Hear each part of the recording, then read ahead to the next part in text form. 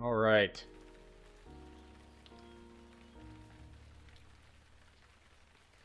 Hopefully it works. There we go. Okay. Technical difficulties. We have changed our entire tech stack here in order to support some new features, and hopefully, it's all working. Will it actually be working? Who knows? But, let's see. Looks like it's working there. Looks like it's not working here.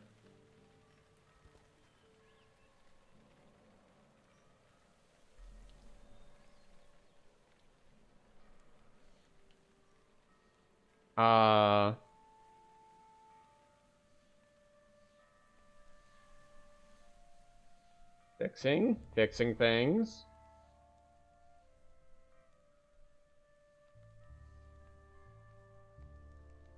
Messing with my stream keys. Okay. Maybe now? Okay. All right. We're good to go. Hopefully. Maybe a little. But yes, welcome in. We will be... Oh. Well, we already had some bots try to come in here, and they're gone now. So that's good for us. Very good. So those are gone and taken care of.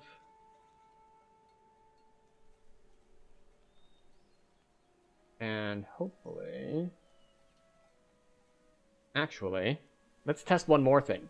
This is what happens when you don't know exactly what you're doing, when you change your entire tech thing. So, for those of you who might not be aware of the technical side... you bastard! Okay. Hydrant!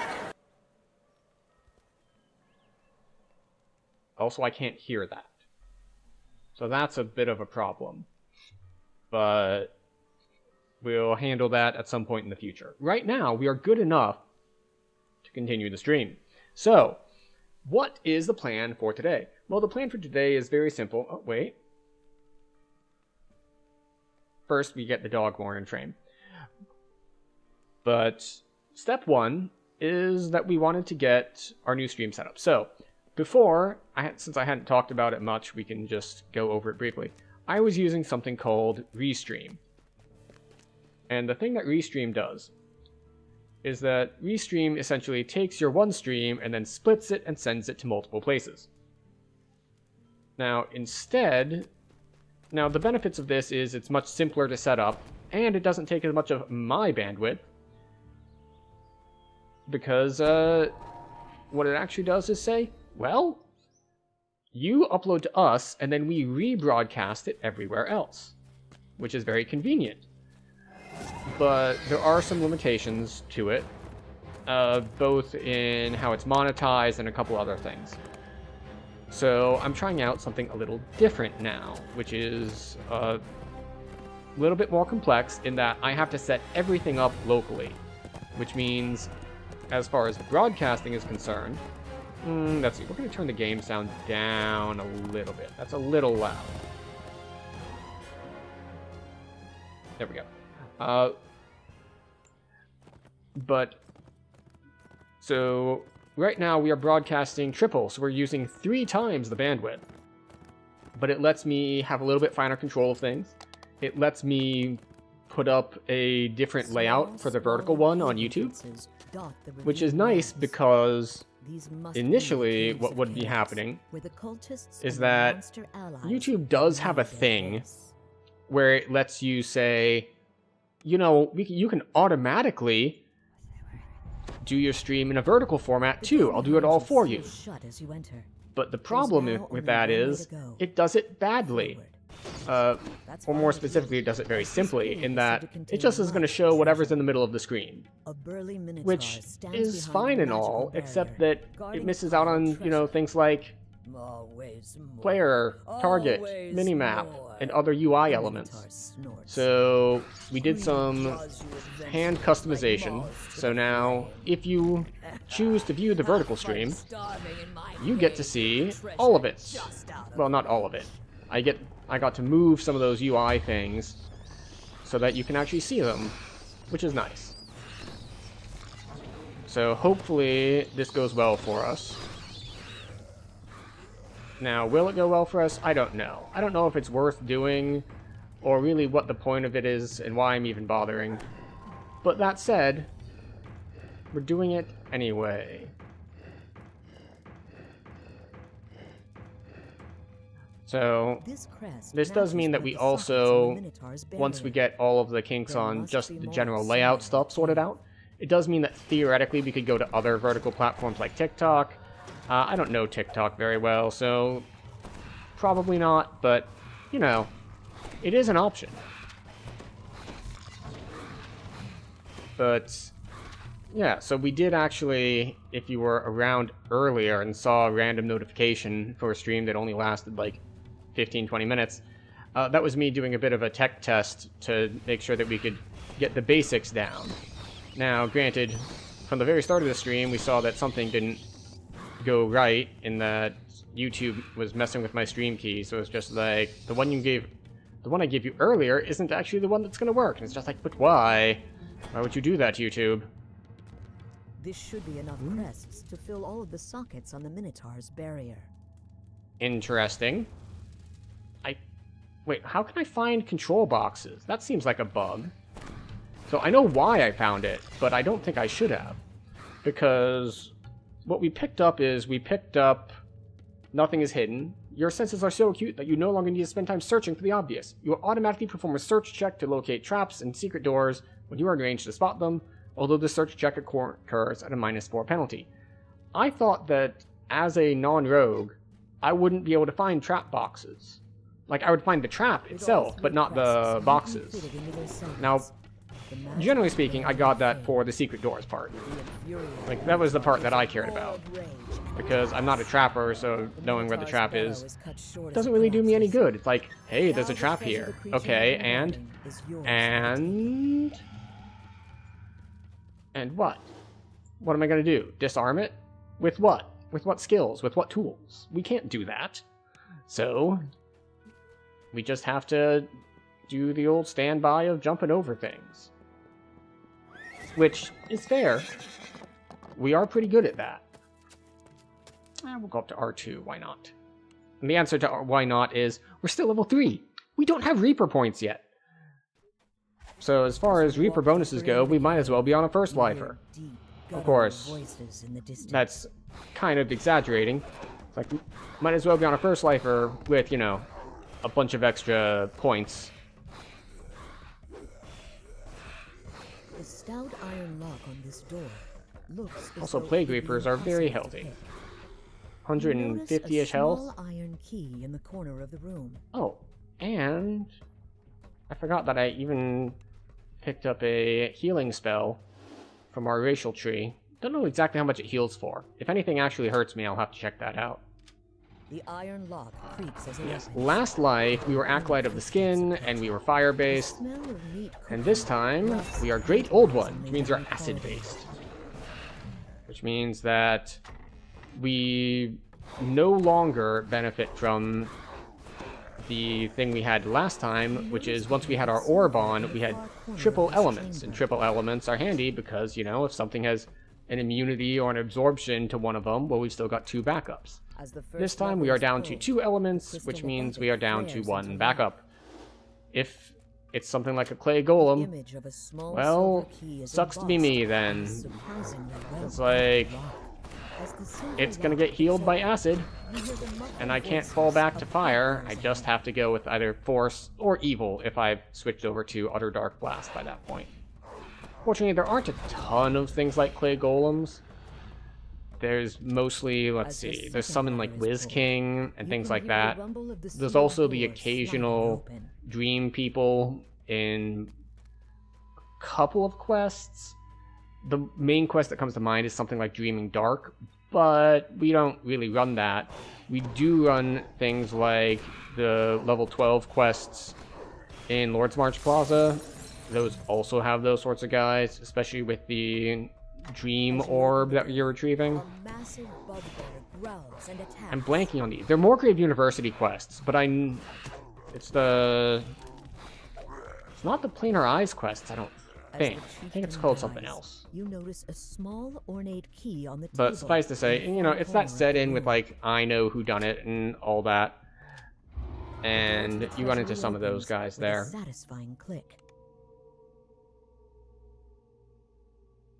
But yes, we are doing well. Oh wait, we should probably grab loot. Not that I think it's gonna matter much.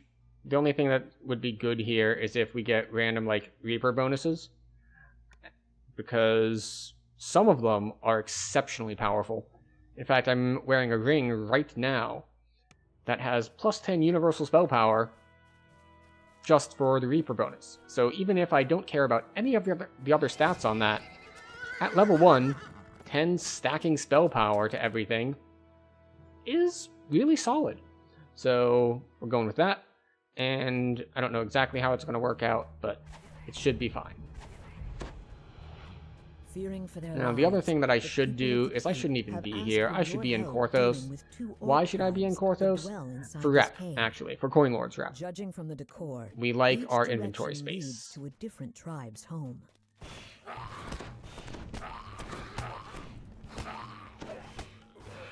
There we go. So we are using chain shape. You might be wondering, it's like, wait, you're already level 3. Why are you still in level 1 quests? And the answer is we used gems. We used XP gems. So we kind of skipped ahead. Which is very nice to be able to start off. It's like, yeah, we've got chain shape, so we have AoE now. You'll just leave a possible Which is new very, very chief nice. Who must be dealt with in the future.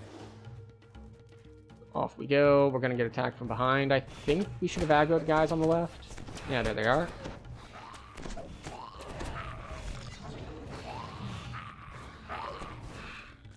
Alright. Talk to you. Grab the charm. Do we really need the charm? No, not at all. But we're going to grab it anyway, just because.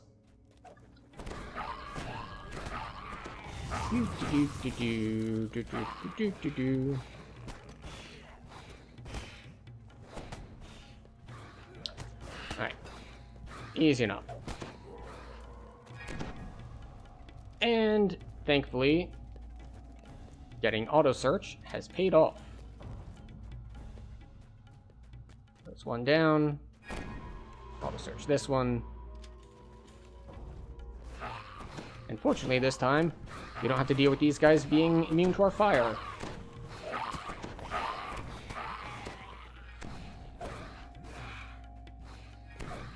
And we also don't have to deal with swapping out for a Voice of the Master. Now, if you're not familiar with the Voice of the Master, it is a... well, it is a trinket, but you can then craft it into... oh, I didn't pull this lever. It's a trinket, but you can craft it into an augment.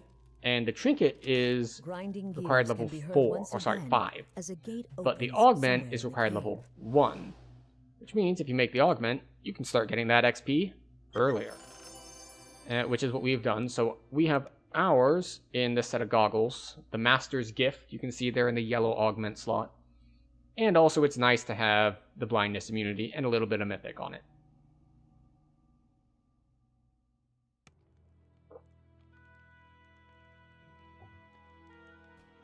Also the ring I mentioned, Flame Ring, plus 10 Reaper bonus to universal spell power. Very, very handy.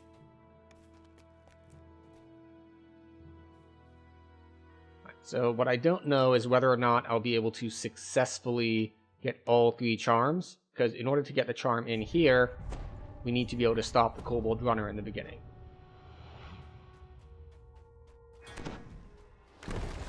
Most of the kobolds scramble to defend their cave at the side. Oh, there we go. We just need to aggressively run and body block it. Now, you might think, well, that was easy. It's like, yeah, it's easy until I just run face first into everything, and then suddenly there's like a Carnage and a Plague Reaper there, and then I just die.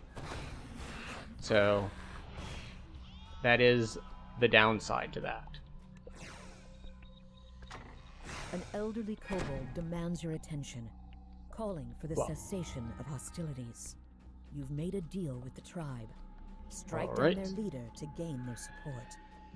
Now, another good thing about being Great Old One is because I saw an icon pop up there about that side thing being locked. Great Old One has, as one of their pact spells, Knock, which means we will be able to unlock some things on this build that we weren't able to do last life, which is really handy. Also, I probably shouldn't be standing here. The concubines can cast some nasty spells. But then again, we have a decent amount of health. You should let the tribe know they are free of his ire. It is a little hard getting around with the leap when we are in these twisty little caverns. It's just like, alright, I'll just leap forward. It's like, sorry, there's a thing there. You needed to go around that corner.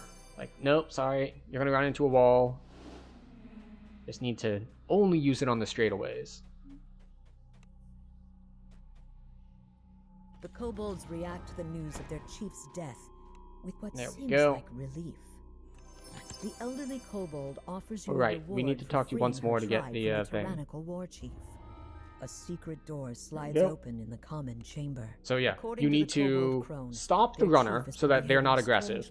Talk to them, kill the boss, clear the quest, come back, talk again to get the loot in that secret passage, and then talk one more time to grab their Charm of Evil Chaos.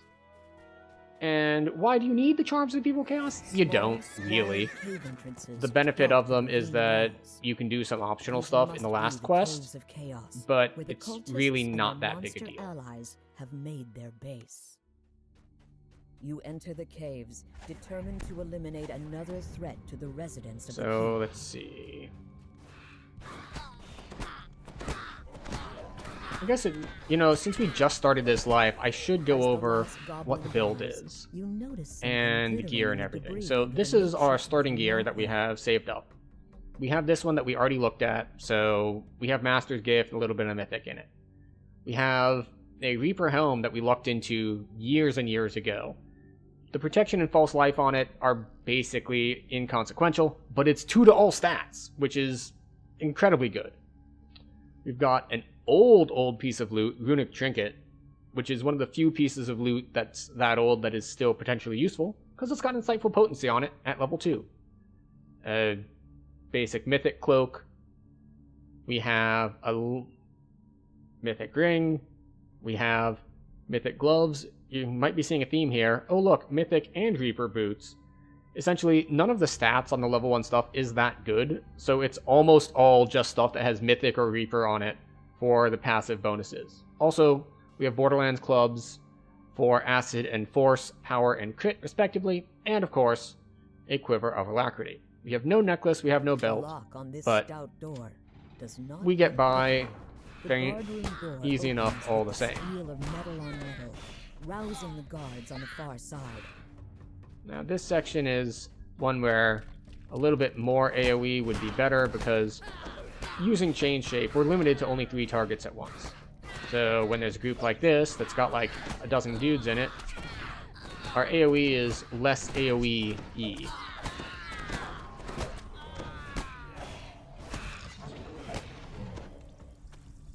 Said, if we did want to go back to town, which we won't do, and we could have enough points now to get another pack die, which would be quite powerful for us, especially at low levels, because it's just on a percentage basis, it's like, oh, we went from 2 dice to 3 dice. That's a 50% bonus, as opposed to later on, it's like, oh, you've gone from 12 dice to 13. It's like, well, it's still good, but it's not quite the same as going from like 2 to 3.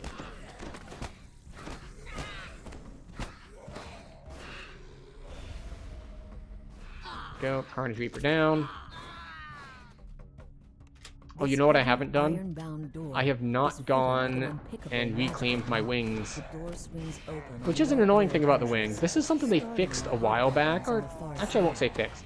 something they added a while back to say that, oh, well, you know, You hear the sounds of what we can do is we can move all of your cosmetics into feats that last through reincarnation, so you don't have to get them all again. Which is great. It's super convenient, nice quality of life, but it doesn't work for the butterfly wings for whatever reason. Are the key to opening it. It works for the Past Reaper rewards. That's why we have our bloody footprints. But apparently not for the wings. Fortunately, it's not too hard to grab them. I just need to remember to do it.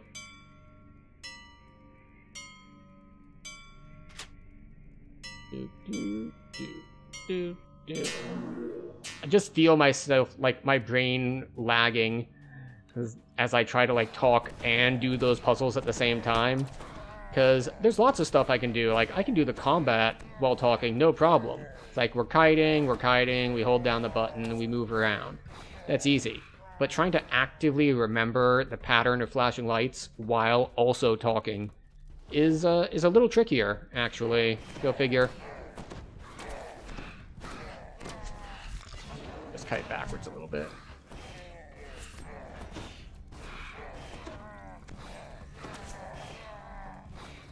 And more guys. Oh, hi.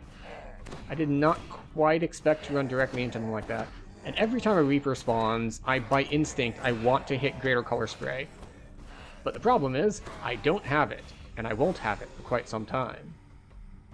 So, that's a little bit of a problem. Something about this section of the wall seems off. Okay. But as you can see, The wall in the an over-leveled Warlock. Well, I guess it's not too over-leveled. We are on level. Which is, of course, over-leveled, because when you start off at level 1, you're gonna be in level 1 quests. But you can do them all the way up to level 3. What is going on? We have not been live but like half an hour, and Seribot has already banned 3 different spammers. This is, of course, why I got it. It's just like, you know what? We should probably handle this.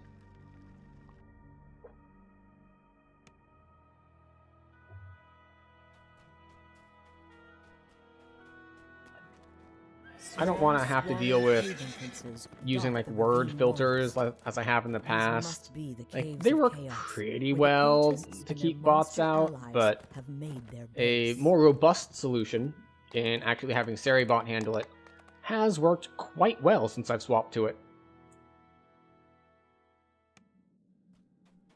Hi. You can see Knoll guards ahead, blocking the entrance to There's their the camp. third Just as thingy. you brace yourself for a fight, another Knoll calls out to you in a shrill voice. Eula Bloodgleam, daughter of the Knoll chieftain, Alright, so has given you a I charm don't of think we evil have chaos quite to help enough you infiltrate the camp. charisma and so on and so She forth and the Knoll Outlanders want to leave the convince all of Borderlands. them, because I didn't have the skill points to put into things like Intimidate and Diplomacy. I've got just the thing. Like, we'll make the bluff check, almost certainly, but Diplomacy and Intimidate, Horus maybe Sandcloak not lets so you in on much. a secret. Chief Bloodgleam Yeah, bluff has check, been lying success, to the Outlanders about Intimidate, sending oh, comrades success, to join the cult. and If you Diplomacy can prove success. that Alright, I Outlanders are being underestimated killed my as capabilities. sacrifices instead, it will I mean, destroy I their guess I loyalty to the do chief. have 30 charisma at level 3, so that does help us out a little bit. It's just like a ridiculous number when you think about pen and paper and how scaling works there. Like, excuse me, you have how much charisma at level 3? You spot a gemstone Like, that's ring not on the right. level of That's not bones how and that's supposed to blood. work at all. Oros said Gravemaw But always that's wore the a thing ring about to DDO. While it convince was members based of the on tribe to turn against the 3.5, cult of evil chaos and it found proof also that Chief has... Bloodgleam has been lying about sending the Okay, we're gonna Outlanders navigate work in the with dark here, cultists. using the This should be mini-map, more than enough to because create it an uprising in the Knoll's just is ranks. like, we're gonna phase transition you, and you won't be able to see anything. It's just like, well, at least I can still see Chief the mini-map. Bloodgleam bellows at the crowd. You would Hello, trust Need this More Chai, outsider welcome over in. your own chief? Have you forgotten everything the cult has done for you idiots? We are trying some new Outlanders things seem to today. reconsider. Hopefully the stream works, But because you we have have something changed that will the convince entirety them. of our streaming setup. You hold up Grave Maw's bloody Or at least ring large and portions reveal of that it. You found it in the chief's shrine. So it seems to be working all right. Join the cult! Someone shouts. But Greymaw never Let's took see. off that Game audio ring. should be He's dead. okay. It might be a little loud at this point, but I just need to make sure I'm speaking up so I am louder than it is. Oh, there's still more. There we go. Another group of gnolls rushes into Yes. the chamber. We now have everything looks good. What did I change? Oh, I changed the entirety of the output settings. So before, I think I'd mentioned that You think I have been multi-streaming to Twitch and YouTube. And before, I was using a website called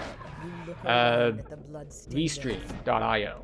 And what Restream does is you change your stream output to go to Restream, and then it kind of just forwards it off to both locations. Those fools!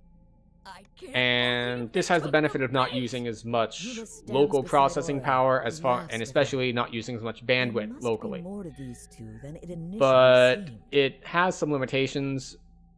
The one I With ran Chief into is Bloodgleam and the other primarily cultists the out of free way, plan only allows 2 Yula and outputs, and I Aura wanted to try doing finally 3 escape into the outputs. wilds together. That being, we're streaming As they turn to leave, Twitch Yula tells and you to hold on YouTube, to the charm of and evil chaos she separately gave you, to YouTube in a case you vertical need help format, defeating the rest which of the will cult. be shoved into shorts like feeds instead of the normal YouTube pages. Whispery So I voices wanted and to do that. scraping sounds Now, announce that the side of presence things undead.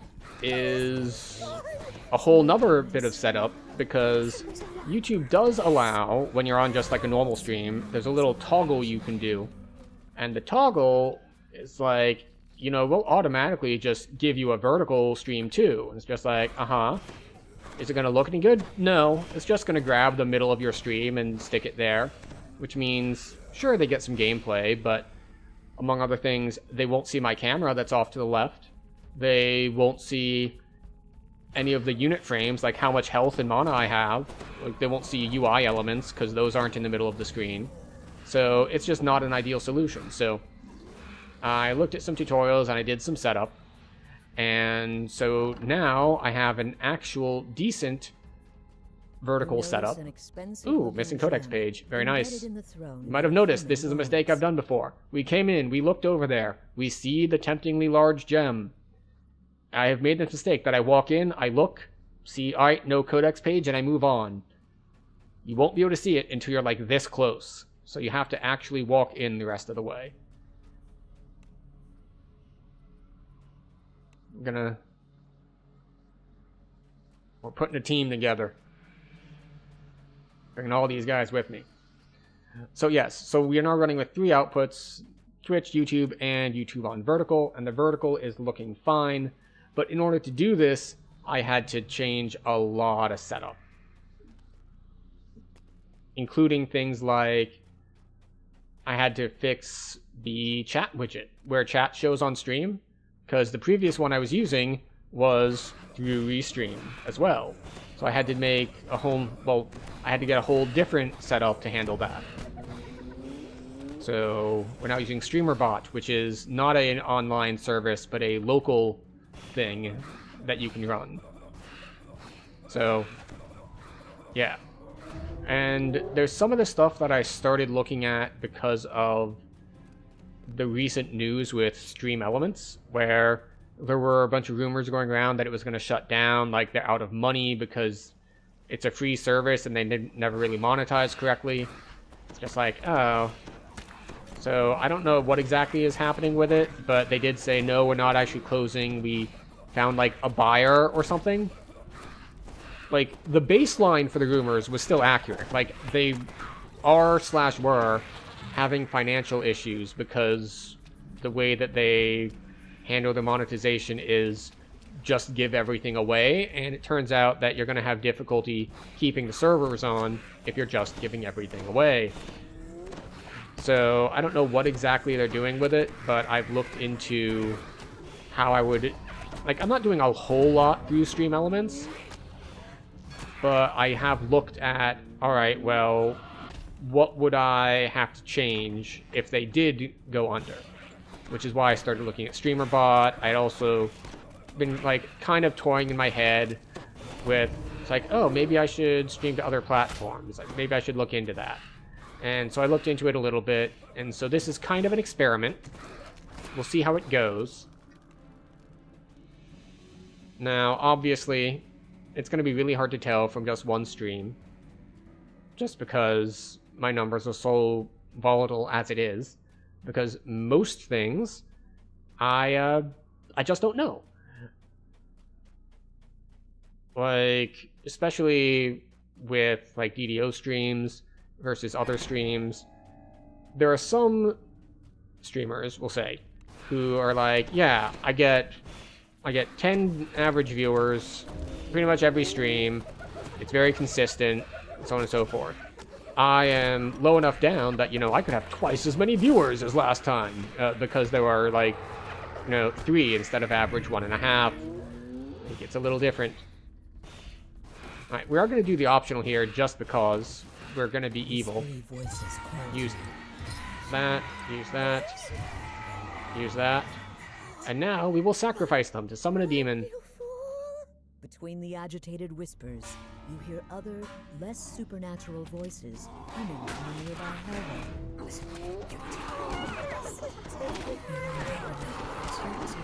Unfortunately, the demon is immune to acid, which makes it a lot slower to kill him.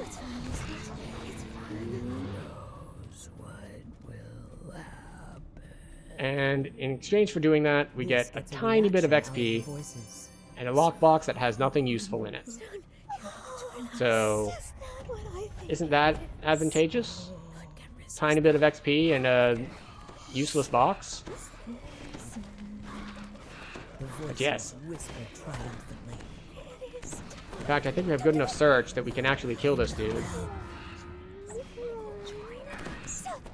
There we go.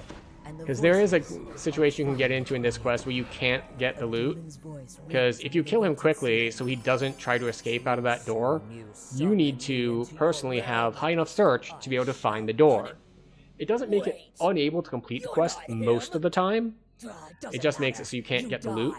But it does make the quest impossible to complete sometimes if the codex page is in the loot room, which it is sometimes.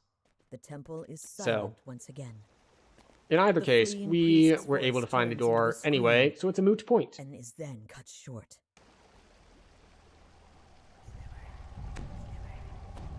Judging from the old bones scattered on the floor, something large and dangerous has lived in this cave for some time. How many dice do we have? The of torchlight ahead suggests that there have been some more. Yeah, we have 1 blast dice and 1 pack dice.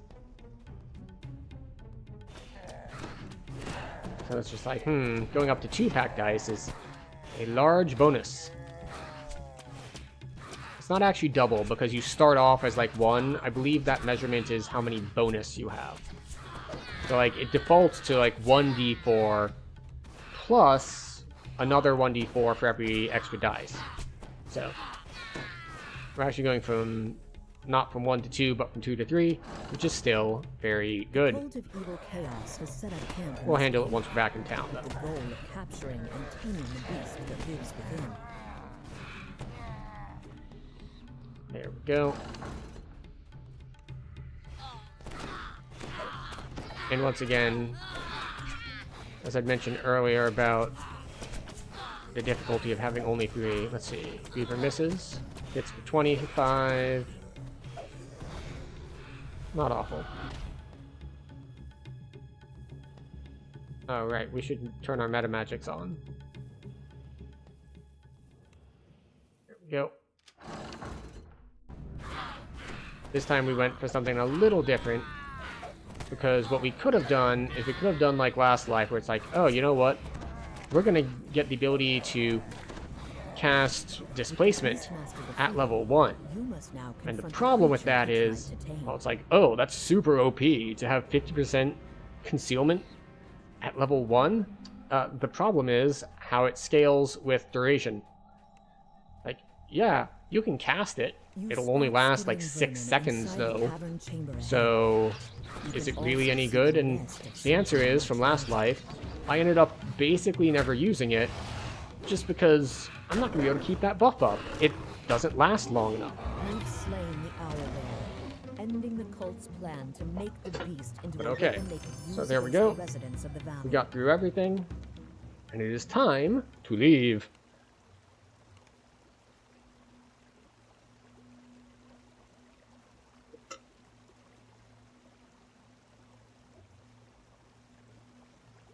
And from here, we recall again. And we'll head to Korthos after we spend that point.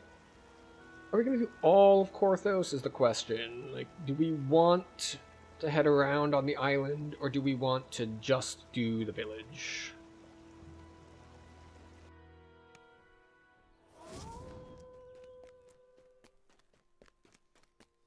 Like, I could go either way. So let's see. We have 3 points available, which means we get attack dice, and we get crit damage. And web. Web is nice to have. Oh, we can't cast it yet, because we can't cast level 2 spells yet. Oh well. We'll bring this down here, too. We have Entangle, which is like web, but worse. So we travel to Korthos, and now we're just gonna annihilate everything here. Because Korthos is the most power-crept content in the game, because, well, Korthos has been around for forever. So long. Coming from deep in the crypt, you hear the strange sarcophagi line. You found some kind of secret door in the wall. Once you open it, you can reach whatever's a treasure chest glimmers in the dark passage here. There's a Sahuagin in here. There we go. A magical crest appears from the destroyed altar. If you take it with you, it may be useful later. 60. You continue to hear I keep forgetting cultists that about evil I'm so work used to playing in from Reaper further mode that inside here, the because crypt. Korthos Island doesn't allow Reaper mode, As you you cannot slay turn it up these that foul high. cultists, That here in take Elite, care to keep your well, we own don't have a another damage treasure debuff, chest. so we hit Perhaps way, the way cultists harder. brought it here, but there's another Sahuagin. I do need to remember to use my Another dashes, crest though. drops out as you smash the altar. There might still be other altars elsewhere in I mean, this it's got a crypt. cooldown on it, of course. But still. I can use it off cooldown. Like, always avoid those things in the middle because it's like, oh, there's a trap there. And the answer is no. There's not a trap there. Not in this quest. In other quests, yes. Some of those, like, central thingies have traps in them. The altar collapses. A third crest appears. It glows with cold magic. There we go. Yeah, like walking over those, because sometimes the like stones in the middle will just crumble and you're dropped onto A spikes. magical barrier blocks the way. You fit the last crest in place, and the magic shield the last devourer. Your bold actions saved Korthos and brought the There we go. Sahuagin's fell scheme to naught. Nice and easy. The treasure chest. Is in it the good XP? antechamber No, not really. is now About yours. 2 minutes and 1500 XP. So, it's okay. Not amazing. But, alright, we do need to turn this in. Some of the braver villagers Does tried give to us an stem option. the Sahuagin tide, but their courage led to naught but grievous Get more injuries. inventory space. And we do Korthos love needs inventory someone with space. more than just I had to do a guts. little bit of inventory space management in order to get our reincarnation off. Not too much, because I had put a lot of just like random consumables from daily dice into the shared bank, and I have a place for those. This appears to be the main storeroom. A large silver Ooh, Sahuagin key. emerges from a hidden passage, demanding the key.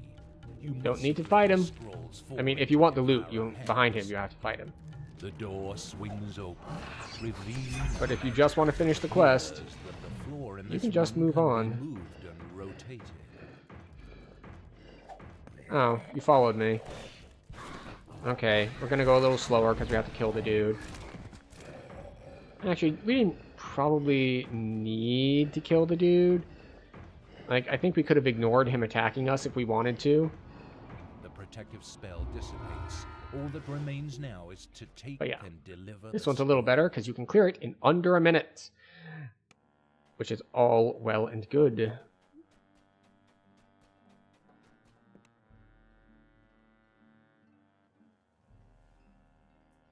Come on, let me go get it. Okay, good.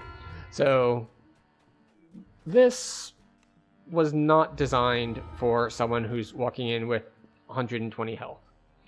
It's just, it's not balanced for it. It's expecting to have more like 20 health. Ahead is the cellar where the Caneth Well, crystal is hidden. maybe 30 health. You can feel the life-saving heat emanating from the magic crystal. It is cool that they blast. redid this, like recently, like But from earlier the this year or shadows last approach year. those who would They doom redid how this whole us thing by looks. destroying it. Which is some nice attention to detail on a quest that's been around for 20 years.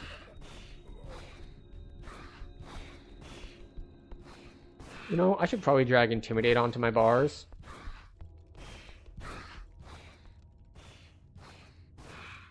Just in case some of them get onto the crystal. Because sometimes they'll do something like that, where they just ignore you and attack the crystal directly.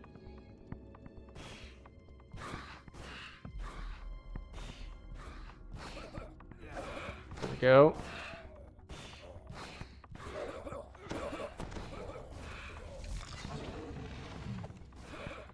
Fortunately, Chain Shape does handle some of that for me. Skills. Intimidate, Intimidate. Where is it? There we go.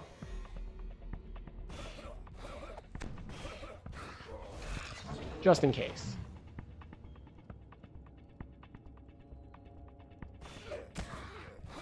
Also, standing here is bait, so they go for me first.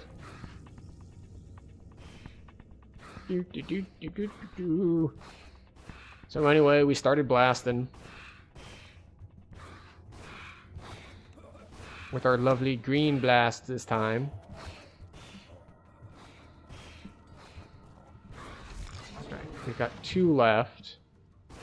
The last one spawns like in that entry hall. I forget where the second to last one spawns. There we go. I swear to God, if he ran over, whacked the crystal, and I failed the quest, I was going to be quite annoyed. The last one spawns right here, though.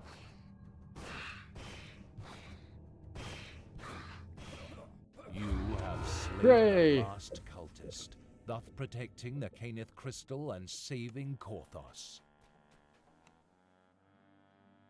We'll grab another set of Spearbane. It is on the people's lips as you walk by. Cautious looks have become friendly nods. Then word comes that your presence is requested in the tavern. In we go.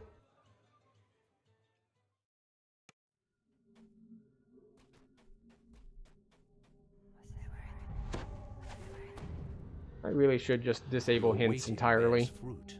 Or like This must be the tutorials, I should say, collaborator not stepping hints. in from the dark. Just like, I don't know.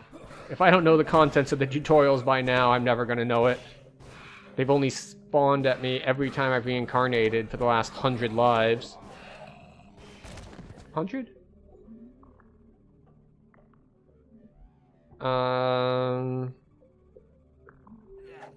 Yeah, about 100. I'm choosing to not count epics, because epics are technically a lesser reincarnation. Gives the Sahagin pause, but you hear more of them gathering outside for a final assault. Let's see. Racial's 46. You notice a small chest hidden behind the bar. I forget if this is my last or second to last. Let's do a quick Google on that one, shall we?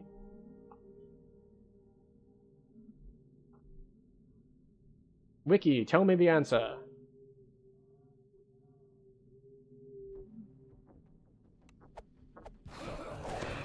Let's see. 1, 2, 3, 4, 5, 6, 7, 8, 9, 10, 11, 12, 13, 14, 15, 16.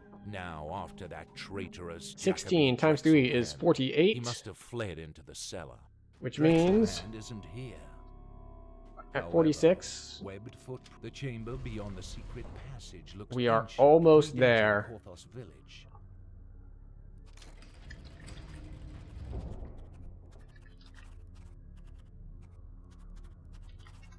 So this is our second to last racial life. We have one Eladrin past life. This will be our second.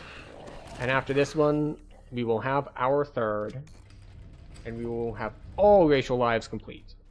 Until the expansion comes out and we will lose racial completionist.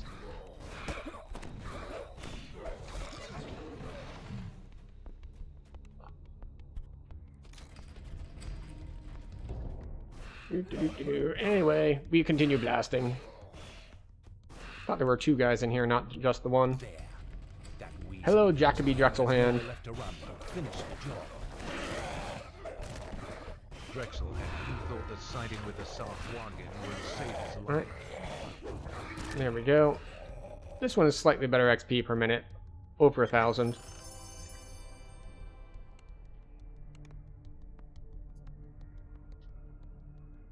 Alright.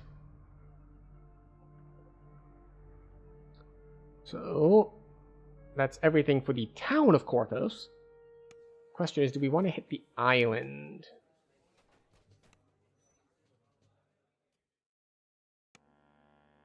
Oh, that's another thing I need to add. I need to set up a bot to warn me when Twitch is about to run ads on us. Because right now, we're fine.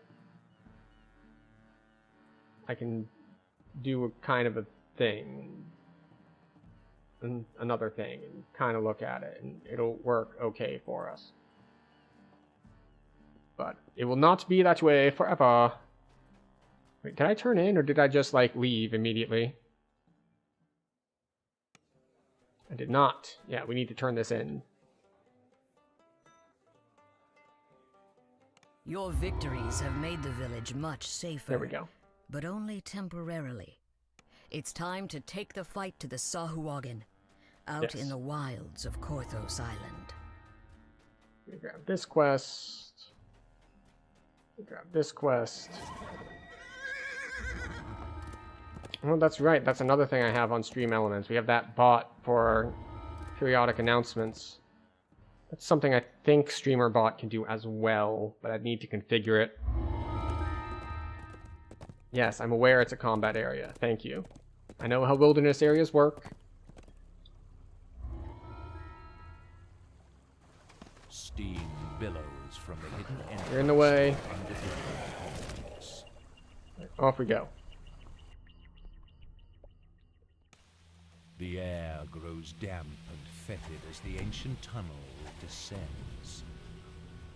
Get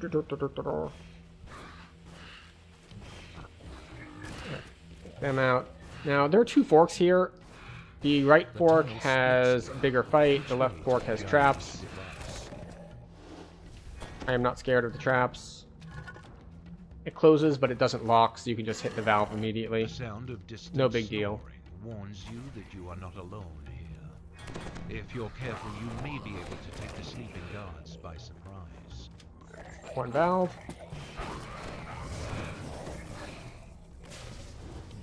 Do I normally do Borderlands before Korthos? No, not really. I did because I was there. Because that's where I was when I was just testing out some stream stuff earlier, so it's just like, you know what, we'll do it, why not?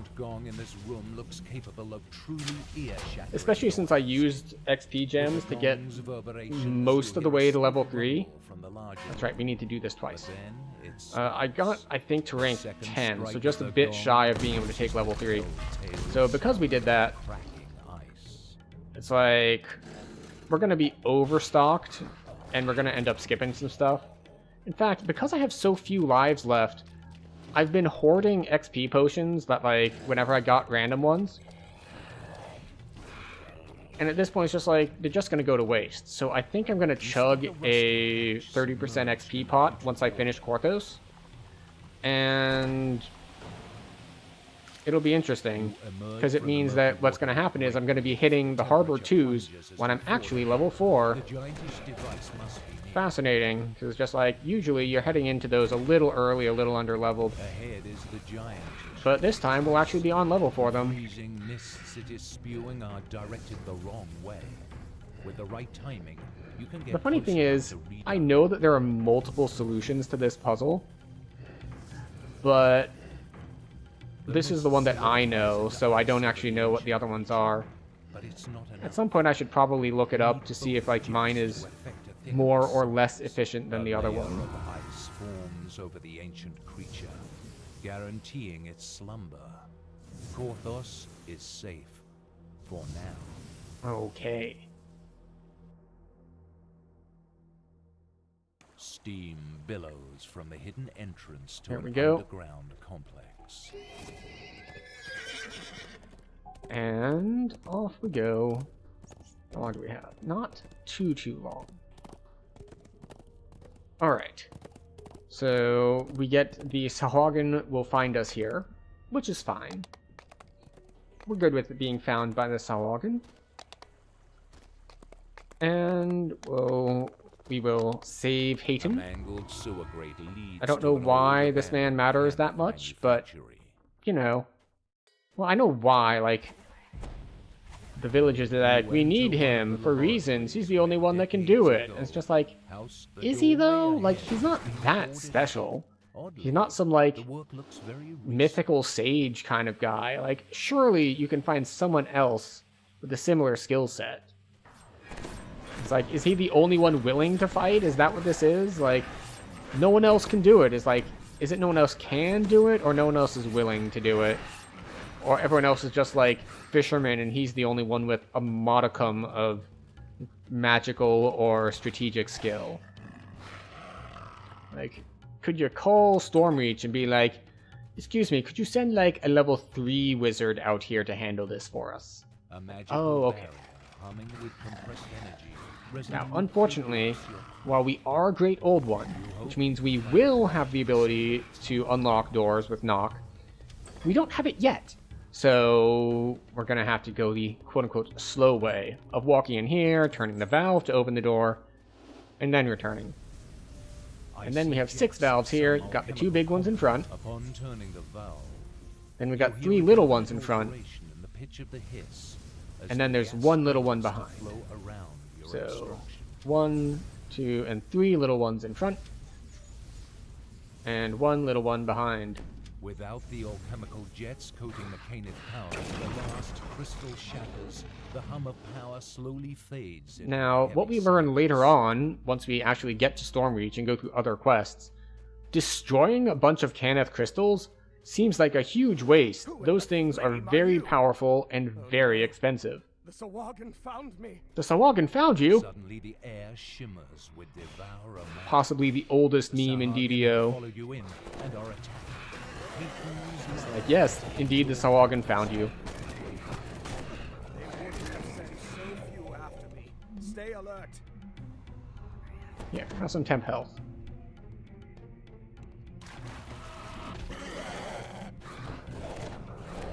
I was surprised by that healed for 60. Like, Blocking our escape. Watch That's- for more attacks. it's vigor. It's positive energy, and he's a Warforged. I don't think that should have gone for 60, but who knows? Guess it's just that good. Scum. How much exactly does this heal as far as dice goes? I'm not used to the Druid style spells. 1d6 plus 1 per 3 caster levels, max 3. Okay. Not the worst.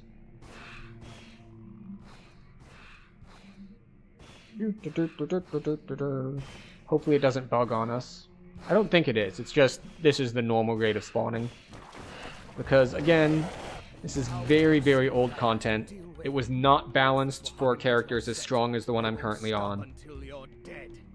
So, and this is something that I've said repeatedly about these types of quests, like any sort of gauntlet-style quest, is they are very, very tricky to balance. Because Might actually get they tend to be based off of DPS for a checks. little longer. So, if you have enough DPS to kill each wave comfortably before the next wave spawns, no problem. It's trivially easy. If you don't, then you get overwhelmed very quickly. The Swahagan magic is gone. We beat them off. This time. I don't want to Aiden beat looks off the weary after Sawagan. surviving this latest Go attack.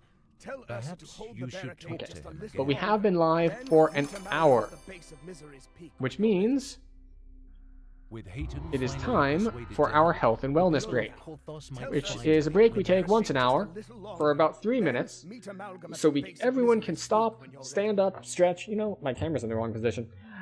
Stop, stand up, stretch, grab a drink, grab a snack, use the bathroom, all that good stuff, and just generally speaking, not stare at screens for a couple minutes. So I will see everyone in 3 minutes, where we will continue with Korthos and then head to the harbor. So I'll see you in a bit.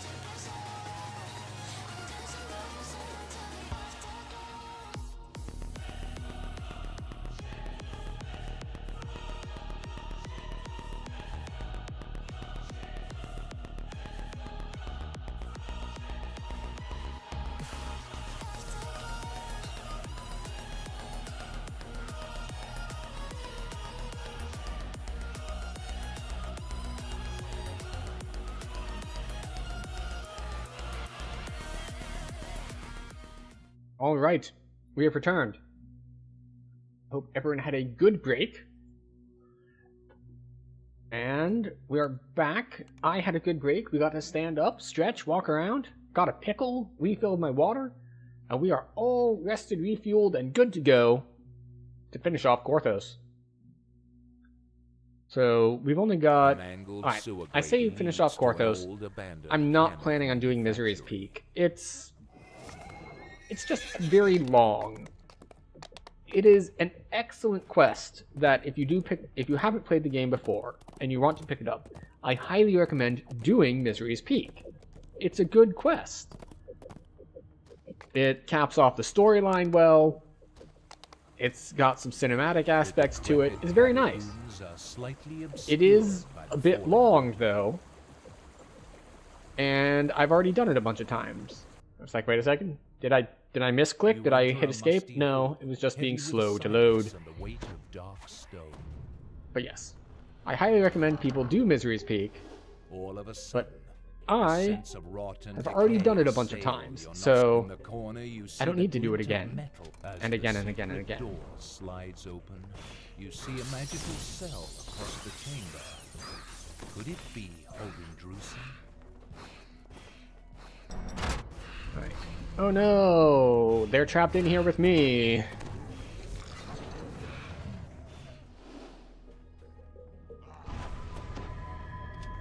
Got it.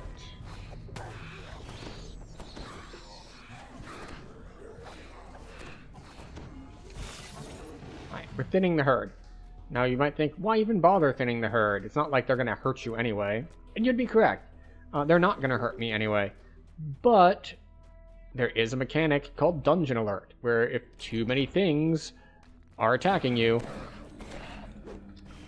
then you see we just went up to green. If too many things are attacking you, you start to get like debuffs, or rather, they start to get buffs, and it can be a little annoying. So I like to keep Dungeon Alert down. Now some people aren't bothered by it. There he is.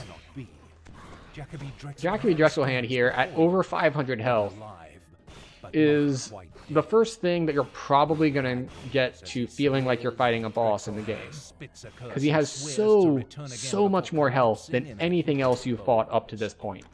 You take the cell key from his remains. It's just like, man, this guy's just never dying. Like, yeah, he is significantly beefier than everything else. Undeath is fitting him quite well in that regard.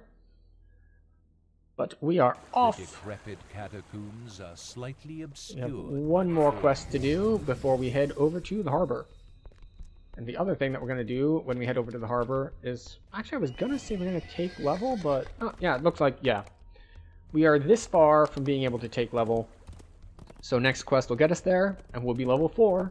Which means we will have our Reaper points going into the Harbor 2s. And when we start our Harbor 2s, I think we're going to open up the party.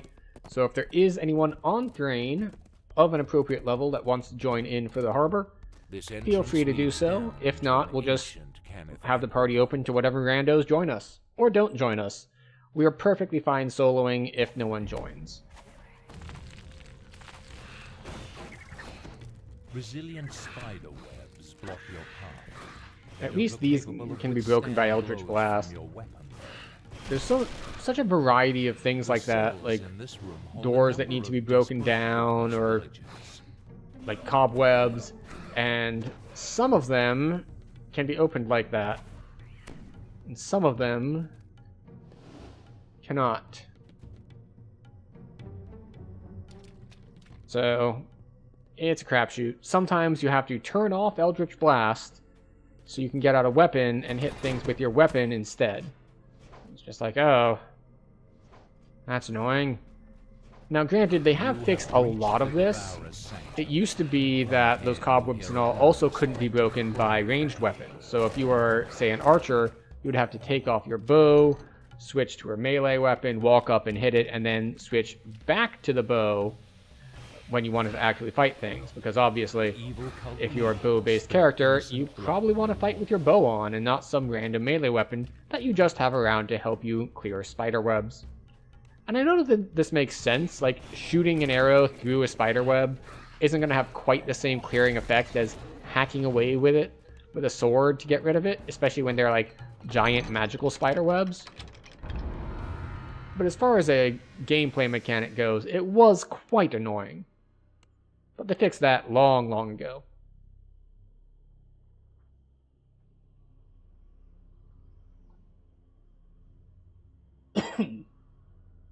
Excuse me. Excuse me more. But that does bring us to the end of Korthos. Get ready to go to Stormreach. And I say end, the end of what we are doing in Korthos. We are just skipping Misery's Peak. We're also going to skip this first chain this Baudry cardamom chain. Just because it... Who are you?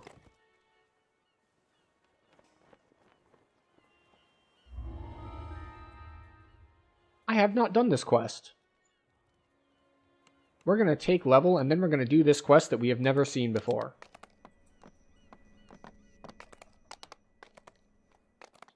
It's a new quest. So, yeah, we're going to get charisma. We're going to do this, that, and the other.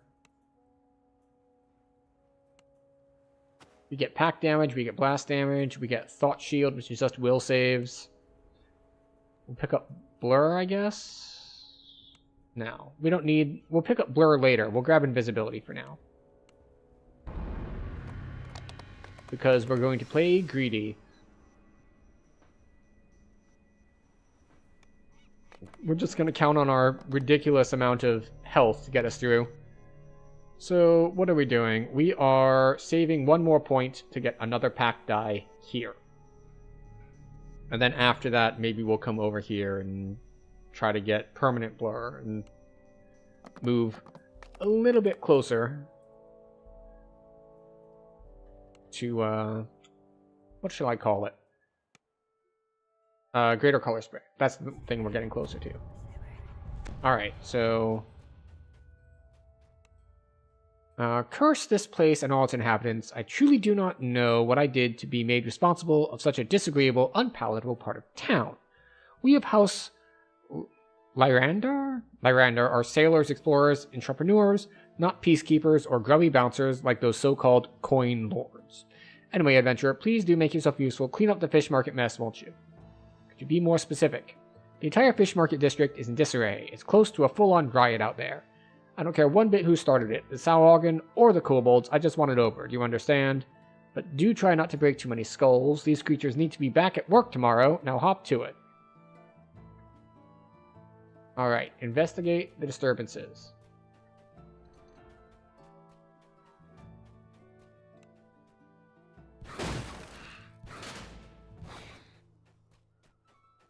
Okay.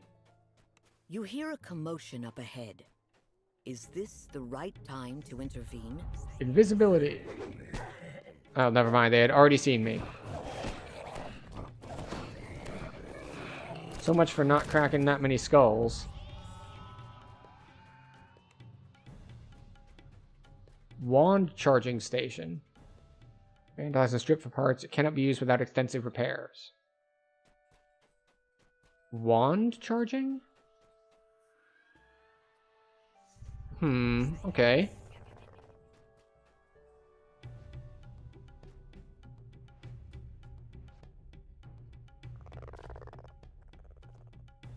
The Sahuagin agitators are lying to get a reaction out of the rest. Why would they do that?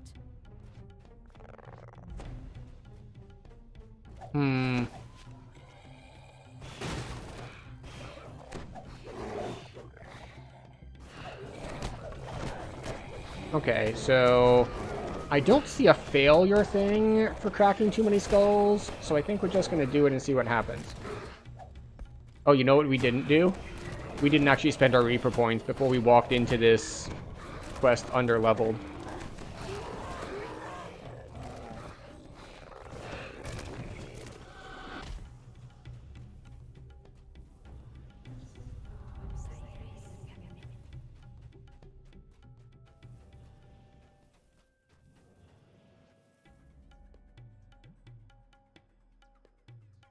It seems most Sahuagin mind their own business, but a few are stirring up trouble. Okay.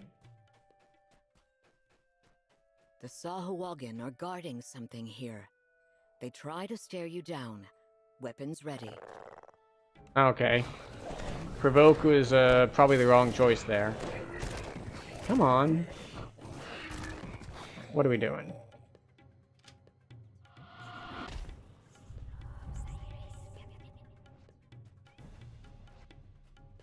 Oh, we've been spotted. Okay. Ooh, that hurts a lot. I should be focusing the Soul of Ice one, because they're the one that actually hurts.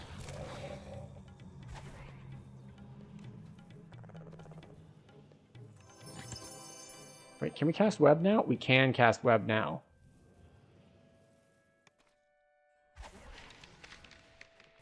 There we go.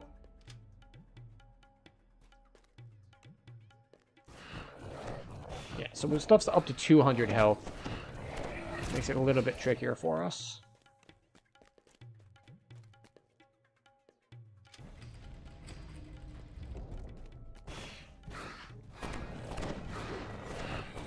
Alright.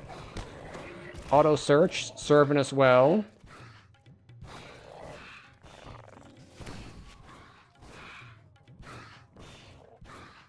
Unfortunately, Stone Guard are resistant to acid.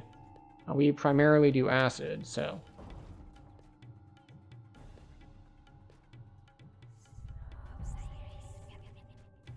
Oh, never mind. Plague Reaper is here. Reapers see through invisibility. Colors of the Queen proc, very conveniently. Dance him. Just a collectible. I see how it is.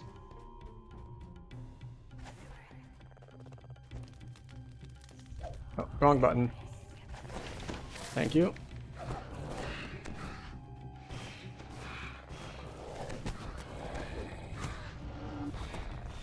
Excuse you. Hitting for 50, that's illegal.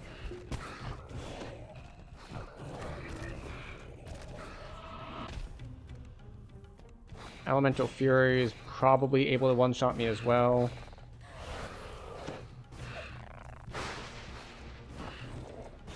No, not quite. Hurts a lot, though.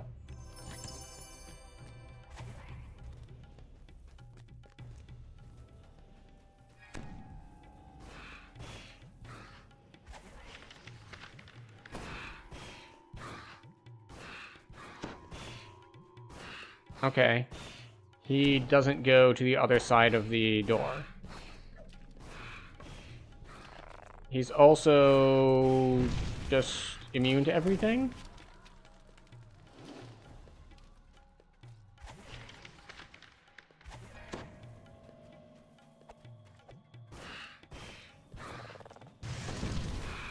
I wonder if that's bugged or if I have missed a quest mechanic.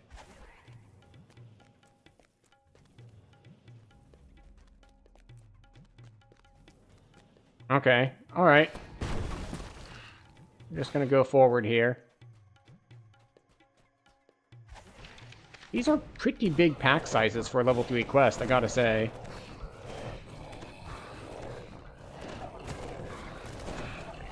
That said, maybe I should have been stealthy here instead of just murdering everything.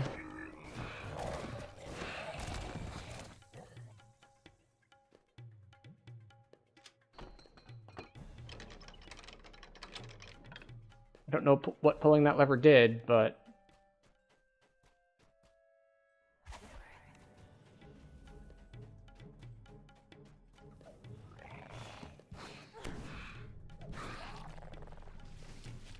Alright. Yeah. Well, we're just gonna leave. Either he is bugged, or we have somehow made ourselves unable to fight him. Either way... we're not going to be able to do anything else here. Invisibility. Perfect hiding spots. Oh, we have been seen.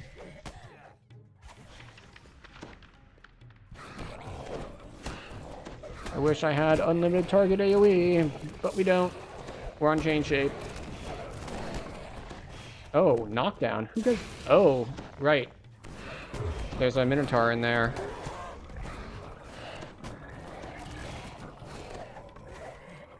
There we go.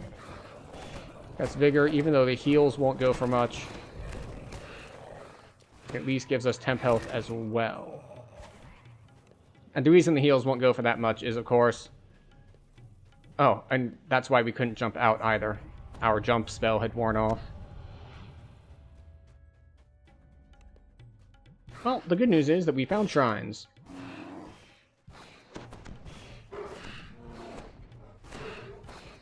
The bad news is, as far as the actual quest progress goes, we have investigate the disturbances, and we have 2 left, which means I think we've only investigated 1.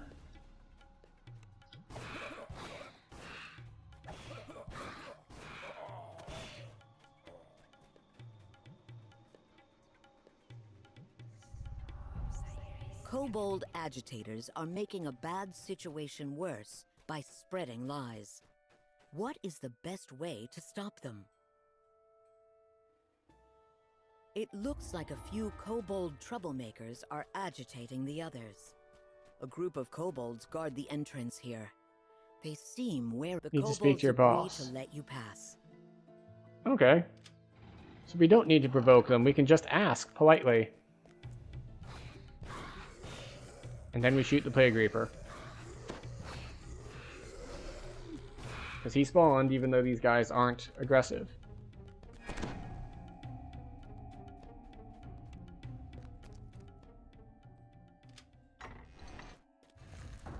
Alright, so is this like the other one where there's a...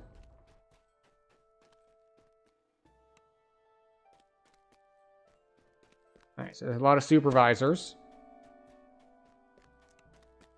Union organizer.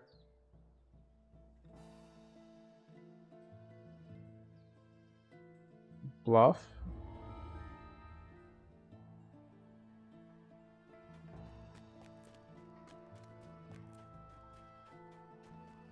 Okay.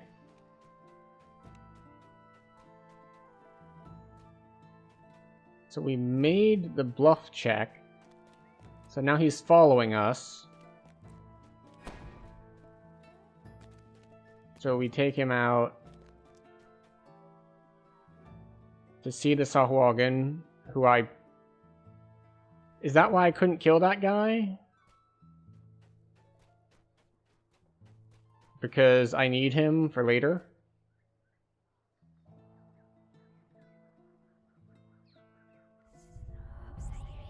You know what, I guess we go back this way. Back to the Sahuagin.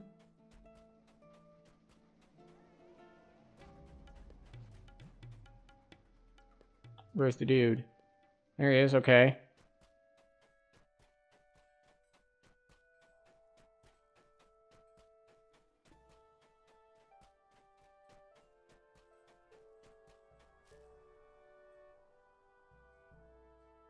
We need to head over here.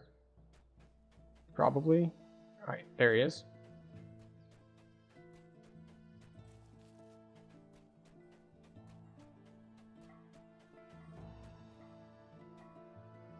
Alright, so by clicking provoke earlier, we really might have screwed ourselves over.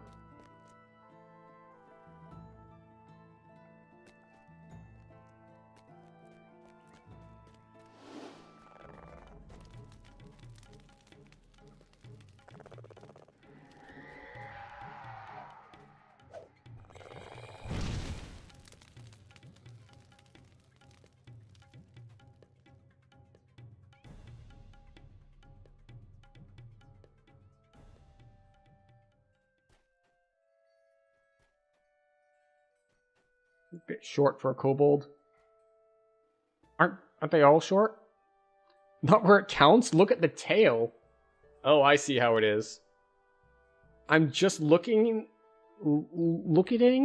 respectfully. Well, that's why we couldn't kill them. They're required to finish the quest.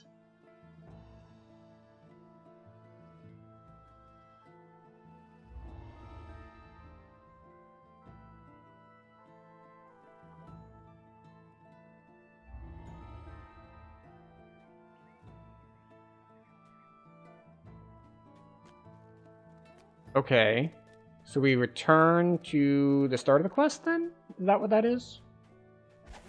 It said return to the House Lyrander Tower.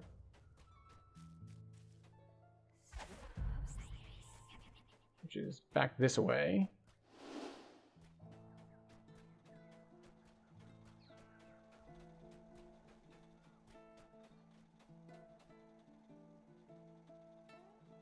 Alright, we want to head here. and we're out of dashes. I don't know what the wand charging station is for. It's probably like the quest where you have to be like, oh, right, by the way, we need to leave behind some rock-solid evidence.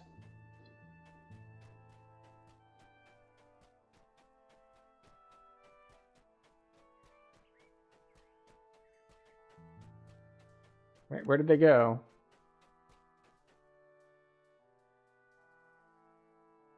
Disillusionment wand.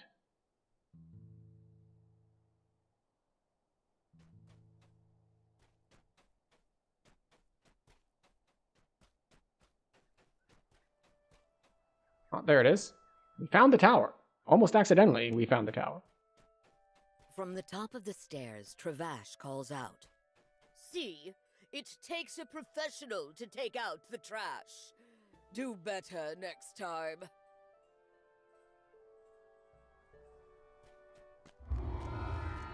$13K. I mean, yeah, it did take us like 15 minutes because we didn't know what we were doing. But still, if we knew what we were doing, we could have done that in half the time, which makes it a lot of XP at this level. That said, we're going to go back to Harbor 2s now that we've been distracted by something that's like, wait, what is that? I haven't seen that before.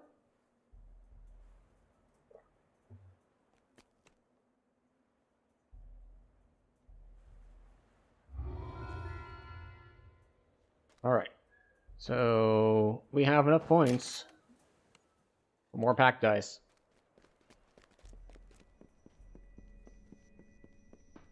And away we go. Hi. Oh, right.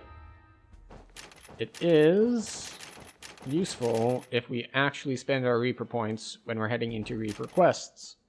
PRR, thank you. Reflex saves. Just spend all of the points, even the points that we don't think we need. We spend those too.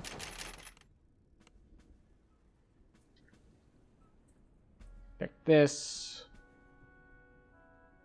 Get that. Get this, get that, get the other thing. Excellent. Excellent. We turn on public and away we go. Buff spells, and we blast. You dispatch the guards with ease. The way into the gambling hall is clear.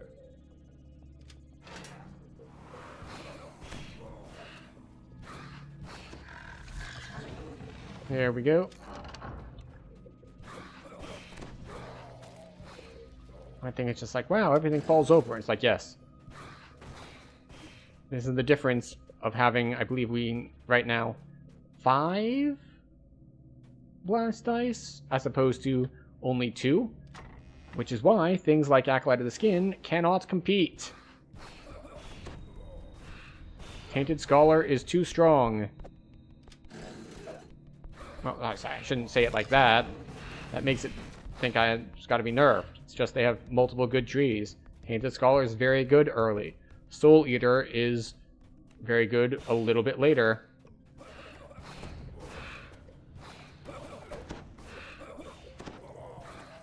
You've wrecked enough tables to satisfy Brother Augustus. There we go. Easy enough, and we are on our way. Now, the question is... Oh, right, wait. I forgot. I said that we were going to chug an XP pot once we got here. Do I have it on me? I do. There we go. That is a 6-hour, 30% potion. Not one of the big 50s, but a 30 is still pretty solid.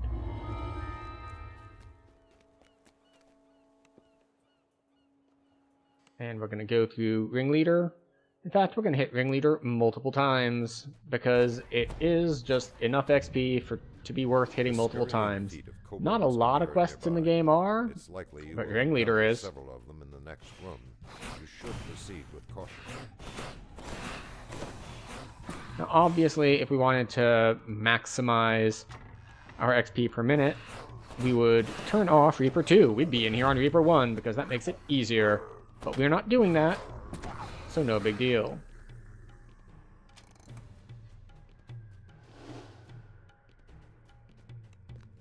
Also, we shouldn't be stopping for things like ingredients like that. But, you know, sometimes you want to grab some stuff as you run by instead of just running by. Don't trip us, please.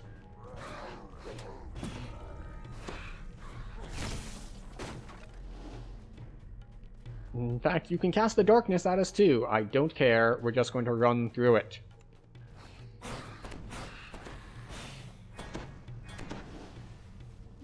Jump past the trap.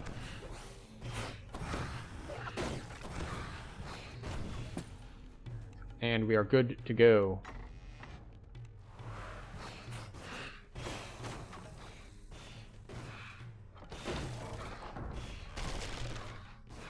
Hello, Bloody Knuckles. Sorry, not Bloody Knuckles, just Blood Knuckles. They left the Y off. Makes it more distinct. Alright, and there we go. Nice, easy 8,500 XP in a minute and a half. You know, as you do, just normal XP for this level. Now granted, that is a little bit exaggerated because, as I mentioned, we did drink an XP pot.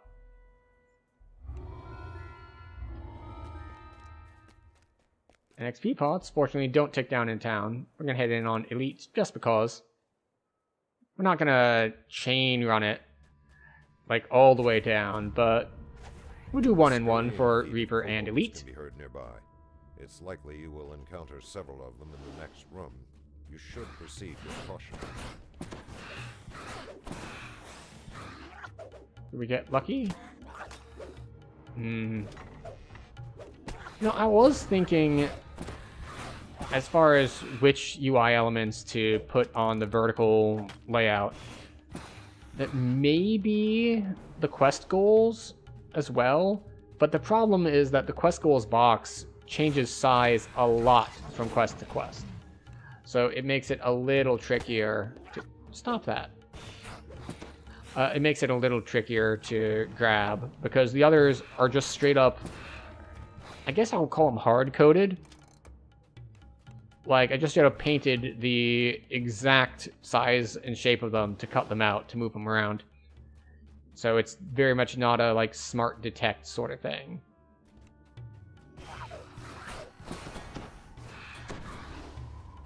Alright.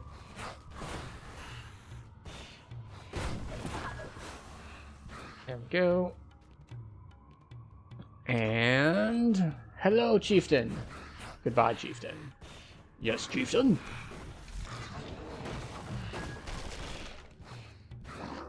And Blood Knuckles is once again down. Again, half as much XP as last time, only 4k. But still, it's 4k in a minute and a half. So still, very, very good.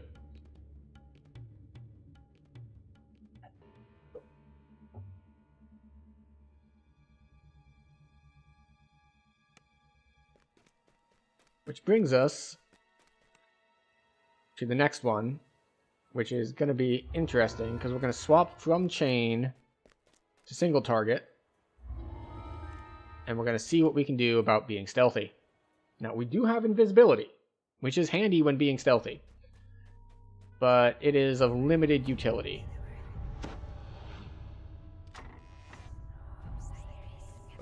Because, well, we have to pull levers and do things like that. And once you start pulling levers, you're not invisible anymore. Deeper into the warehouse. A high-pitched yapping noise is abruptly cut off before you can pin. The stink of unwashed kobolds pervades this room. You wonder whether washed kobolds would smell any better.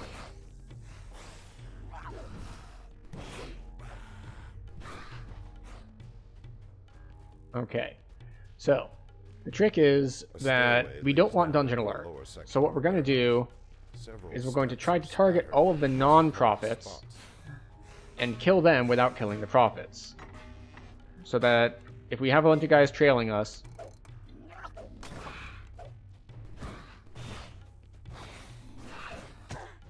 how many did I kill? Oh, I didn't kill that one. Oh, excellent. Very handy.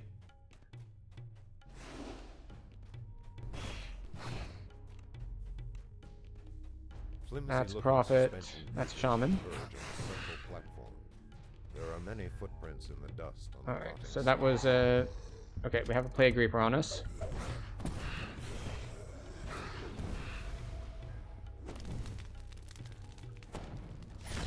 We still have not killed any prophets. Which is very nice. Unfortunately, we are now at orange dungeon alert.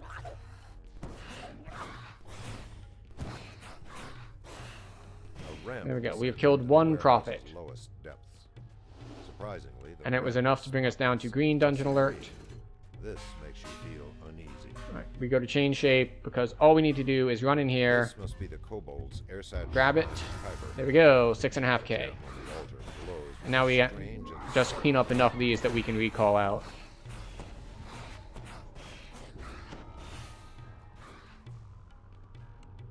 There we go. Little over 6k, 2 minutes. Very solid. We're going to try to do this again on Elite and see how it goes for us.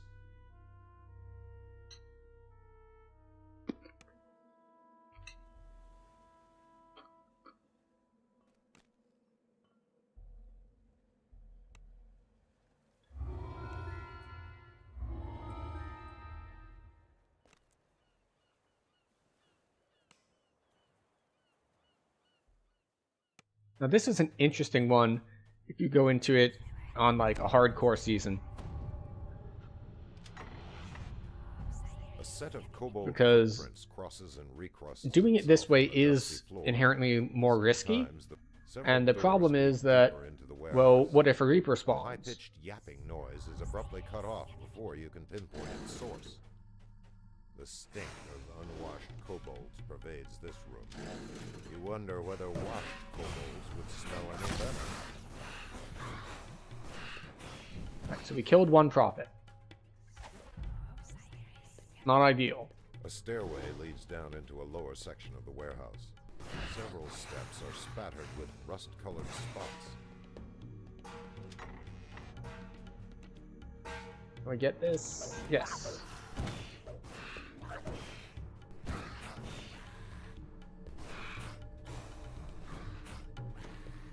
Alright. We're doing a good job so far of taking out the ones that are not prophets. Flimsy-looking suspension bridges converge on the central platform. There are many footprints in the dust on the rotting slats. This time, last run, we had orange dungeon alert. So either we did something better, or we got luckier, or both.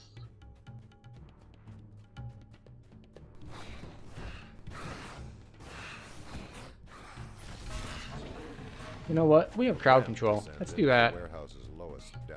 We can just toss a web down, and then all the guys chasing us can't catch us. Funny how that works. This must be the kobolds' Boom. shrine to Kyber. Easy 3k. The altar glows with a strange and sickly light. 3k, once again, 2 minutes. So, not the best, but I think at this level, anything over 1,000 is fine. Now we could, if we wanted to be just really ambitious, skip ahead and just do level 3 stuff. We have a pot going after all. We could just go, it's like, you know what, we're going to hit Waterworks, or we're going to hit the Gatekeeper's Chain, or something else that is similarly big XP. But we're going to keep going with these. And hopefully it continues working for us. As you enter the sewer, Garrison calls from above. Be careful. At the end of the tunnel, you see a makeshift gong and a lone kobold. This time, we don't need to worry about doing specific things. We can just run in and blast stuff. So we're going to keep blasting.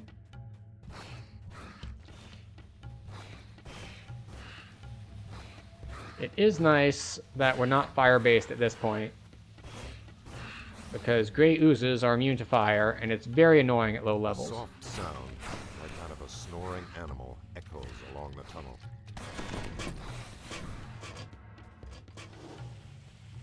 So we need to kill the troglodytes.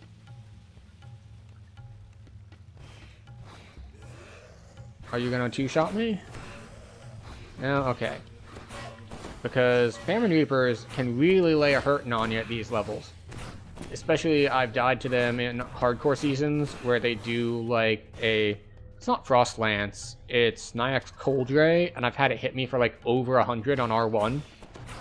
Now granted, that was on a hardcore season, you know, no past lives, no gear, so right now I have 28 magic resist rating, which is much, much better than I would have had on one of those just nothing, like, pure new builds.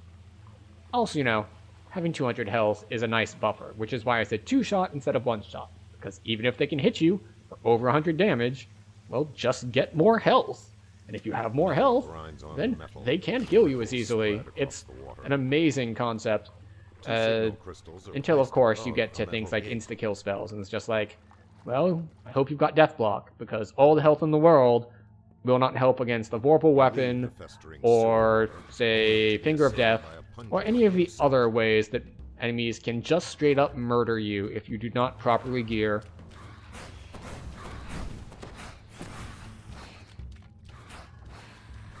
There we go. Take it all that.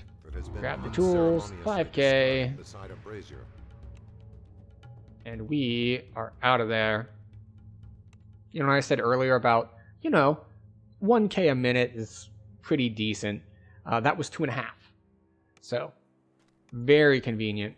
We're going to turn this one in, because otherwise the stuff you pick up in the quest, like, stays in your inventory forever.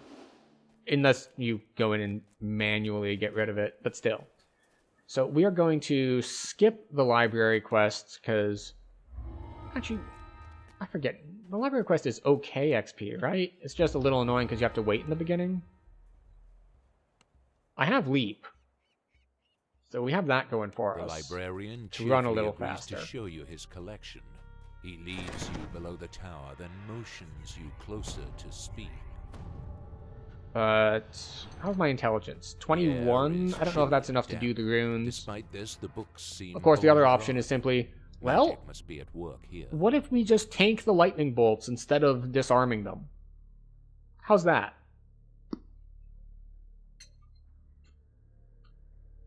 The librarian scans the shelves, muttering to himself. Best wait for him to leave before trying to steal Dalsamara's books.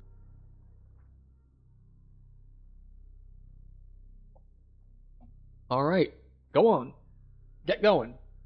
I've got books to steal from you, and I can't do it while you're watching me. I have a shy stealing hand. I just can't do it in public when you ask on demand. Obtain the book. The librarian's voice shrieks, I know your true intentions, thief. My traps will be Use different types of weapons to combat different types of undead. Understood. I'll use my acid blast on the skeletons. And then I'll use my acid blast on the zombies. And then I'll use my acid blast on literally everything else. Except for, like, clay golems. Alright, how much does this hurt if I just try to run through it? Some. Now you can disarm all this stuff. As long as you have just a little bit of intelligence. You hit those, you see these runes here? You just touch them, and then the lightning stops. Now you might think it's like, well, why don't you do that then? It's like, because I'm being lazy and or greedy. Like, I'm not going to take the time to do that. I'll just face tank everything. And fortunately, thanks to having all of our points in our Eladrin race tree, we have access to healing. So we just healed ourselves back up, and we're good to go. Now let's not do the thing I've done a bunch of times. We pull that lever, and then we pull this lever, and then we fight these guys that spawn at us, and then we just head back to the beginning, right? No. I pulled those levers to open the door to get to this lever, which is the one we actually need to pull. I have so many times I've come in here, And I've gone down the side thing to pull the lever, and it's like, right, I pulled 2 levers. I'm done. I did what I needed to do. It's like, no, you needed to pull 3 levers. Well, technically 4 if we count the one on the other side, but 3 on that side, 1 on the other side. 1 and optionally multiple runes. Gonna run straight through these traps because we're gonna disrespect it. How are we on kills? You can use that rune off to the right hand side to make it so these guys don't aggro, like so they don't get resurrected. But we're not gonna do that because you need to kill 10 things to activate Reaper XP. You have found, and I had only killed 7 things so far. Time to leave this vile place. There's a couple other optional things you can do in this quest, but we're skipping them. It's okay. 3 minutes. A little over 3.5 minutes, a little under 6k. Still pretty solid. Now we walk the Butcher's Path, which we need to make sure we don't skip stuff in. Because the thing about the Butcher's Path is, it is a very strict requirement. Slay at least 80 monsters to clear the Butcher's Path. Like, okay. So, can we just walk by stuff instead of fighting it? It's like, no. The whole point of this is that you're fighting everything. Granted, not everything. You need to do, like, one side area, basically. There's a couple options for side areas. And you need to do at least one of them. What's in here?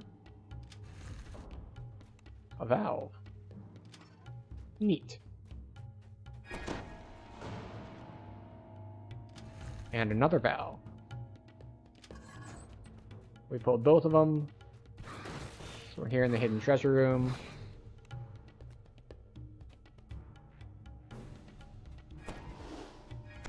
Alright, never mind. We'll just move forward.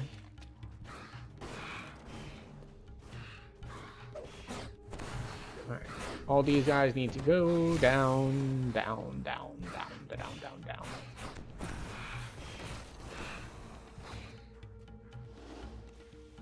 So we're gonna have to go... There's a place later on where there's kind of a trap set up, where there's a little loop off to the side. If you go into it, and you try to open a chest, a bunch of guys jump out and ambush you. Now, we don't need to do the whole ambush with the gates closing to get enough kills. But we do need to walk into that section a little bit to fight the guys that are already there before the ambush comes for you. Now, normally you wouldn't want to stand there in the pipe, because some of these shaman can cast lightning bolt at you. And lightning bolt, where you can't dodge side to side, can be a bad time. We don't want to have a bad time. We don't want a pizza when we should have french fried, or vice versa. We want to have a good time. Are we strong enough to lift this? We are. The stench is the power of tomes and reaper helms. In the hallway, you see a power. You have slain the there we go. So this is that part I was talking about where we want to come over here to get our kills in, even though we're not going to actually activate the ambush. Because the ambush is if you try to get that chest. We're going to come over here and get 2 more kills, just in case we're going to kill these oozes. I don't think we needed to kill them. Like, I think we would have had just exactly enough, because I've run this quest enough times that I think if we just go down the side there and then finish out, we would kill exactly enough. As in, the rare spawn at the end that is not rare is going to be the 80th kill. But yeah, we were a little slow in that we've killed a bunch of extra dudes. But we were just playing it safe. We didn't want to end up in a weird situation where we get to the end, it's just like, well, sorry, you needed to kill 3 more. Backtrack until you can find 3 guys. Like, nope. Walk the butcher's path and live. No easy There we go. feat, even for the bravest of warriors. 8k in a couple minutes, not too bad. Of course, we have a secret to figure out here. Oh, wait. Let's open up something and check it. No, we're good, we're good. Okay. Thought Twitch was like, we're gonna run ads on you now. It's like, no. You wish all these bones We've got a were while little still on cleaner. that. The air reeks of rotting meat. At least this quest, plus at least one more.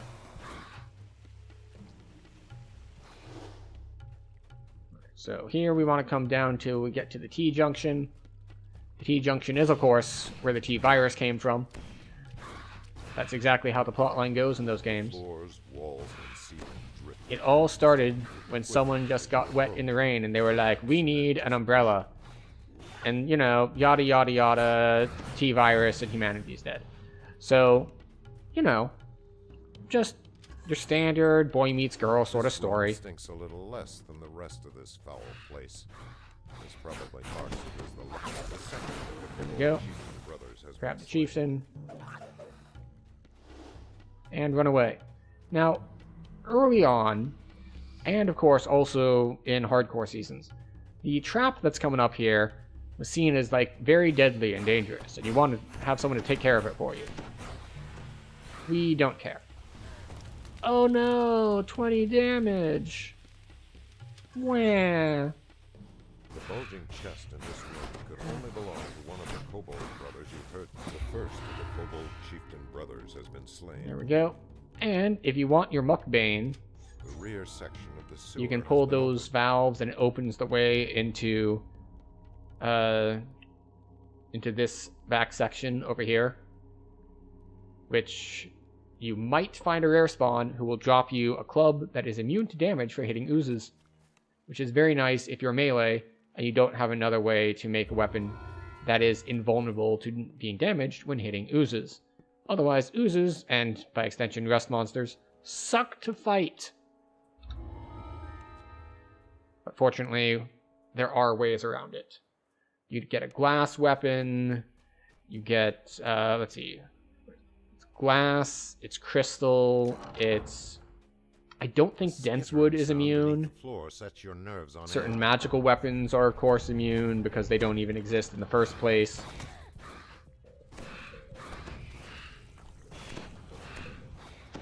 Things like summoned blades, that being a flame blade, that being let's see, like Druid Flame Blade works, the Feydark Illusion Blades work.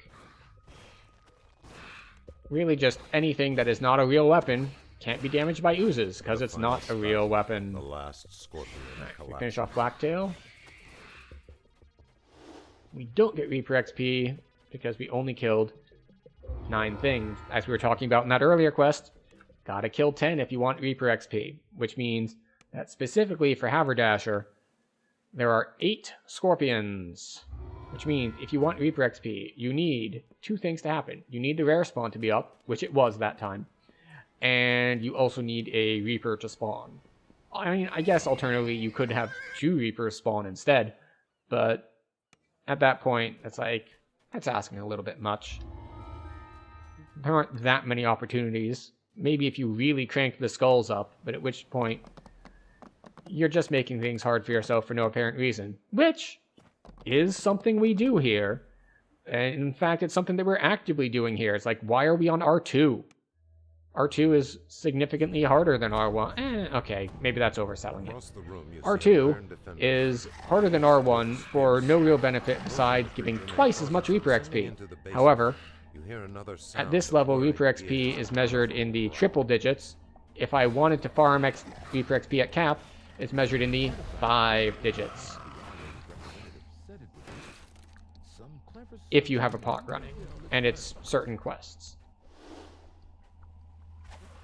But still, like, you can get it in the thousands at cap. So, a couple hundred here and there. While it does add up, like, it certainly adds up, it's not that impactful if it's something that you're really targeting.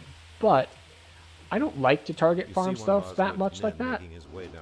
I kind of enjoy the whole process of how DDO works in general, which is that you just, as long as you keep playing and as long as you keep doing stuff, you will acquire power gradually over time. Now, granted, there are people who want to speed up that process.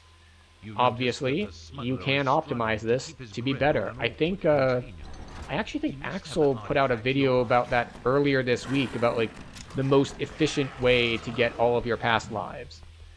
I haven't watched it, but I believe he did put out something along those lines, which probably goes into the math and it's like, well, the iconic past lives also give you your class past lives. So you don't really want to do your class past lives without one, or you'll end up like me on this character, where it's just like, oh, so what's going to happen here is now I need to play a bunch of weird multi-class builds because I already got my class lives just from normal heroic leveling, and now I've got these iconics that are going to start with a level in a class, but I don't want a past life of that class.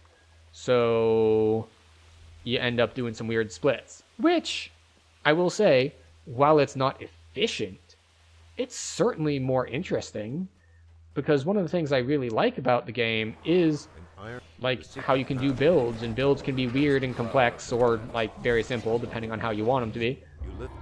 So having the option to be like, well, oh no, I did things inefficiently. Now I guess I've got to engage with the build system to figure out a way to make this work, which is, of course, a big part of the fun for me. So, are we done with our level 2s already? Let's see. Stop Hasdell. We didn't want to care about the Hasdell one. We're skipping Misery's Peak, Miller's Death, Arachnophobia. Yeah, okay, we're done with all the 2s that we were going to do. Very nice. Which means we can take level 5. Which means we can also upgrade our gear. So, I'm going to turn this quest in. Go down here. We'll grab a shield wand. Why not? Well, the answer to why not is we can hardcast shield. But still, we're going to go over here, talk to our Warlock trainer friend to advance a level. Get to the next level as Warlock. Concentration, Spellcraft, UMD.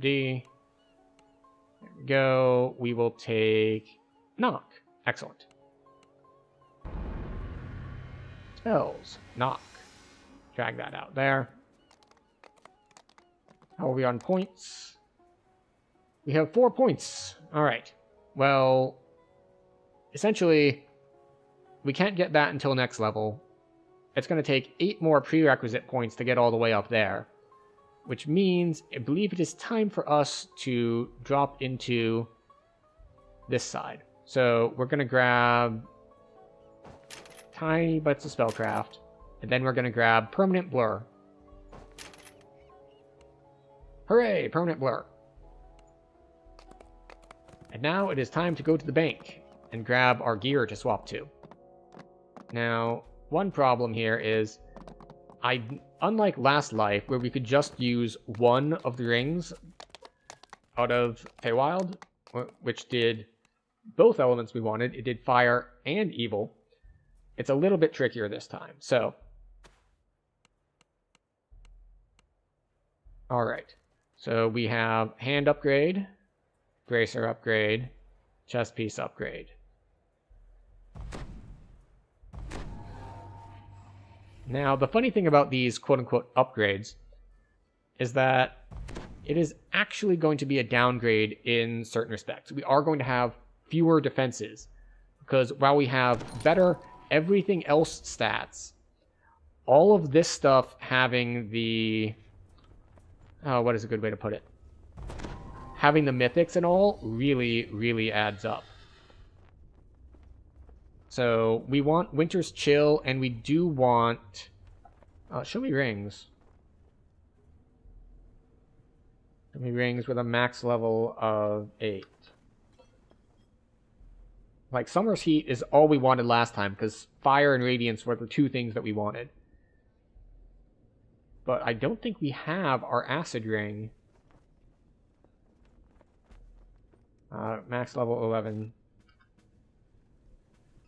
We don't have it. We got a Stone Ring, but that's not really what we care about.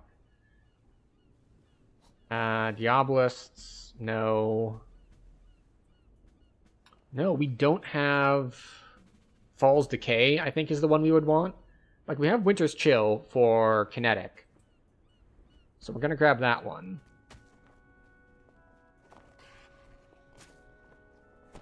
We'll grab Queen's Scepter. This. And then, is this acid? Alright, we'll keep acid on our offhand. And then, what else do we need? Got that, got that, got that. We need a necklace. Where's our necklace? Bottled Sunlight. There we go. And there we go. We are all set. And it's time for another break. So, we're going to take 3 minutes, stand up, stretch, grab a drink, grab a snack. The game will be paused while we do this, so no one misses anything.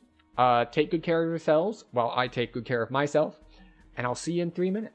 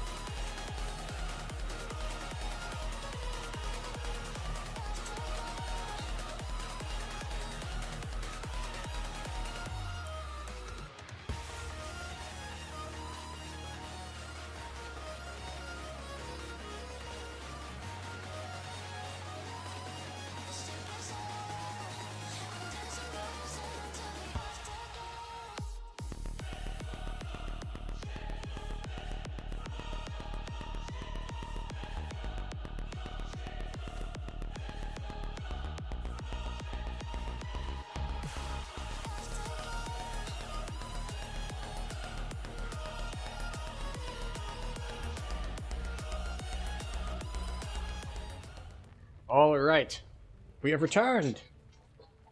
I hope everyone had a good break. We should be good to go again for another hour or so. So now, because we did not have an acid ring on us out of Feywild, our acid is a little bit weaker than we would like, but it's still plenty good. If we look at our spell powers here, we can look at it and be like, okay, so our force is 179 with a 17% crit chance, and our acid is 168 and 24%. So we're a little low on our acid spell power, but we have been killing stuff relatively easily, so it's not that big a deal. But we are now level 5. We grabbed our upgrades. And it is time to hit level 3 quests. The question is, which level 3 quests do we want to hit? We could join this Feywild group a little early. Like, we do have a pot running, so joining Feywild early isn't the worst plan ever, but we're quite early. Given that it's level 5 quests and we're not there yet. So, let's see. Make believe. That's early in the cycle. So we're very early. If we do it too early, what happens? Oh, they're in the Thornright. Alright, they're further along than I thought. We're just going to go ahead and do something a little more our level. We're going to do the Lost Gatekeeper's Chain, and then we'll head into Waterworks, I think. I think that's going to be our path. And then we'll probably skip 4s because there's not a lot of 4s I care about. And then we'll hit Feywild a little early. Like, a little early. Like, level 6, not level 5. Because then we can hit Feywild, and then we can hit Three Barrel Cove, and we should be good. The funny thing is, we have now, because it only counts in quest time, we've only ticked off 24 minutes out of our 6 hours of our XP potion. So that's going pretty well for us.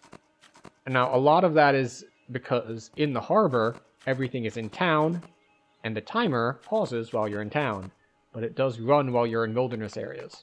So running through the wilderness between quests is now going to count against us on our pot duration, which is fine, but we'll just have to make do with it. Now, one downside here is I did forget to grab the Captives quest, so we're going to end up skipping that, but that's fine. Blocks the road to the west. You know what, we're going to drop to R1 just because. We'll go the easier route.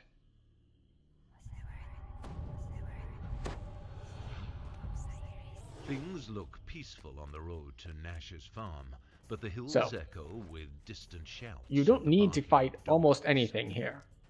Like, there's no quest objective that says you have to fight. Now, The orc raiders have thrown up a crude the trick is that I barricade can't get across over this the road barricade. to discourage anyone from returning to the farm. There is a barricade, though, so we kill the stuff coming out of the barricade. We run backwards a little bit. And now we just kind of blast as we run.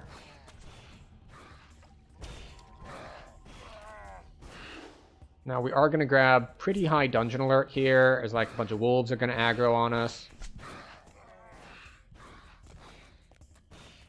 We're still only at green, but we're about to aggro more as we continue moving forward. Yellow. Yeah, essentially we have enough guys trailing us that every time we get more that just see us, it should jump up to yellow. And because the last group is fairly large, there's a good chance that as soon as we aggro the last group, we will immediately go up to orange. Not red, but orange. Still not the end of the world. We are strong enough to handle it. Angry orc cries bellow from behind the house as the flames go out. Oh, never mind. We only went up to yellow.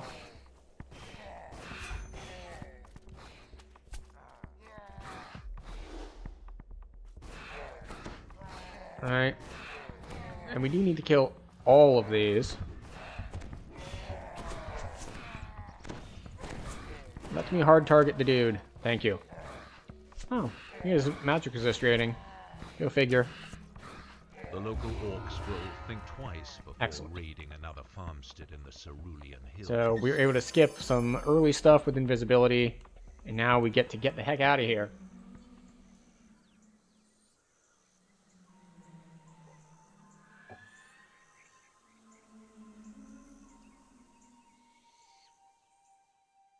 dusty caravan blocks the road to the west. And away we go. Now, we do have the benefit of... We struggled a little bit. Are the tattered gloves out of that quest still any good? This was specifically brought up at some point in the past. Because I know this is something I learned on stream that someone asked about them. I think they have unusually high fire crit for the level, if I recall correctly. As for that makes them any good, I don't know. The local orcs have transformed this cave. It also might be just a tooltip thing that they don't actually give as much crit as they say they do. I can't speak to that directly though, as I do not have a copy of them. Yeah, 12% fire crit is unusually high. So if you're doing a lot of fire stuff, sure, why not? Like, why wouldn't you? It's the best you can get at the level. Like, right now, I think at level 5, I believe the rings out of Feywild give 9% crit. Of course, they're kind of better overall because they do it to 2 elements and they have power on them as well. Decorate this modest fountain. Clear water gushes out into the basin. Right. Fortunately, there's no channel time on getting the buffs. You just click it and run. There we go. Running away. And off we go.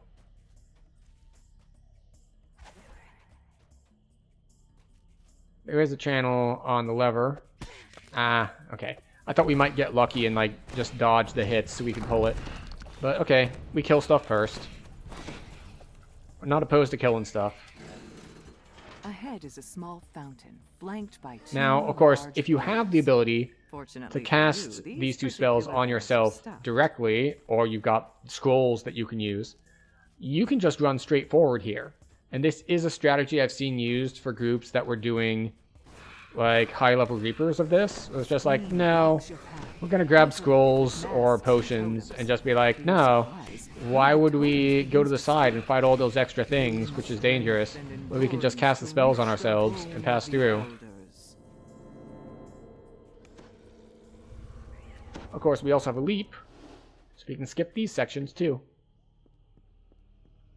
So we grab that, we cast our Featherfall on ourselves. Adventurous Pack.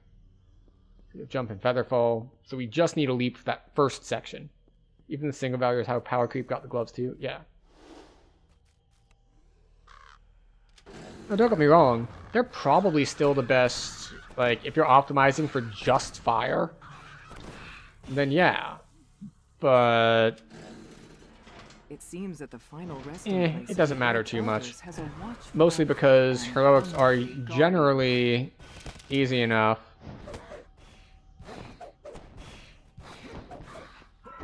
That you don't need to highly optimize. The initiate was sent to retrieve the skull of an orc elder. Yet who was it that sent the initiate to plunder this? Oh, I accidentally hit caps lock. Let's not yell at our party member.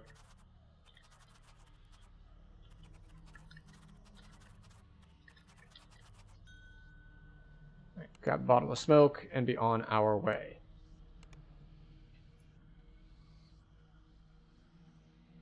But yeah, like, it's fairly common if you're not optimizing your gear sets completely, and I don't optimize my gear sets completely, that you'll end up with a slaughter 2 that's just kind of dead. Like, they don't really have anything that you don't already have elsewhere. And in those sorts of situations, like, well, why not have just like, okay, the old mine here has long since collapsed. We have a free space in gloves, so we can get a couple extra fire crit percentage.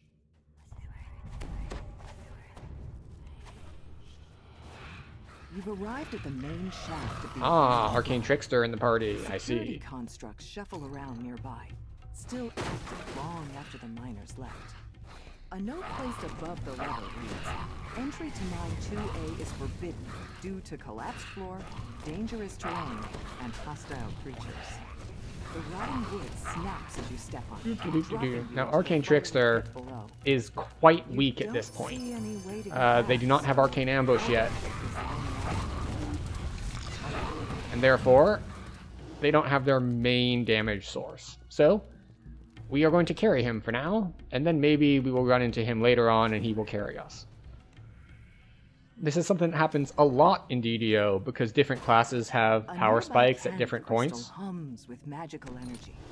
Is that, well, sometimes you're strong early, but a little bit weaker later, and sometimes you're going to get your power spike at level 12, but they're going to get their power spike at level 15. It's like, okay, well, you're going to be way stronger than them at this point, and they're going to be way stronger than you are here, and sometimes you end up leapfrogging. This is especially true of various caster classes, where it's just like, well, I was falling behind the melees who got like big cleave abilities at 12, but then I got another level, and now I have Delayed Blast Fireball, and everything is good. And now I'm stronger again. Like, especially when you get access to new tiers of spells, it can be quite powerful. Here we go. And we get a little bit of XP bonus for having people in party as we do maintain VIP. It's not a lot.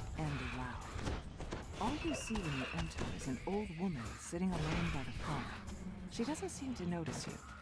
You find a Takes dull the and scythe? rusted scythe among the other garden tools in this workshop. You take it with you. Perhaps you'll need it outside.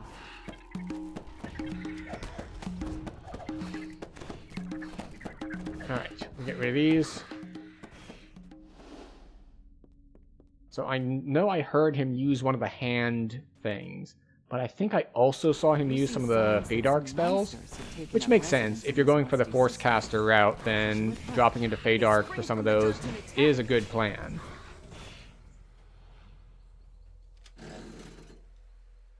Away we go. You emerge into the hot air and find yourself on the back porch. You use the scythe to cut down the bamboo that is sprung up around the back porch. Before you stretches an overgrown wasteland, the remains of the family's go. You pause, struck by a headache. Off we go. As a cold voice sounds around you. I was like, we'll just run ahead and nope, Carnage Reaper spawned. A little bit farther. You hear the ghostly voice again. Almost there, Lily. I'm waiting under our favorite tree. So good to wait under the favorite tree. Their strange daughter. They notice that something about her seems wrong. Unhinged, even. Keep blasting. Blasted enemies! How am I supposed to blast you if you're not blasting yet? Come out here and fight me!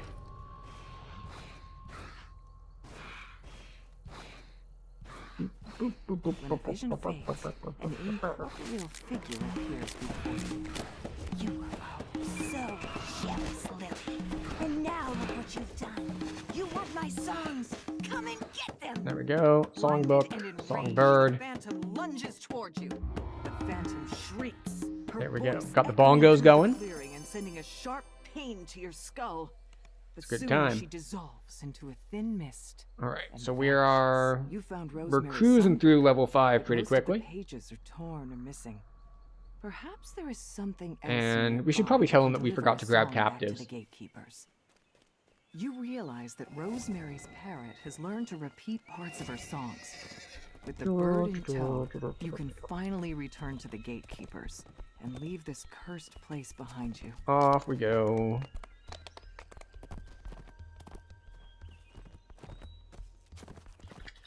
Grab.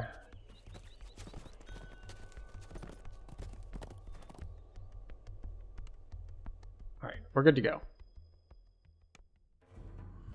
Oh, he's got it. Excellent. You've entered the ruined temple by its long-abandoned rear entrance. Foxpaw came here to find some sort of sacred bounty. It's time for you to figure out just what There we that go. This Scorpion otherwise spawn? tranquil No, chamber this is just tainted cats. by the telltale scent. Cats around the corner. The The air grows more humid as you approach the next chamber.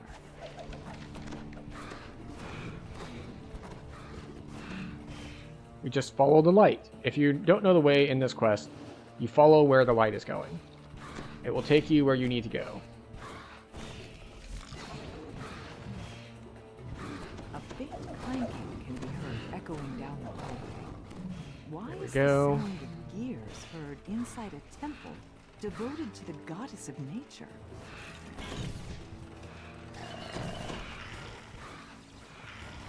And then you turn right at the end.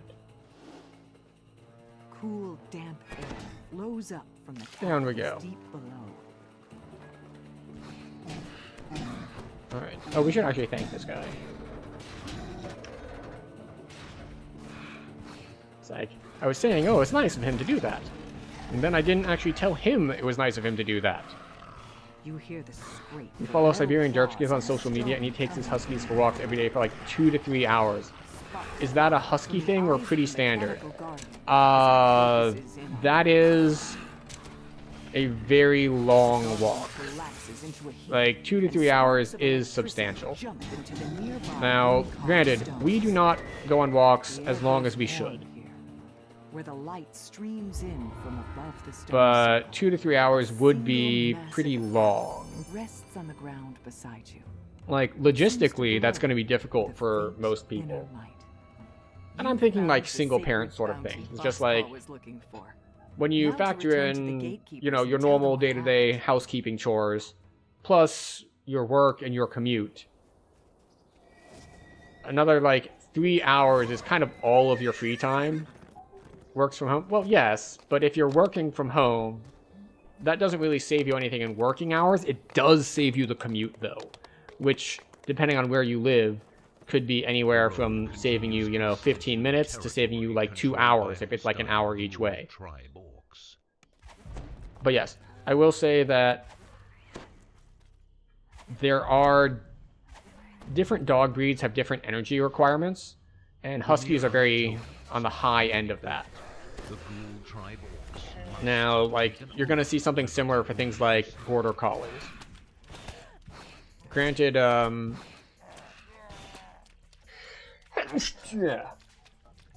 Shorthair Pointers are a little bit higher energy. She is less high energy than she used to be since she is getting a little older. And, or maybe she's just like picking up on something that I'm doing. But recently, she hasn't been as keen to play a bunch of ball. At least if we go like in the backyard. You're like, I throw the ball like once or twice and she's just, and then she takes it and she goes back to the door. It's like, okay, we're done now, right? But if we go and walk over to the park, well, she lasts a bit longer. Still not as long as she used to, obviously. She's a little older now. But, like, much longer than if we were just in the backyard. Maybe it's a mindset thing. It's just like, no, this is just kind of a little bit of exercise and a bathroom break. Whereas going to the park, well, the park is all about the running. That's like the thing.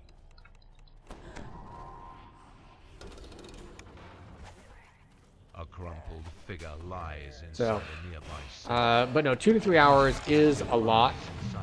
But I can definitely see it being important for your most active, most high energy breeds, because especially huskies specifically have a reputation, and I have to say, based on reputation, because I've never had one, that they tend to get like destructive if they're bored. Like, if you do not entertain the husky will entertain itself by shredding everything you own.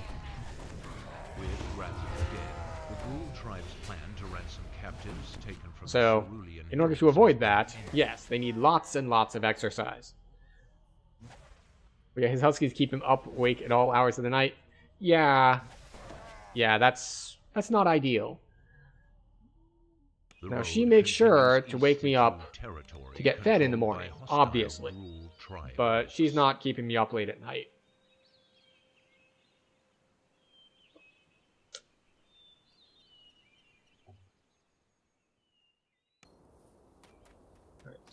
And we got one more here, where we go into the house. And since we're going to be over at the house, we will also pick up our wings first. Which we have forgotten to do earlier, because for some reason the wings don't last through reincarnation like other cosmetics do. That said, it just makes them how things used to be. Do you appreciate the 3 a.m. Instagram reels when Leia wakes him up? Always ready to post? Yeah. That is some commitment.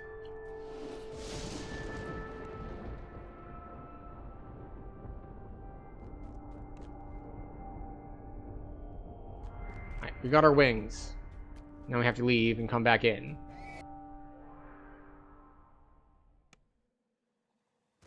Beats.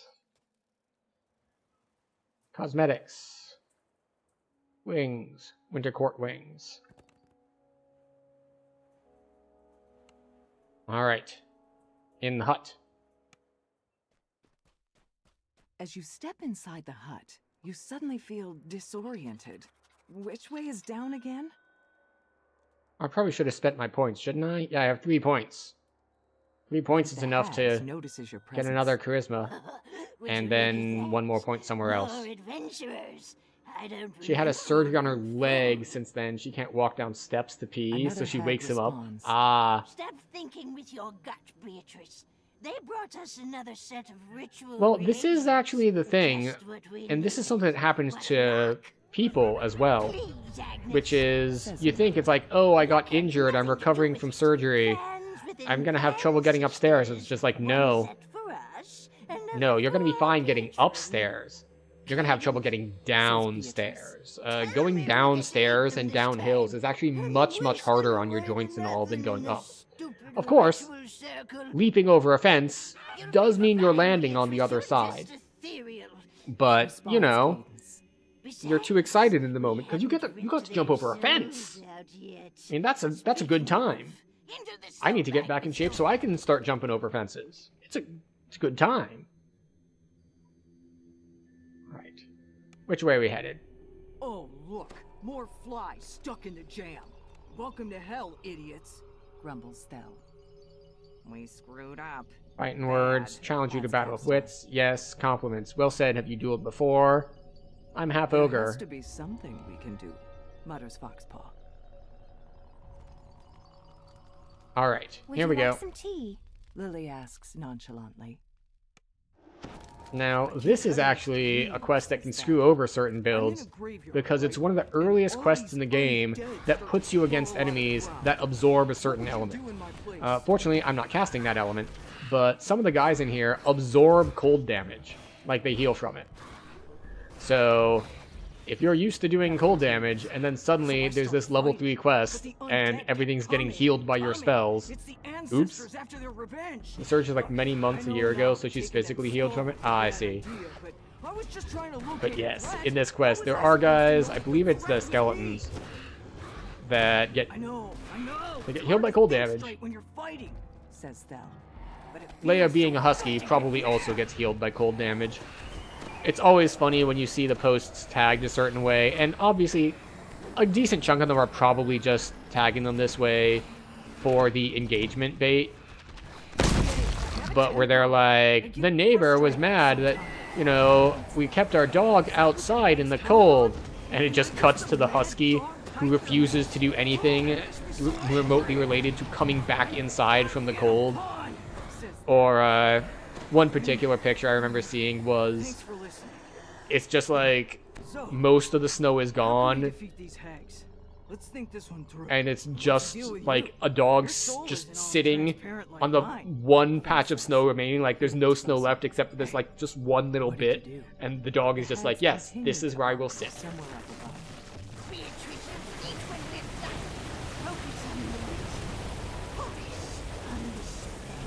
But yeah, it all depends on where the dog is from and where you live currently, because you get breeds like huskies that are going to have the opposite problem,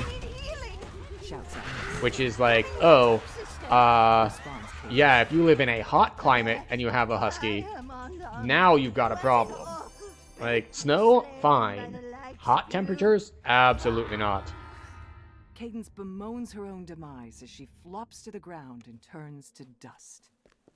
Agnes collapses, All right. groaning. So we have 3 points. Then she poofs into We're gonna a grab a cloud of charisma. dust.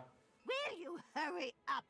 And then we need 1 more Cadence point. We'll put it in reappears on the tree saves. stump, then disappears just as And suddenly. then we'll put the rest in greater color spray. 1 point. Once we get 1 more point, which will be next level, greater color spray. As she falls over and scatters. House D and Lamortia R1. Feywild R1. They're in Bitterspine Palace, so they're a decent way through. We are going to head to Waterworks. Oh, they're in Washington? Presumably the state, not DC. The strong smell of sewage permeates the air around. That is, You hear human voices up ahead. that's a little bit better place. Like, DC is like, it's further north, generally speaking. Like, it's in the northern half of the country. But it's not quite the same as Washington State, which is like all the way up there.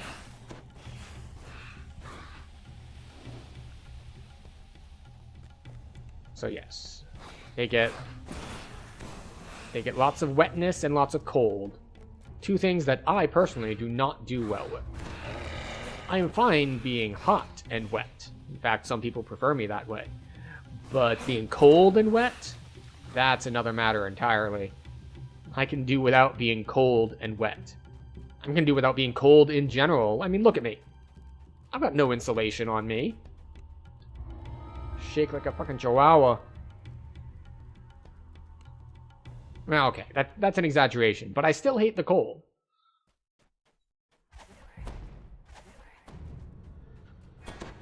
Oh look, we detected a trap that we can't do anything about because we don't have the ability to disarm traps. Now the funny thing here is, we can knock that lock, but unfortunately that doesn't actually help us to finish the quest, because the quest objective that it tells you is find the key. It doesn't say, you know, get into the room. It says find the key, which means if you find the key, if you just pick the lock or something, well, good for you, but you won't advance the quest state. Snoring creatures behind the door. So we gotta come in here and actually look for the key.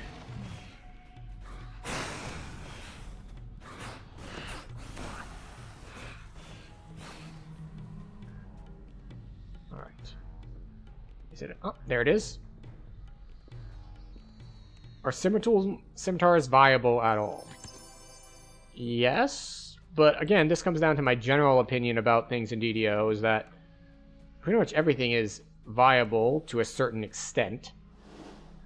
Now, are they, like, good?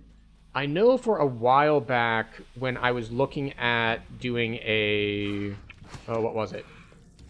A dual-wielding build for a ranger, a Tempest build. There are reasons to use scimitars if you are going dex-based, I believe was the thing. I forget what the weapon was that you were supposed to use, and I say supposed to in, like, heavy air quotes. Because, again, there's a big gap between viable and, like, optimal.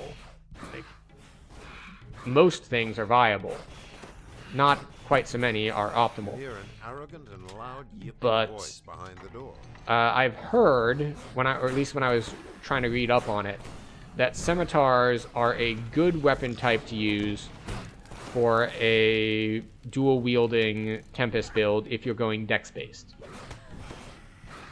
I do not remember why or how, but I do remember that being something that was brought up. Okay. We had someone join us, which is good, because they're joining us on the first quest.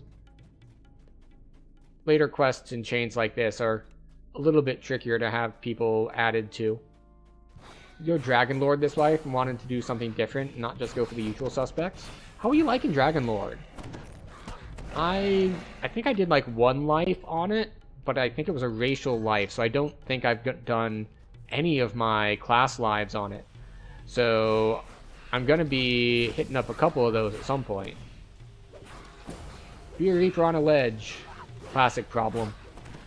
Granted, we have the classic solution, which is just be ranged, but still.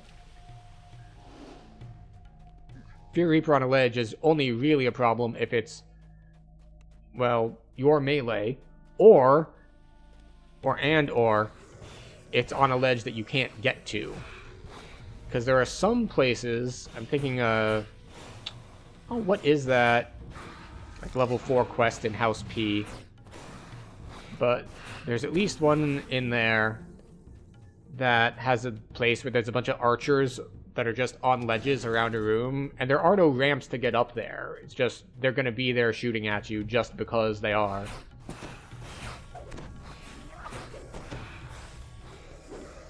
Carnage Reaper is dead. They're dead. So yeah, I've heard that dual-wielding scimitars as a Tempest works. As for...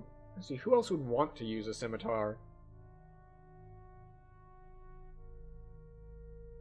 I mean, if you want to be something like Eldritch Knight, your weapon type I don't think matters that much, so sure, use scimitars, why not? The AoE stun is great. You've got built-in imbue, and fighters get a self-heal burst now. Yeah, having Second Wind is huge. I remember doing a fighter life before they got it, and it was just brutal. Like, you've got no sustain. You don't have, like, temp health like Barbarian does. You don't have lay on hands like Paladin does. You don't have use magic device like Rogue does. It was just like, you're just screwed on any of your self-sustain. It's just like, well, self-sustain? Better bring a hireling. And then they added Second Wind, and it's way better. Right. It's way, way better since I played since then. Alright. Off we go. We're waiting a little bit for our party member who joined to zone in.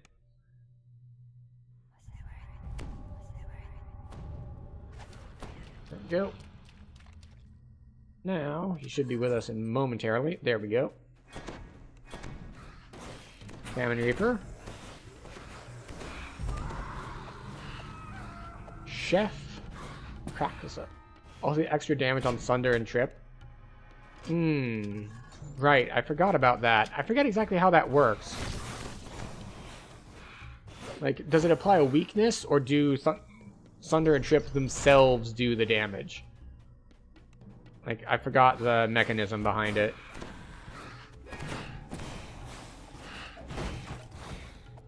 But, yeah, it's nice that it gives them more options for active attacks at low level by reusing the attacks that they should already have.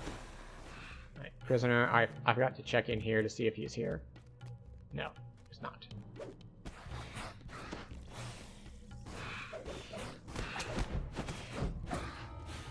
Okay, Thrower,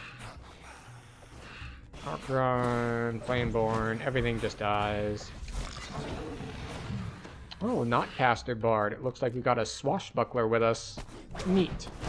I would say those are more rare, but I think that's just selection bias on my part, because I prefer Caster Bards, not Swashbucklers.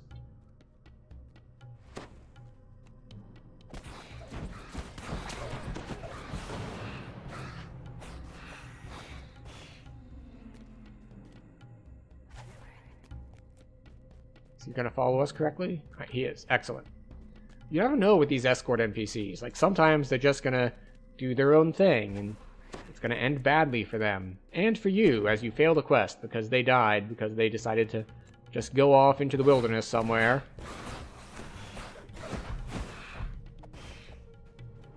There he is. Here, Reaper. Bad thing to spawn when we're escorting someone, but fortunately, we've got the damage to burst it down.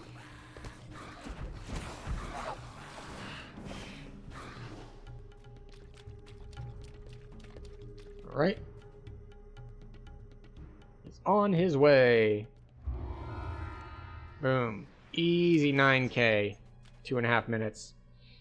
Which is why we probably could have skipped the level 2s.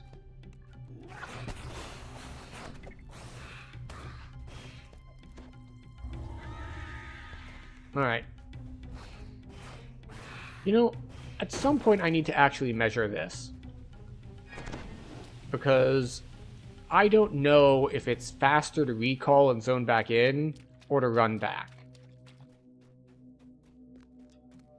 Because even if you recall and come back, it's not like you're right there, because the junction point is... it's much closer to the entrance than it is to the first set of quests. But then you got to deal with, like, load times, maybe. So... depends on your load times, yeah. And your run speed, of course. The faster your run speed, the more advantageous staying in is. And the slower your run times, or the slower your load times, rather, not run times, the better it is as well. That said, I usually have pretty good load times, unless the servers are exploding, in which case no one has good load times and everyone's stuck.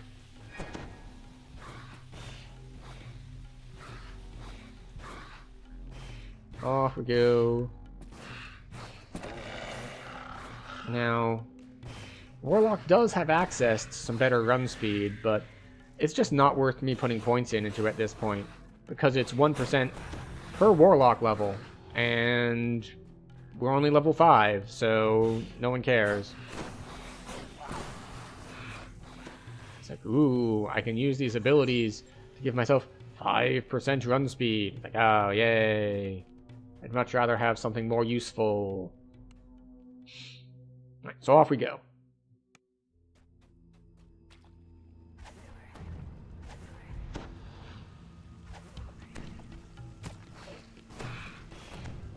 Okay, oozes, go away.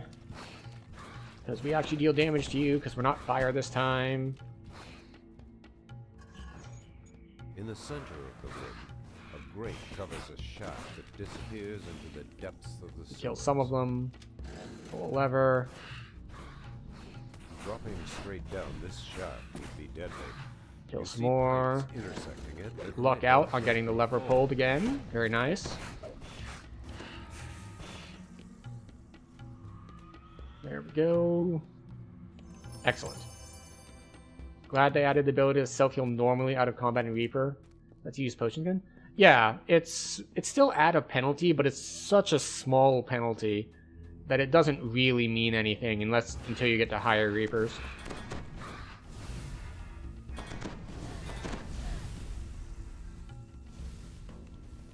It's like, oh, what is it?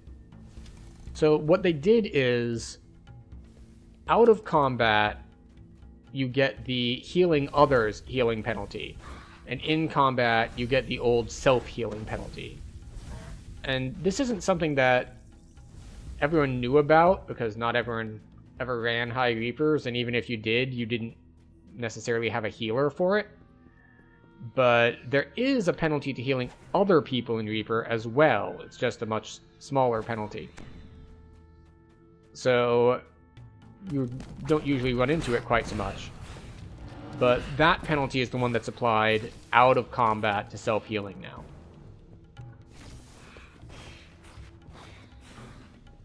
Alright, these guys I remember being able to actually hurt with the Frost Ray and the Lightning Bolts.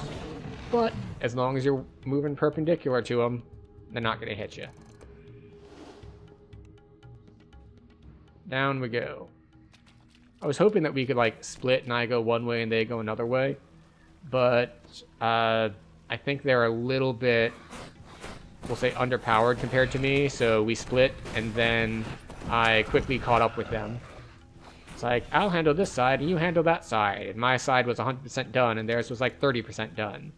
It's like, well, this is what happens when you're just running open parties. Sometimes you'll be joined by people who are much weaker than you at that point in the game. Sometimes you'll be joined by people much stronger than you at that part of the game. Irestone can be tough if a caster hits you with Ray of Enfeeblement. It certainly can. You can't dodge it if they start casting on you. Even if you're behind them, you're going to get hit. I don't know if that part's true, but they are one of the reasons why I always put a few points into strength. because they're not the only ones that do it, but they are the ones that I remember doing it the most. Because I think, like, Reapers can cast it on you, too. Notice recognizable letters among the scratches on the wall. They read, Chief Jittick's room. You hear loud footsteps on the other side of the door. Alright. Got everything. I think this is the wrong chest. Nope, that's the right one.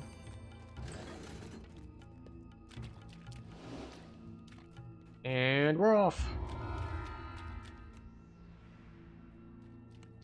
Now, here's a quest that can go either very well or very poorly, depending on some RNG. We're going to spam targeting a bunch, because we're looking for an interactable corpse. You know, spoilers, the guy we're trying to save is already dead. Thus, why we are looking for a corpse. Cruel implements of torture are scattered around this room. And there we go, and you get into this room and you get a quest objective that says, avenge Ven by killing the tunnel worm interrogator. Like, aha. Is he already dead, or does he die when you find him? Oh, he is long since dead. Like, he is starting to rot. A shamanic-looking kobold. Oh, nice. Our other party member found him. Altar to his peaceful gods.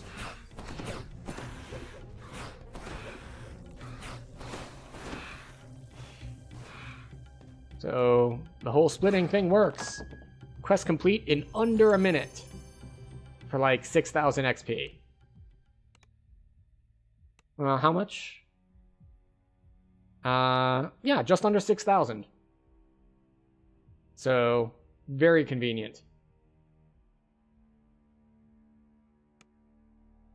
Alright, we double recall. Now, if you're looking for special crafting blanks, like, say, things made of mithril, that aren't on the normal drop tables, one of the few places left in the game that you can get them is the final reward turn-in for Catacomb, or not Catacombs. Catacombs is a different thing entirely. Waterworks. So, if you're looking for one of those, that is a place that you can try to get it. Now, let's look at where we want to go next. So, as far as level 3 quests are concerned, there's a variety of places we could go, but I don't really care too much about most of these. Like, we could head to Saltmarsh. I don't care that much. We're ahead of schedule now, so we're not going to be able to do all of Saltmarsh anyway. So we can just skip it. We can skip Catacombs as well, even though we are well suited to clearing Catacombs, because Catacombs has things that are... deconstructing doesn't lose the mithril effect. Nope. Mithril is a material type. So, like, if we look at our materials, like if we mouse over something, the that blue bar on the bottom that says, like, durability and then leather, leather is where mithril would be, and it stays. So, yes, we could move on to level 4s, which I think we will. And I think that means we're going to take level, and we're going to head to do some rats quests in Wayloon. So, Warlock Trainer. We want UMD, Spellcraft, Concentration, and more UMD. Yes. Yes. And we will pick up Quicken.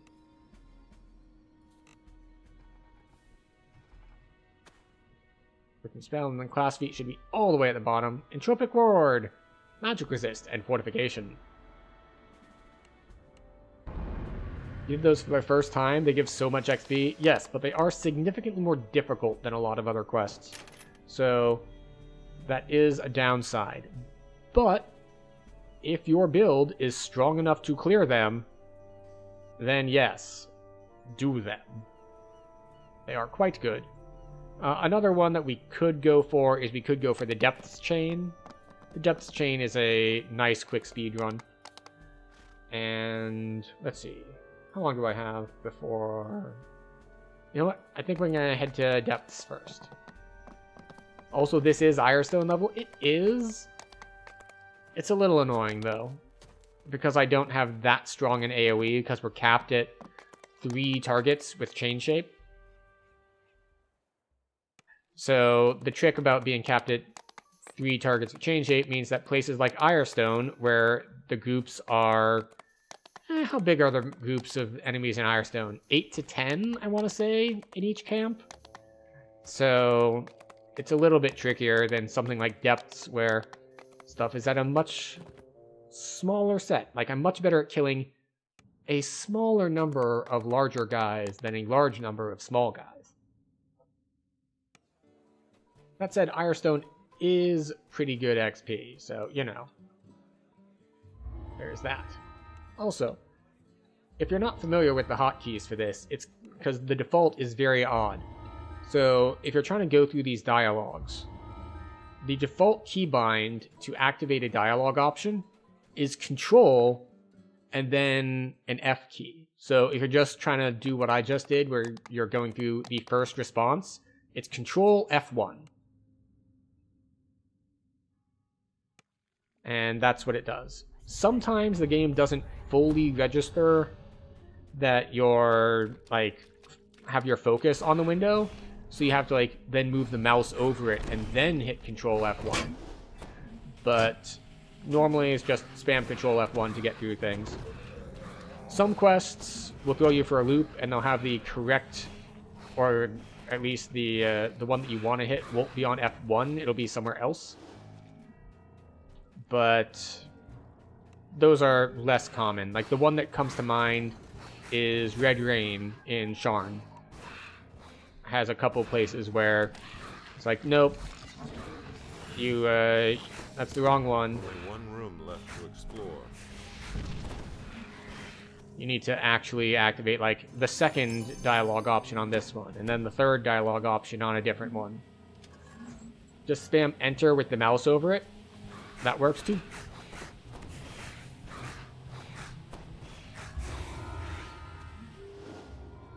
There we go. This is the good thing about the Depths Chain. It's like, individually, they're not amazing. Like, they're okay XP per minute.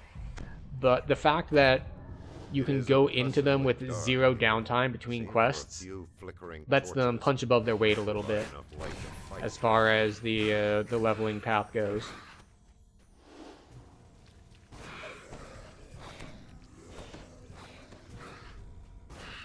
This is a tricky quest because this is one of the first places that you'll run into a guy, this guy, the Necromancer, who can cast Sleet Storm. And chances are, you don't have freedom of movement at this level. Like, most builds will not. If you have a Spellsinger Bard, they will have freedom of movement for you, but otherwise, not so much. They're okay-ish XP, but no Saga? Yeah, but there aren't a lot of level 4 sagas anyway. Like, what are you gonna get? If you go up to level 5, you've got sagas. If you go down to level 3, you've got sagas. But besides that, also welcome in Sarian. Now I do it out of spite every time because there's no threat these days. Oh, for breaking the explosive barrels. To prop a fire elemental, it's just like, I used to be scared of you. I'm not scared anymore. I don't think that's this one. I think that's the last one in the chain.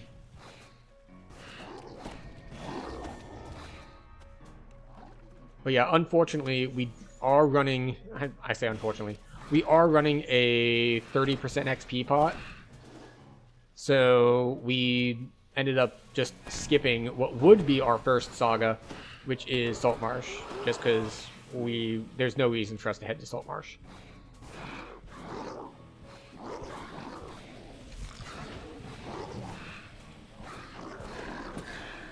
More so that running the harbor into Feywild is like auto level 8, basically. Oh yeah, there is that. I didn't want to go in too early, but that's pretty much... Let's see, where was I heading before this? Oh, that's right, I was going to go to Wayloon. But yeah, we could go to Wayloon level 4s. Now, one reason why I kind of want to go there is I don't have that many of the augments. So it kind of serves a dual purpose of maybe I'll get some Sun and Moon augments out of them. But especially with running a pot, for just XP gain, I should be going Three Barrel Cove and Feywild. Like, I shouldn't be bothering with this. I shouldn't be bothering with the Wayloon Rats quests. Suppose you run Harbor into Three Barrel Cove into Fey and only end up level 9. If you're running a pot, maybe bonus beacon. Yeah, it's like, I don't think that's going to get you there unless you're like First Life or you're running a pot. Like, I know it'll take me from level 5 to level 8. Or possibly 9. But if you just go Harbor and you start at level 4, I don't know if it's going to get you all the way there without a pot, at least.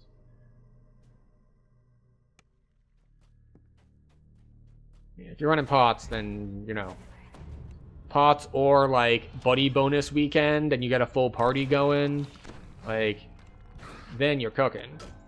You use 30%? Yeah. We are currently running a 30%. Which is why I shouldn't be here. But I'm so not used to running pots that I'm just not used to the potion-based leveling paths. Except I was just like, wait a second. I'm getting close to completionist levels on my lives here. I should probably use some of these potions.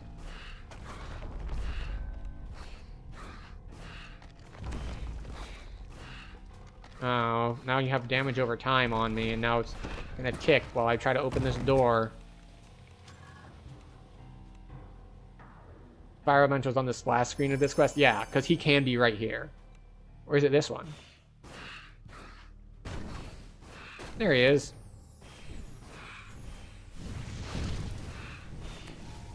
And he's dead.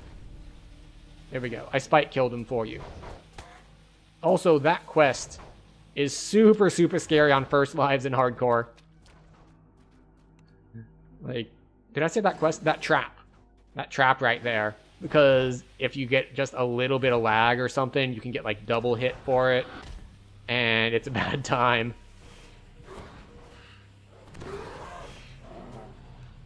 That said, not too concerned. Thought there was supposed to be a fire trap there. Maybe it's only there sometimes. That's a lovely trick they pull sometimes. So it's just like, hey, here's a quest that sometimes has a trap here, sometimes doesn't. Just to make you paranoid.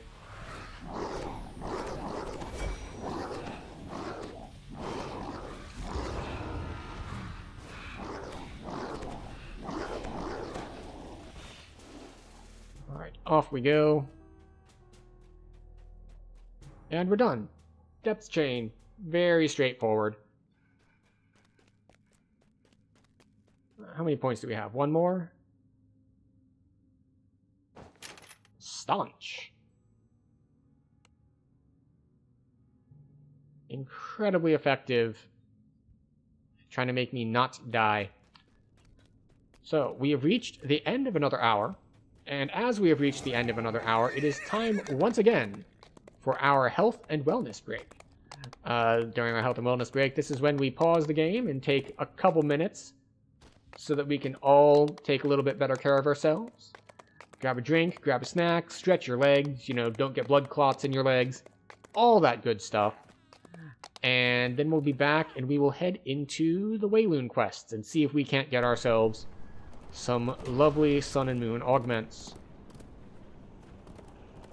So we're just going to take here, we're going to go to Gatekeeper's Grove, and we will take our 3-minute break. I hope you'll join me in taking care of yourselves in this 3-minute break, and I'll see you when we get back.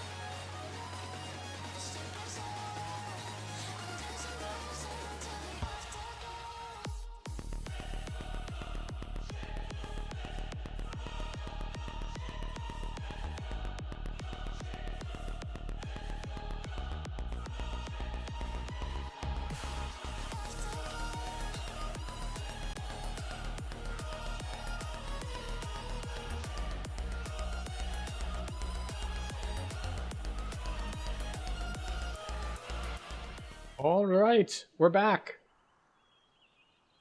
Welcome back, everyone. I hope you had a good break. We are ready to proceed. So, now that we have all of these lovely portals available to us, we can head to Wayloon directly. So, there are 4 quests over here.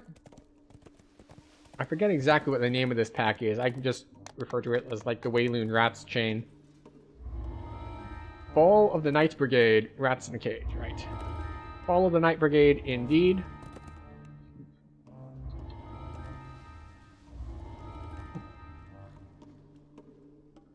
And let's see if we can't get ourselves some nice, good augments.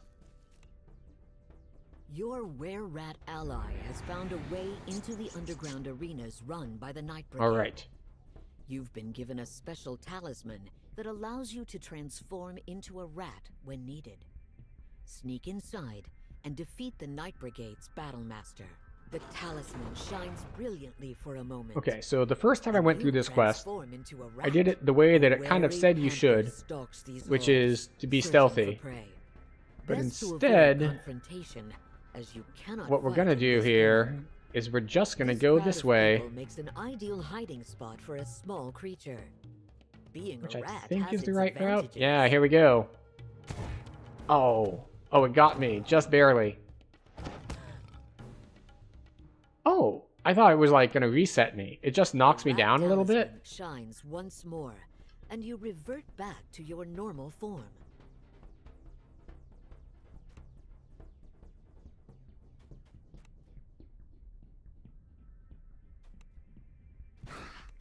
Alright, we just opened this, right? Yeah, there we go. Oh, right, sorry. Oh, and of course the Soul of Cruelty is the one who makes the saves. Oh, well, at least we have crowd control now.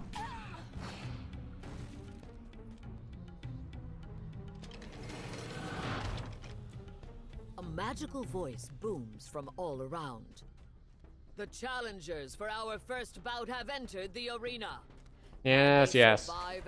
Go ahead. Hand-raised reptilian terrors? Hand-raised reptilian terrors? Perish the thought. The magical voice calls out once more. The challengers win, earning them the chance to move Alright, on well, to the we got second lots of arena. remnants, which is nice. Was this victory Although, I think I missed one of the turn-in availability time will tell. blocks for turning them in for all the really good stuff in the anniversary event. So welcome the newcomers So, to the that's second unfortunate, arena. but, you know, what are you gonna do? This time are straight from It the happens. snowy peaks of the Stormhorns. A band of fierce and deadly orcs. Yes, May yes. The most brutal fighters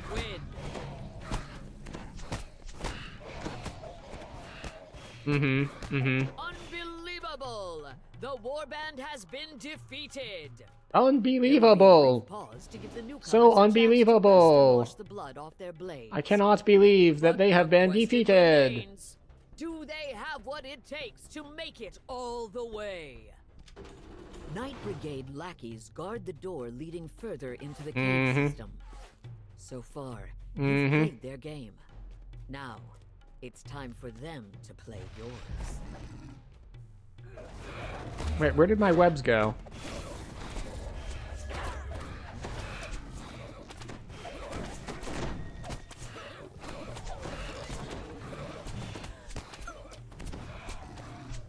Why is it not, slightly around a corner, understood.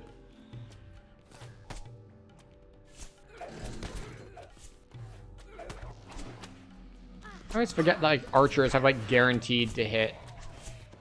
I wonder if that's a balance thing that they did, because, like, you can dodge sideways to avoid the projectiles, so to compensate, they're just like, yeah, but... Final arena, a massive cloud giant has just defeated Where's a the displacer lever? beast. Didn't I already pull it? A trapdoor opens. There it is. Swallowing the corpse of the defeated. The cloud giant then turns to attack, resigned. Oh, to wrong its button. fate. It's fine, though. In the arena, there can I got too only used to be Last Life, victory where it's just or like, death. where I had Stricken and Consume. Nothing else. Just like, well, I should use Stricken and Consume against him, right? Falters. The Night Brigade's Battlemaster rushes into the arena to continue the fight. Uh-huh. Agartha the Breaker enters Goodbye. the fray with a joyous battle cry.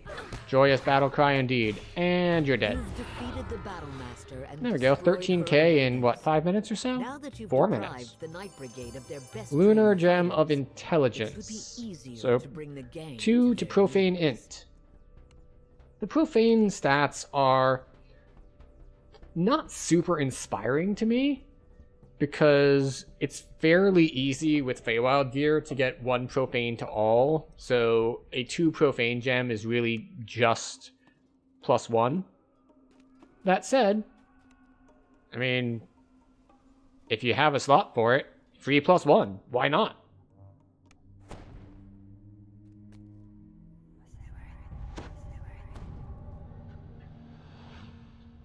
Like many wizards, the Grand Arcanist has built his lair high atop a tower. You ready yourself for the inevitable. I don't know these quests well enough to be able to like just blitz through and ignore everything. Also, I keep getting distracted by the remnants, but that's another question entirely.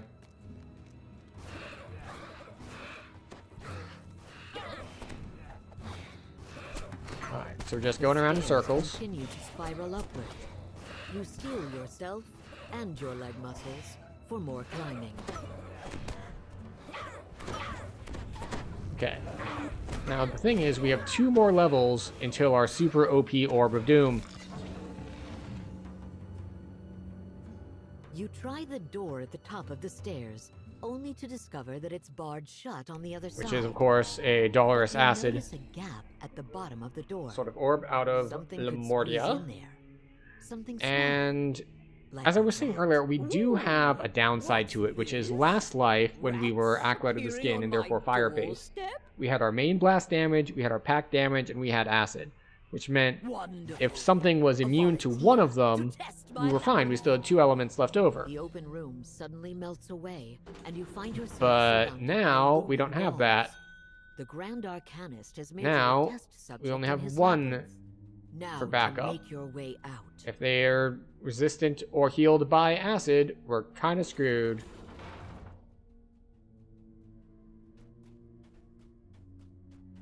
Well, okay, not totally screwed. Like, we've got the force damage, and then we will turn into evil damage later. But still. You hear a small voice in the corner, beckoning you over.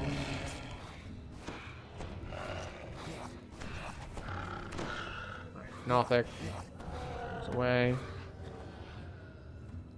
The pitiful creature tells you that it was imprisoned inside this labyrinth as one So of we the had someone Grand join us, which is Arcanist's nice. Test subjects. Always nice to have Just as you friends. were. It And a of few course, in its this case, friends extra have XP managed as to make well. it into the walls, but it has been unable to escape past the guards until you come along. It asks you to help its friends as well. Nothics.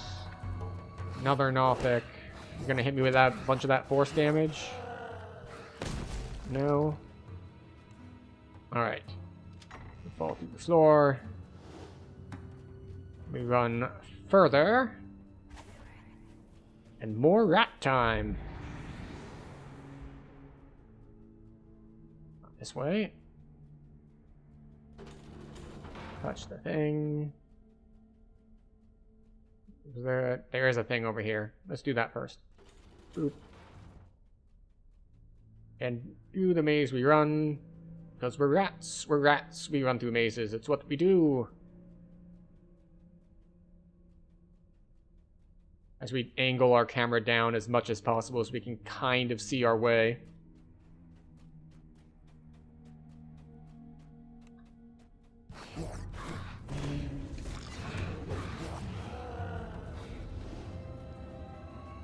And back up we go. Let's see, is our party member with us? They are zoned in. Excellent. So we don't need to, like, wait and not take the last fight.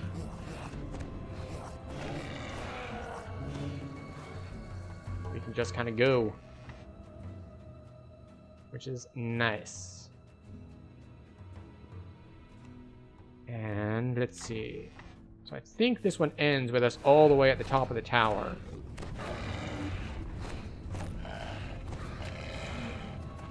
And then we have to fight the guy, and he hides, and we kill Mephits.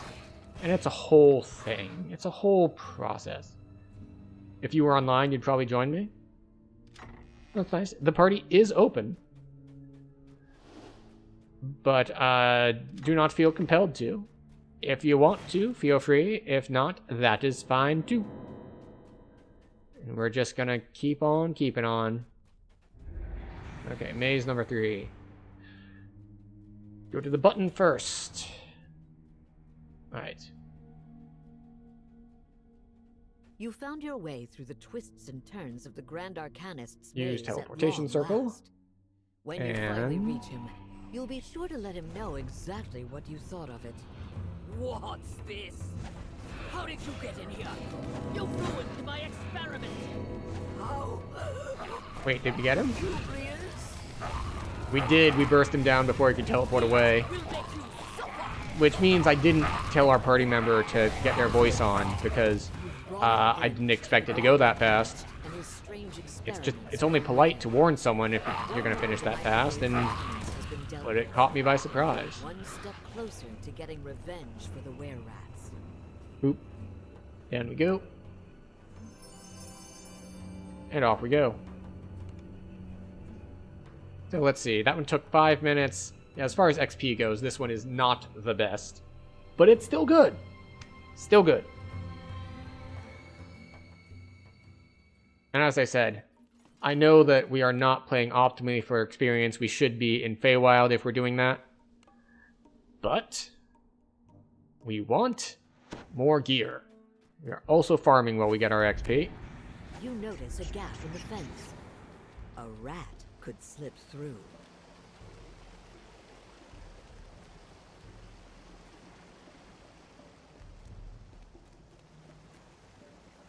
You barely catch the sound of a muffled conversation. Alright, this is just a shrine room to unlock, right?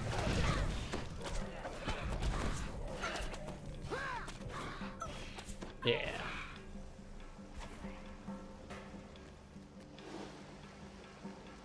And off we go. This is one I should know the most.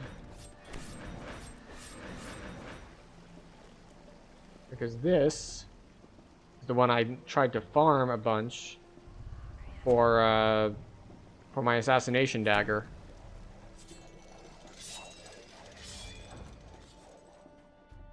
This area matches the description the were-rats gave you.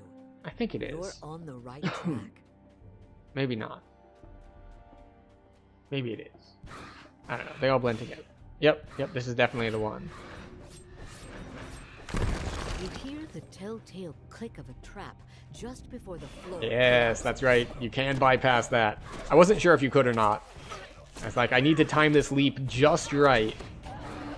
Because there are other ways to handle that.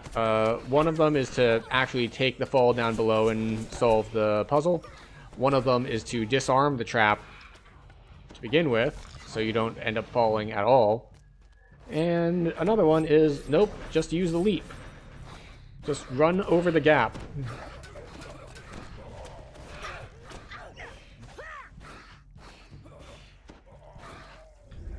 Alright, and now we head back through here, all the way around. I don't know if our alchemist friend can make that jump though, so I might have stuck them with puzzle duty. Which is fine. Whichever party member can go fastest can just go fastest, unless, of course, the group is tagged specifically as like a flower sniffing run, in which case, you know, don't do that. Join a different run if you want to run fast.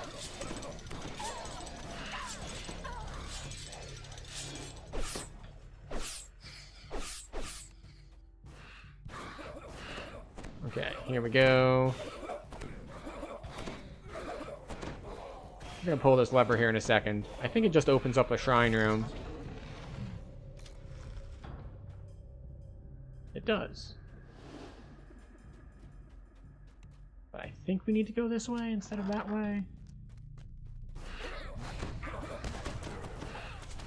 There we go. And down we go.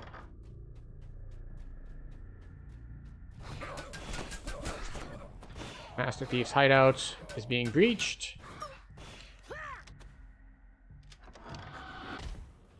This We get the opulent pretty manor room. seems quite out of place after all of the damp sewers and dusty tunnels you had to traverse to reach Now, it. do we need to land the crowd control? Probably not. We're probably fine without it.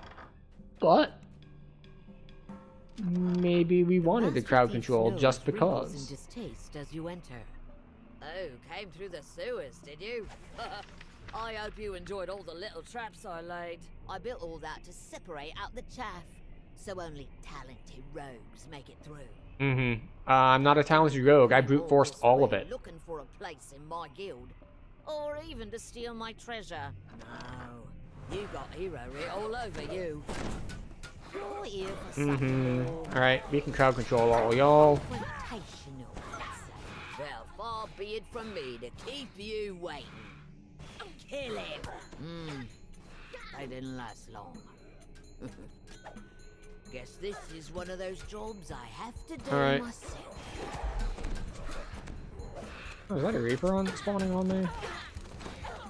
It is a Carnage Reaper. Okay. The Master Thief falls to the ground, gasping. How? Okay, so I forgot that the quest ends when you grab the treasure. Or rather, when you With enter the Master treasure Thief room. defeated, the Night Brigade stands on the brink of defeat. There we go. The were-rats will be pleased to hear how their plan is going. Not bad. Another 5-minute quest.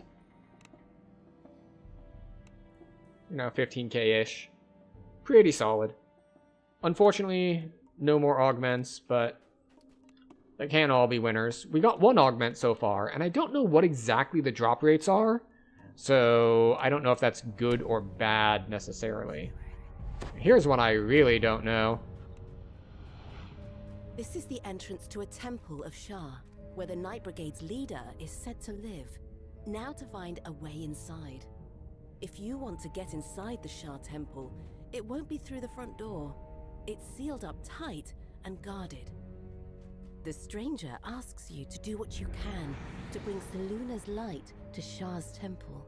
You spot a small hole up in the wall ahead, leading into the Shah temple. You shift into rat form so that you can make your way Going inside. into rat form? Now Rats. that you've reached Rats. the temple's We are the entrance rats. hall, you resume your normal form. And in we go. Peering past the gloom into the center of this vast chamber, you see an altar devoted to Shah, the goddess of night, shadow. Okay. Once you understand what Char is, not exactly the just to remain friendliest of deities. held in her dark embrace. But then again, Shah's she doesn't altar bill is herself as protected by friendly. shadows, her fierce and faithful allies. Oh, hello. I'm just gonna blast y'all down. Because I definitely don't know my way through this one. A group of Shah worshippers stand before Arcane a lore vast feat. black pit. Balance check. You can barely make out a rope spanning the gap. To your astonishment, one of the worshippers steps over the edge and drops down into the darkness. Light floods the pit, revealing huge piles of garbage. Your stomach sinks when you spot the corpses of Wait, many can I Shah walk across followers that or among not? the refuse. Shah's darkness concealed a harsh reality, not sweet oblivion.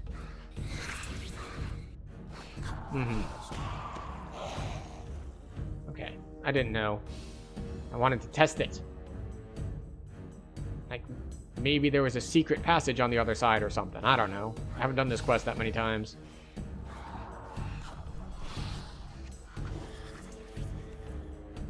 This is just a shrine room. Shrine room, understood.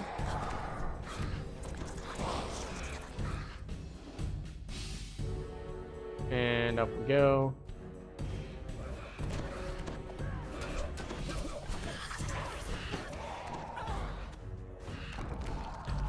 Statue. Lever? I don't know what that did. Probably dropped like a lever. Ah, no, it activated this. Excellent. We move across. We'll see what we can do to bring Salune's light to everything. We didn't do the balance check earlier because our balance check is going to be awful. This way.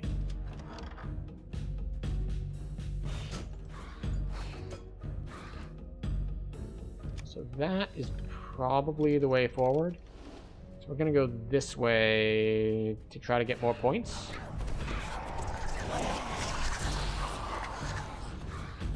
The balcony here looks out into the deep night. Listen check. An oppressive silence hangs. 3 stacks of religious lore. I don't have religious lore, I don't think. To break it. Yeah, I wouldn't have it as a warlock. A listen check. 17. Failed. 2 have been deducted. It said risk 1. Okay, fine. Don't try a listen check if you don't have listen. Understood. Well, so much for getting Salune points.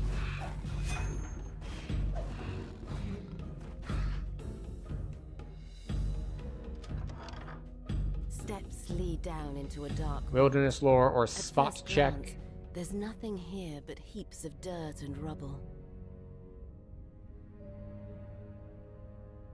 Alright. Well.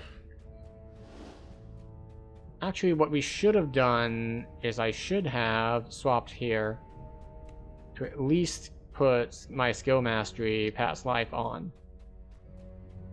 So that I could be like, yeah. Wait. No. We want to go this way. On the other side.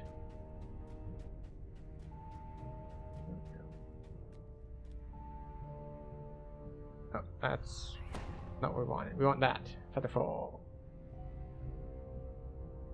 The camera will behave. There we go. Now we have 0 Salune points, which means we can't risk anything.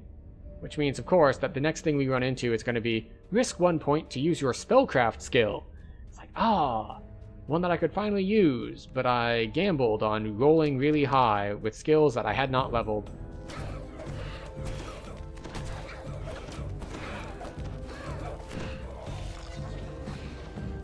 Oh, hello everyone.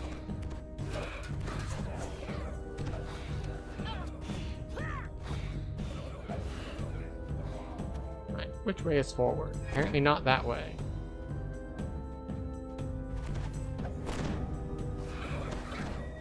Alright. We do, unfortunately, well, fortunately I should say, we have a ton of extra temporary health, or we did, because we hit the wrong button and used it. So,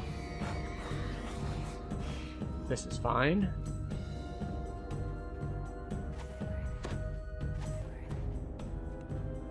Alright, so this brings us back across the other side, which is good. I think when we killed that guy, this opens up. It does, okay. Ooh. Oh, now we can make a spot check. A large shuttered window looks down into this chamber. There's a lever Repair or that looks disable like it's device. meant to open the window. Yet the lever seems to be jammed.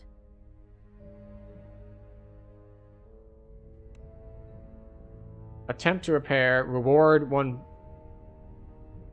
Okay, so the tooltips are lying then. It's not what they say it is. Because they say it's like, you don't need any points. Like, you don't lose any if you fail. And then it's just like, oopsie. We were lying. You can't do it without points. Like, okay. And like the one earlier, that's just like, risk 1 point to gain 2. It's like, alright, you failed. You lost 2. It's like, that's not what you said the deal was.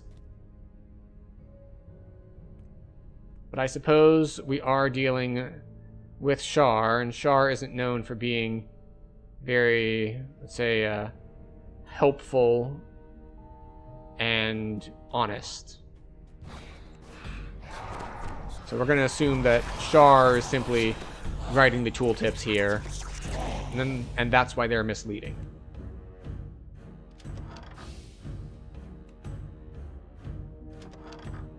There's nothing this way but junk. Cast-offs from my years in the Night Brigade. I've given it to my pets for them to play with. Strange. This room is filled with gold, not junk. Stranger still, the gold is moving. Alright, we have double Reapers, which I probably should have crowd controlled, but you know. Never mind, make that triple Reaper. So many Reapers in here. That's right, there are a bunch of different waves in here.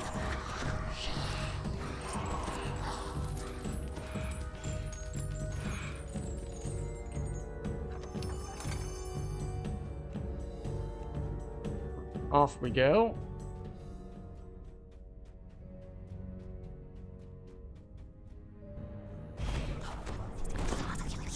Well, the shadows are immune, and only one guy failed saves, so not the most effective of crowd controls, but you know, it was okay.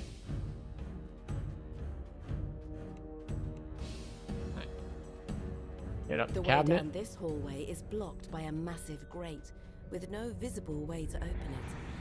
You'll have to find another way forward. It's rat time. Another rat hole. So you shift into rat form once again. Around we go. You resume your normal form as you enter the hallway. Okay. This the boss room? It is the boss room. At last. Just in time for my last offering to Shar. Seluna's light strikes down some of the attacking shadows. Alright. We are waiting for... Alright, I see dots on the map. Dot on the map, dot on the map. I need this to move, because the dot shows up on the map before people are loaded all the way in. So, if you complete WoW, it's like, but I saw the dot on the map. Like, they might not actually be in the quest yet. You need them to move to show that they are properly loaded in so that they will get credit. Oh, there we go. They're moving.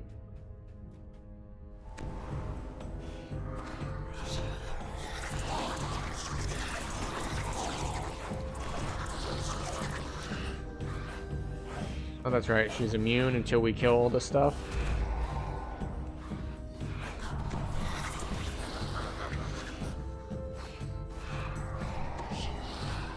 Okay. Hi. I spent my life spreading the goddess's darkness in this city, and I'll die doing the same. The Night Brigade has fallen. You've punished their crimes and avenged their victims. Well, what do we get? Burning Manacles, Combustion, Fire Lore, Evocation, Focus, Wizardry, and Mythic, and a Moon Slot. Pretty solid for a fire-based build.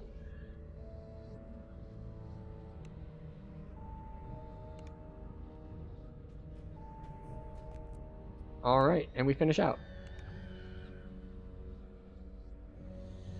Hello, Lariolith. Larliothi? Laurel.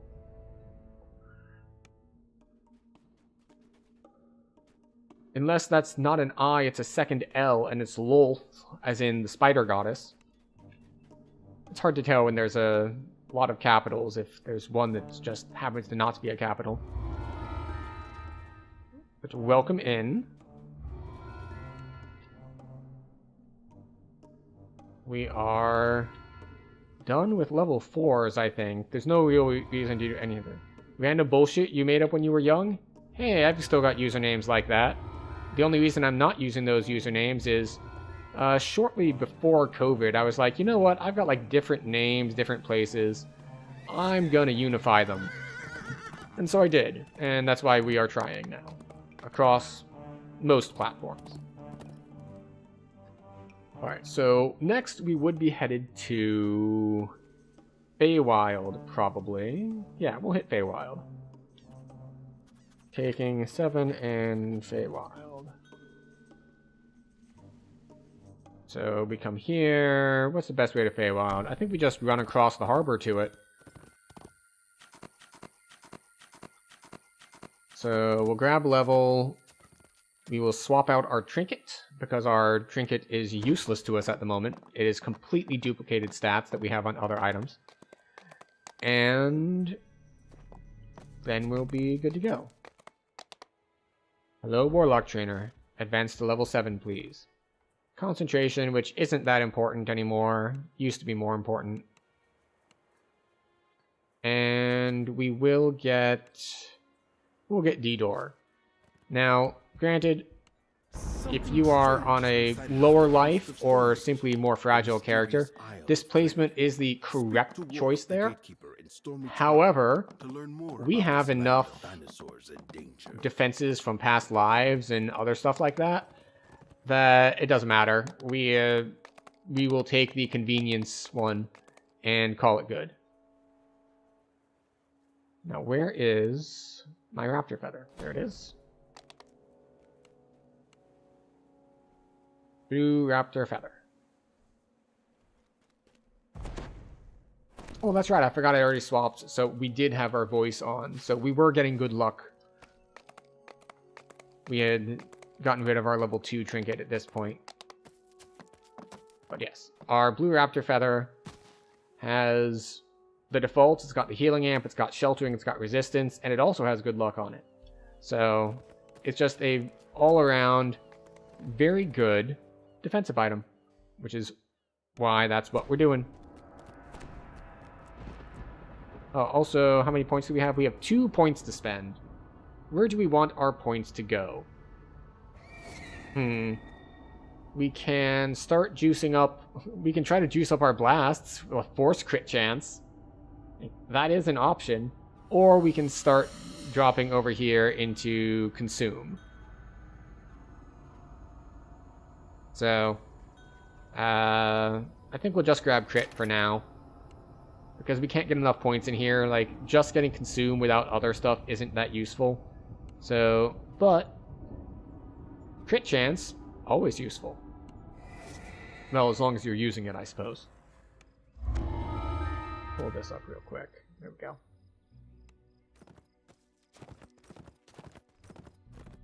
And we're off.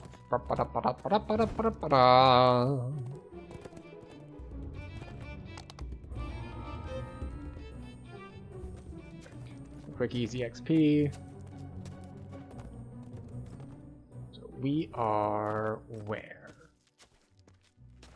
We are here. We are doing things. But we are doing things quite well, in fact. So off we go, and we can go through all of Feywild, and it's going to get us enough to be able to take 8. But I don't think it's going to overcap us. Like, we just barely hit level 7. So we should be able to hit all of Feywild and still have enough wiggle room to hit 3 Barrel Cove.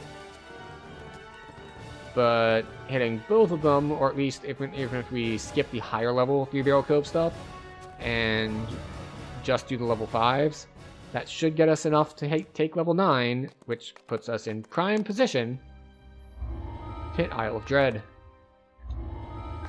Which will, of course, not be tonight. I think we're just going to do Feywild tonight.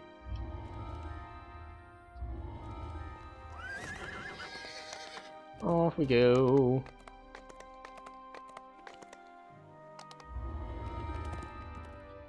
Grab all of the quests. Where are you? There we go. There we go.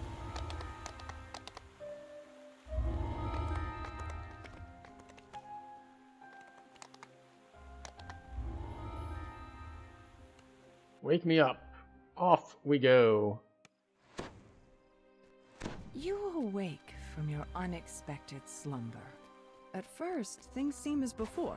You're still at Winwood Hall, and Melody is still standing. Now, one difference is this time I think we didn't pick up resist energy.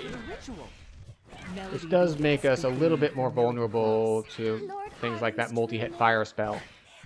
But hey, we're still fine.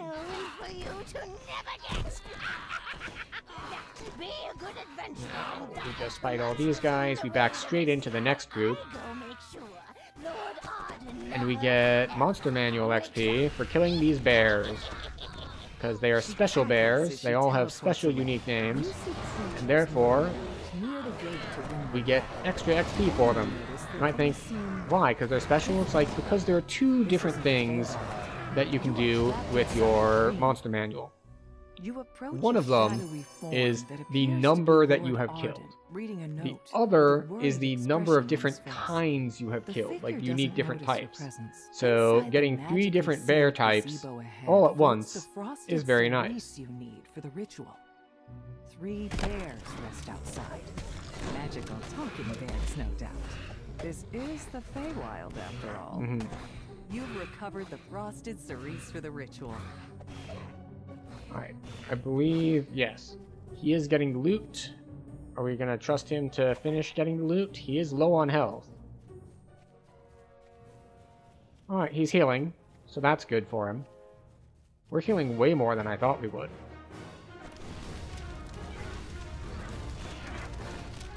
And he's back to full, but he has not grabbed the loot yet. You spot movement underneath the bridge. Moving closer, you see a nasty-looking troll guarding the missing loot. The grove surrounding a stone ring. Okay, we'll kill one more pack while we wait for him to finish that. I guess I should have moved over to help him. This is something that you need to figure out when you're doing random parties, is after a run or two, you get a good handle on everyone's relative strength. So you need to, so you can then figure out, it's like, alright, do we need to group up? Can we split? Like all that stuff. In this case, I've determined that we should probably not trust him fully to split, unless like I take a long route and he takes a short route, just because there appears to be some power disparity there, because, well, we've got a lot of past lives and stuff, so it's kind of expected that we're going to be stronger than most people. Especially on this build, as far as power spikes go, Warlock is very, very solid at these levels. Like, it doesn't take much to get online. So now that we have all of our baseline stuff, like we got our 3 dice, like that's a huge starting point. In his last moments, he says, "You haven't won yet." Like, once we got our 3 here, you exit the portal and find that's our big power spike. Yet that but Lord Arden's resting place ahead. But yeah, between you and Lord we are Arden, much stronger than most other classes at this level. She must have been disguised as Melody the Apothecary the entire time. Right, so that was because he split. Even if he was slower than I would have been, he's still faster than I would have been alone. So 3.5 minutes, and it was how much XP? Slimes 17k, a frigid mist suddenly appeared, which is a lot. So I'll have to make do with these vile cauldron leftovers. I wouldn't go anywhere near them. All right, off we go. Now, be a dear and die for good this time. What are we even putting points in next? Like, we can grab random charisma off of places. We can grab Underdark Blast. We can start going up Soul Eater. Starting up Soul Eater is probably the correct decision, because we can start getting the cores, we can get the extra fortification on it. Because we're only at 40% fortification right now. Oh, right. We should fix that. 70% fortification, or it should be. And repeat the steps to reverse the curse. First, play the lute. Then, grind up the flower's roots. Last, burn the roots along with Lord Arden's true name. You play a brief melody on Hearsome's lute. You mash the flower's roots into a pulp with little effort. You set a small blaze, then drop the crushed roots and Lord Arden's true name into it, completing the ritual. As the smoke rises, Lord I have more Arden's PRR than you eyes and open. same class at 26? Springs out of the bed. What, 84? Lord Oh, Arden okay. Are you thanks wearing you robes for or something? awakening him from this curse. Part of the He benefit is urges that you to speak with at him this back low at level, Rimwood Hall in the waking world. I've got a lot of stuff with Mythic on it. A motley group of redcaps guards the gate. So that is part of it. Strange that a noble of the summer court would retain those violent, unpredictable creatures as servants. A curious tree stands here by itself. So there is that. But another one is, of course, I've got all of my epic past lives, so you get PRR from the divine ones as well. Mythic is PRR? Yeah, on armor. Let's see if we have one. Likely be found inside. A gnome Is this cowers at Mythic? the back of this Yeah, Mythic smithy, 4. Plus 4 surrounded Mythic by bonus to the menacing target's physical and redcaps. magical resistance Your rating. instincts tell you he won't have long to live unless you intervene. It depends on the slot, though. Like, rings will give you offensive stats, for example. By a very energetic chest. It gapes at you with a big, toothy grin and speaks. It contains. Approach, friends! I am Riddlelock! Come! Let Yeah, us talk! so if we look at our inventory and we look at... Do I have Mythic on a ring or something here? Oh no, Necklace is also physical and magic resist rating.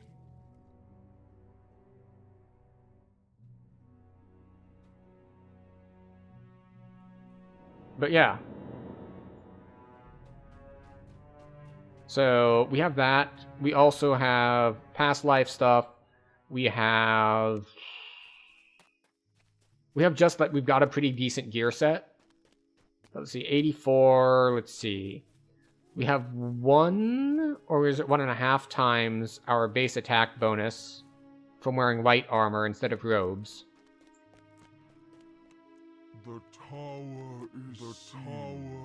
And when we look at this, yeah, 3 PRR per stack of this past life feat. So that's what? 3 times 3 times 3? That's like 30-ish. The tower is sealed. Hmm? Oh, he got the apple, but he never turned it into the person. Okay. What can I do for you, Outlander? Lady White Lily has requested that you find her a snack. A frivolous There we go. request, it seems. Yes, See? in the Feywild. I was like, well, he grabbed the apple, so I thought he would turn the apple in, but I guess he doesn't know the dialogue options to do it. But yes, most of that PRR is from Epic Past Lives of the Divine Tree. And then we've got decent gear and a bunch of other stuff. As you reach for the door, a swirling torrent of snowflakes envelops you. Yet you Up aren't we go. harmed. You don't even feel cold. A peculiar dog guards this door. All by Now, itself. chances of us actually succeeding on this diplomacy check are slim to none. We didn't put ranks in it. We just, yeah. Diplomacy. Failure. You are faced with an unavoidable battle with the Eladrin. It's really rough. Chosen to stay the blows. But yeah, we have a variety from Mythic. We've got, Even at the risk yeah, of your own. yeah. It's a bunch. It's mostly the past lives, which is one reason that epic past lives are considered so strong for heroic leveling, because there's that, and then there's like I have 74 armor class. 74 armor class at these levels is a ridiculous amount of armor class. And that's mostly from the martial past lives.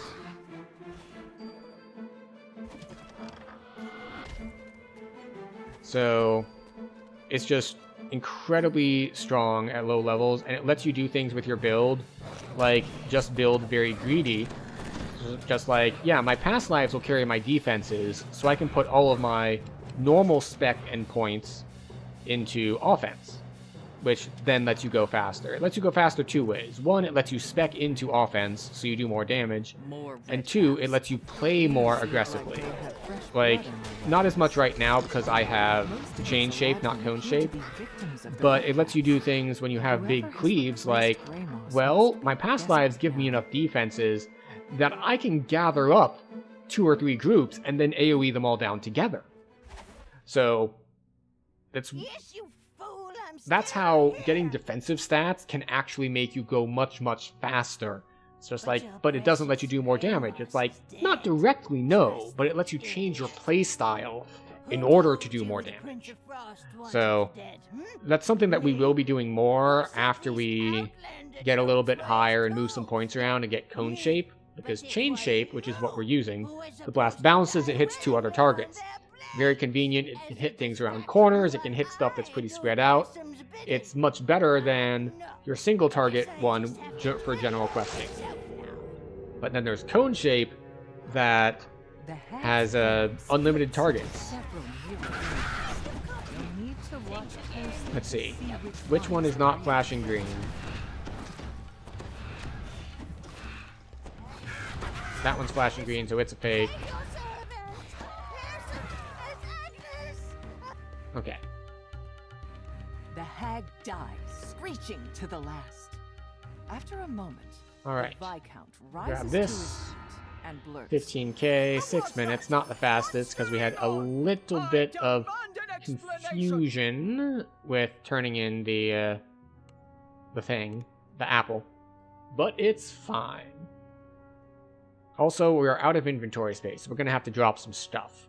Which is fine. We should have a lot of random stuff to drop, like scrolls that we'll never use, or ranged ammo, stuff like that. Yeah, +2 arrows, +1 arrows,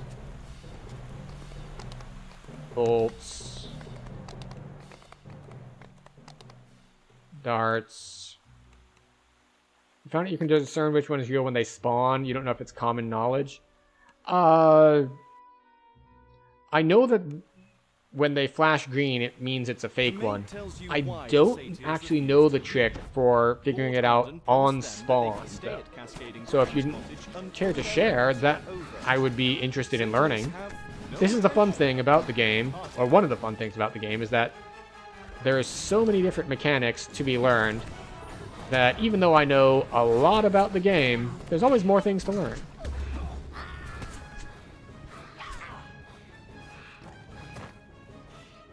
A satyr calls to you as you enter the courtyard. Hello there. Welcome to our revels. There's food in the kitchen and drink. Well, The real one actually doesn't flash with a spark on spawn. make yourself at home. Don't know how to describe it other than that way. Interesting. Okay. Well, we're going to let them grab the thing. And we're going to clear ahead. Okay, so it's a difference in the spawning animation, it sounds like. This room is the conservatory. Which is cool. Oh, look, a key. That's convenient. It was in the first place we looked. That's less convenient. That's a Carnage Reaper.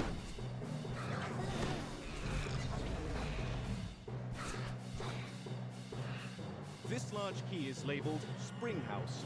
It seems someone Okay, was so trying to hide it. with the Spring House key, we don't need to go around to the right at all. We can just head straight to the library. You drop a few of the magic seeds on the ground. Huge weeds burst from the earth. Okay. But no, thank you for sharing that. That's really good to know. It's surprising All right. to find a Sort them in large, alphabetical well-stocked order. library in a house given over to an endless party. It's even more surprising Grab to the find sign. a sphinx sitting in the middle of it. The funny thing is, like, you get these little bits of XP for the quote-unquote optionals that you're doing, but I don't think most of these are actually optional. Forming a large pool. This must be the cascading spring the house is named after. This large barrel is marked flash green powder in large letters. In even larger letters below are the words "Keep away from open All right. flame." Loophole found. Weeds spring up the instant you cast the magic seeds Alright, on the so ground. he has started the final Twisting fight. brambles suck up every drop We of will water see if he nearby, dies to it. leaving cascading springs dry See if as we a can't bone. toss a heal on him. The careless There you go. satyr swings Have a his heal. torch too close to the powder keg, which explodes in a shower of sparks. The partygoers turn to gawk at the spectacle. It's a simple task to remove Blade the of Summer sign. Solstice. The satyrs are still distracted by the recent fireworks. Finish out. You deftly replace the cottage sign with the sign from the library. Seething with anger, the master of the revels reluctantly agrees to leave. Wait, did I not get my gem bags? Or did my gem bags fill up because I haven't been to town to sell in forever? Nothing. Huh, okay. Says we can't rip you to shreds on our way out. The rebels have finally ended. Alright, plus one And not thieves in the tools way can the go satyrs away. expected.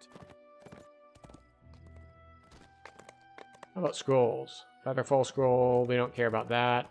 Or camouflage, or focus enchant, or scare.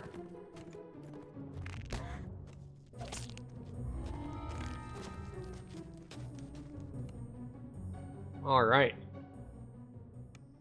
They all have the same animation, but the effects colors on spawn are slightly you enter different. The grove the I villager see. told you about, and spot a small encampment in the distance. Well met, travelers! A hearty voice. Now, the good calls news your about this approach. one Are you is here that to help us slay the great guys beast? that you're trying to go for, the topiary lions with the gems in them, they're immune to a lot of forms of crowd control. One form of crowd control they are not immune to? Web. And we have web to hold them in place, which makes things very nice.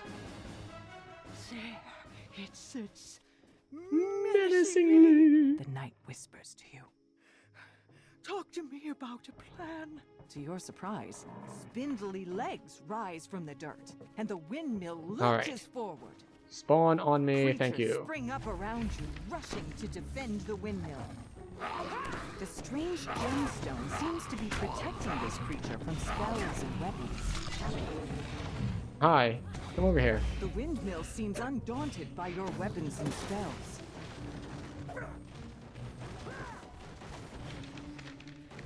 Get webbed.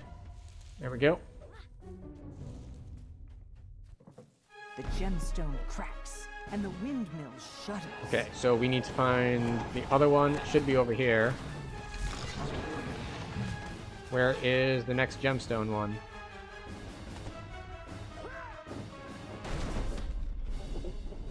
It should be over here.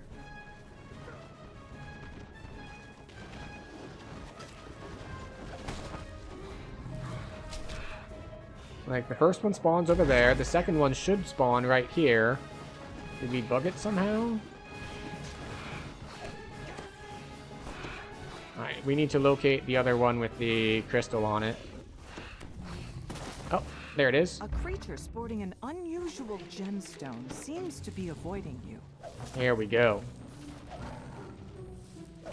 Now, other things that work on it, like stuff like Hold Monster, of course, doesn't because it's the wrong type of thing. But being turned to Jade works on it. Trip works on it if you're a melee. So that's good to know. If you're not a spellcaster, you can also help. It's immune to stuns, but not trip. So you can trip it.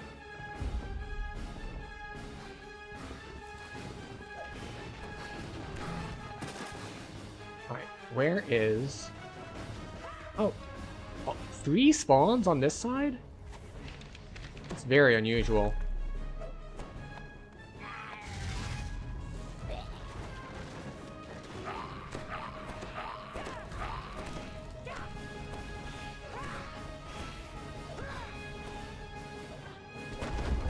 Got him. A little bit slow, but not terrible. Deeply, then falls still.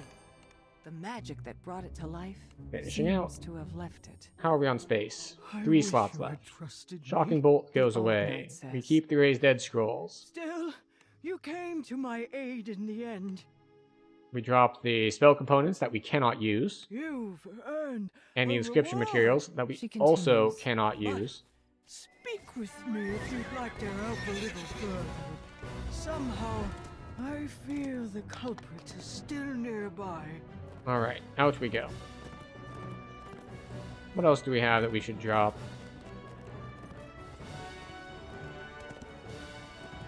Oh, probably random potions. Cure moderate. Short steps. Jumping. Plummets. Resist electricity. Cure light. Yeah, we don't need any of those. We will bring this out onto bars, though.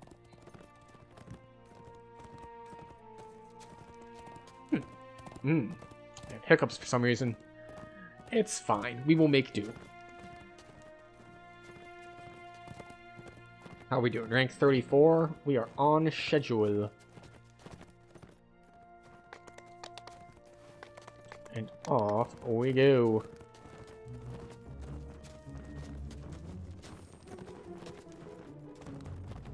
Ahead lies Bitterspine's palace, home Palace. to the Baron and Baroness Bitterspine, in one of the many holdings of the Prince of Frost. See, this is where I wish I had resists. Because I could put up, like, resist frost against these things, and it would make me more durable, but, you know, it's not always an option.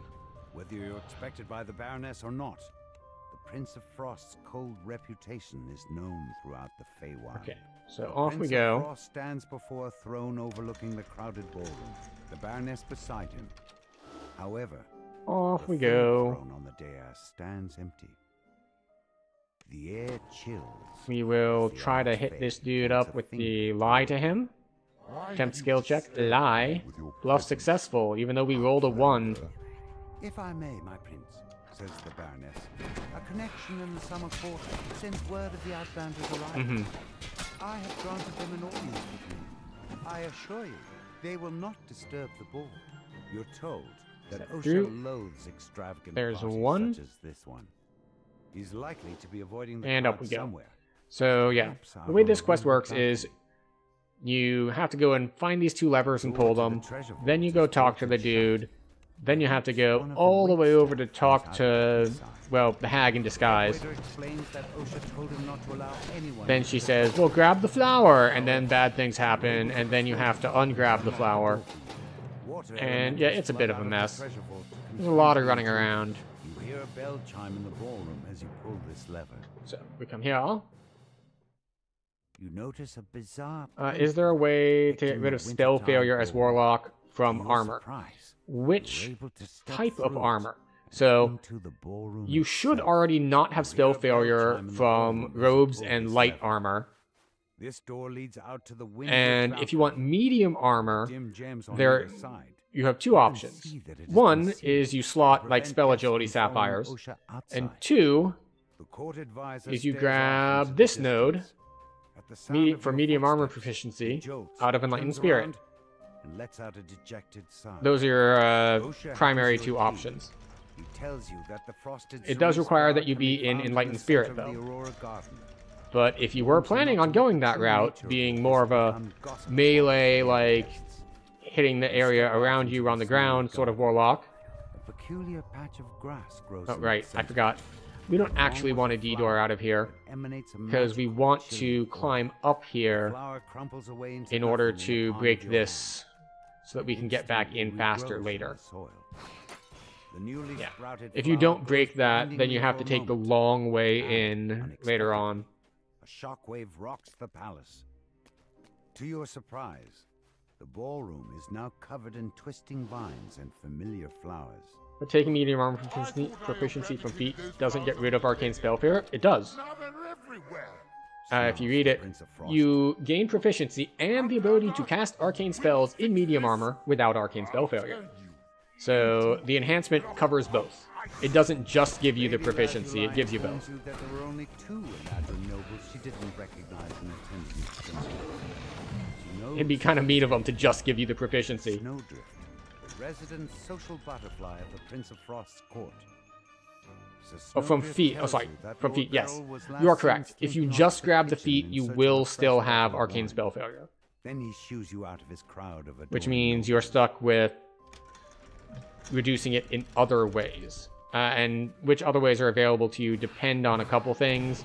Like there's some racial tree points that you can put in, depending on what race you are, that will reduce arcane spell failure. There are some there's some Epic Destiny stuff, I believe, that does it, but your primary one is going to be your spell agility sapphires, which I think go up to 15? This build is ass then. It happens. It like assumed that you had something, Lord Beryl says that but you don't actually have it. The Prince of Frost's quarters. Tells me to go Acolyte of the Skin and take medium armor proficiency. Oh, Acolyte of the Skin might have a similar thing. I haven't really looked at the Acolyte of the Skin tree too much, but I think they do get medium armor proficiency and no spell failure. Let me check that for you real quick. Acolyte of the Skin. Wiki. Find. Medium.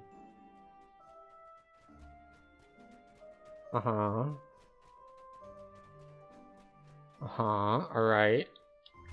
Get to that in a second. Oh, it's... A group of palace guards stand at yeah, I don't see something that lets Acolyte of the Skin... Oh, wait. Maybe I'm on the wrong page. Let me just double check I'm on the right page. This is what happens when I try to be streaming and looking something up. And, An Eladrin there we go. noble I want to look at the stands base of enhancements. the stairs that lead to the Prince of Frost's quarters. Step through. This must be Dame Allegra. Now we can look for Mysterious newcomer medium. you're looking for. Dame Allegra saw a hooded stranger plant the frosted cerise in the garden. She bids Yeah, you I'm to not follow seeing her, it. so she can help you search for clues about the culprit.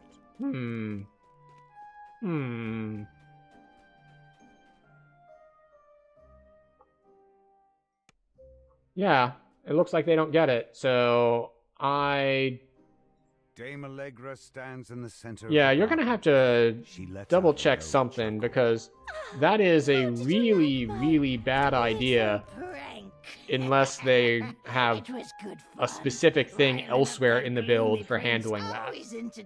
Because, like, just eat the arcane spell failure is really a bad idea. transforms before your eyes. Even though it says to not touch that tree.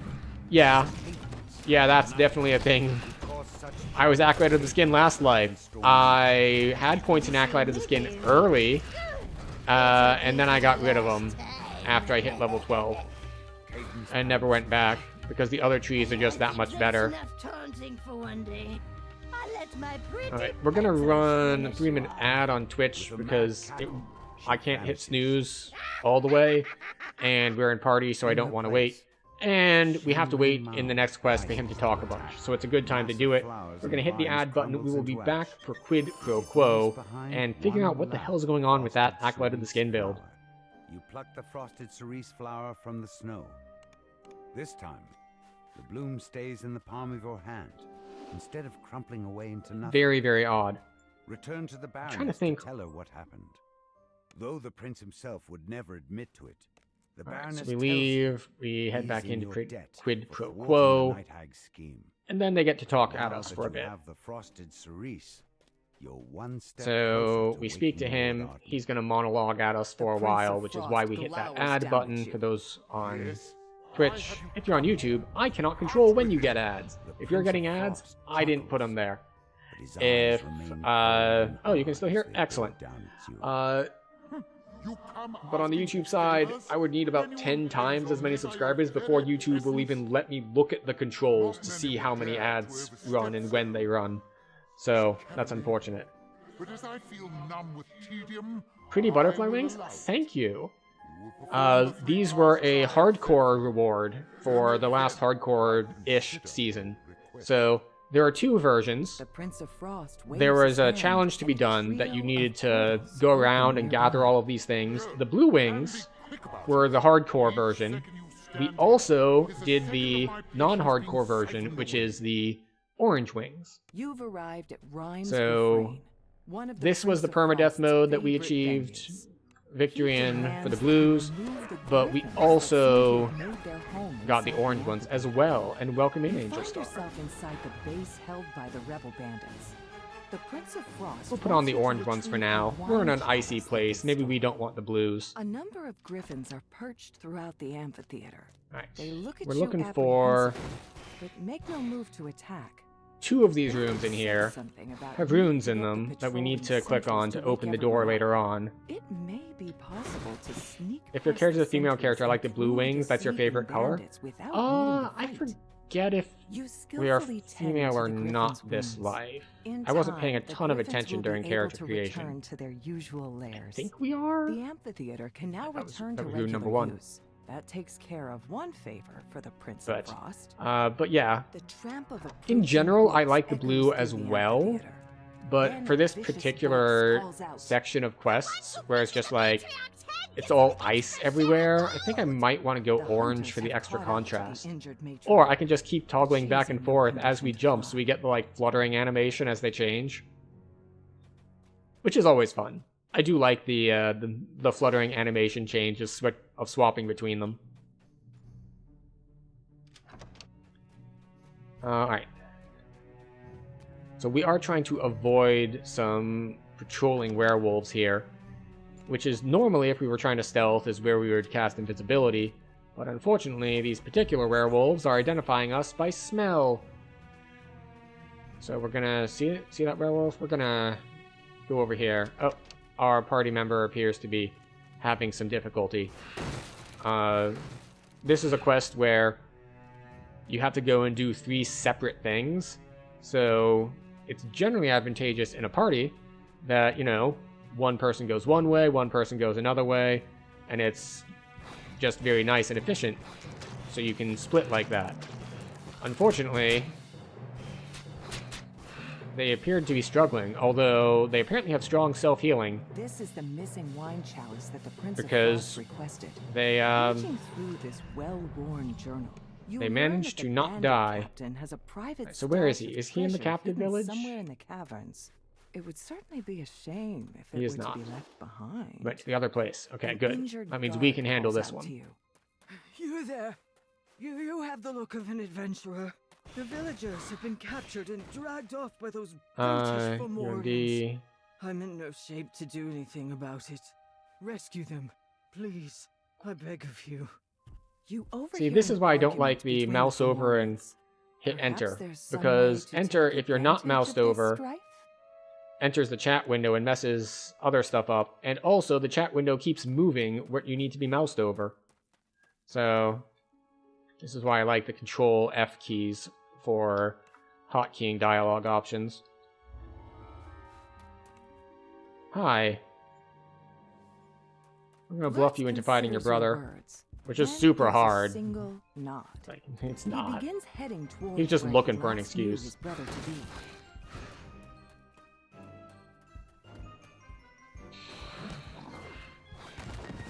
What game is this? This is Dungeons & Dragons Online. It is an MMO that is based on D&D 3.5, and it came out 20 years ago. That said, it is still under active development. In fact, there is an expansion expected to drop later this year that will raise the level cap from its currently 34 to 36. The Fomorians have been defeated. And it will also introduce a new race. We're getting the Durgar, and I believe there's an iconic version of them as well.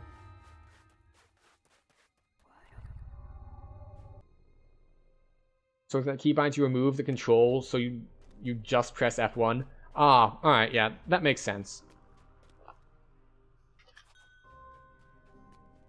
We hit the voice. To once again there we go. Even the scales. The Prince of Frost and you don't have to change the wings because of me if you want to keep them orange. I tend to like bouncing back and forth, actually. Trading Hirsam's needle. I ended up being blue because I was like showing off the changing animation, and then I got distracted, and so they just kind of ended up on blue because that's what I happened to be on when it was when I was flipping back and forth. It was just like I'm just flipping back and forth, and then it's like, oh wait, I need to fight something. I should probably hit my actual combat buttons instead of just fluttering around.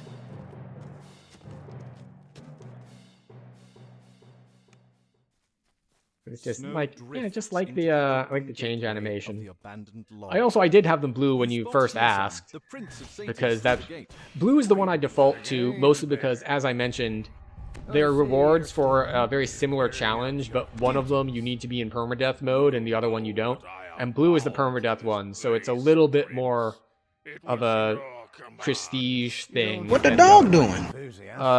Like pretty much the only cosmetics I'm wearing come from various hardcore seasons, like the red like bloody footprints I'm leaving behind. That is from another hardcore challenge from a different season.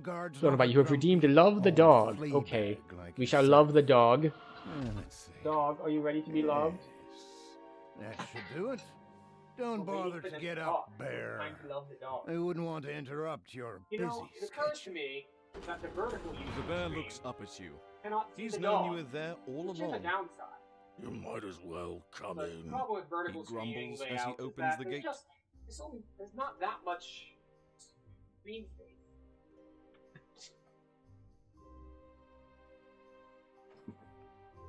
Oh, you know, the smart background removal actually did let you see the dog a little bit. Go figure. Thank you for redeeming the loving the dog. She deserves lots of love. The bear agrees to help you find the Baron. Right, off we go. But first, you must bring him 3 items. There we go.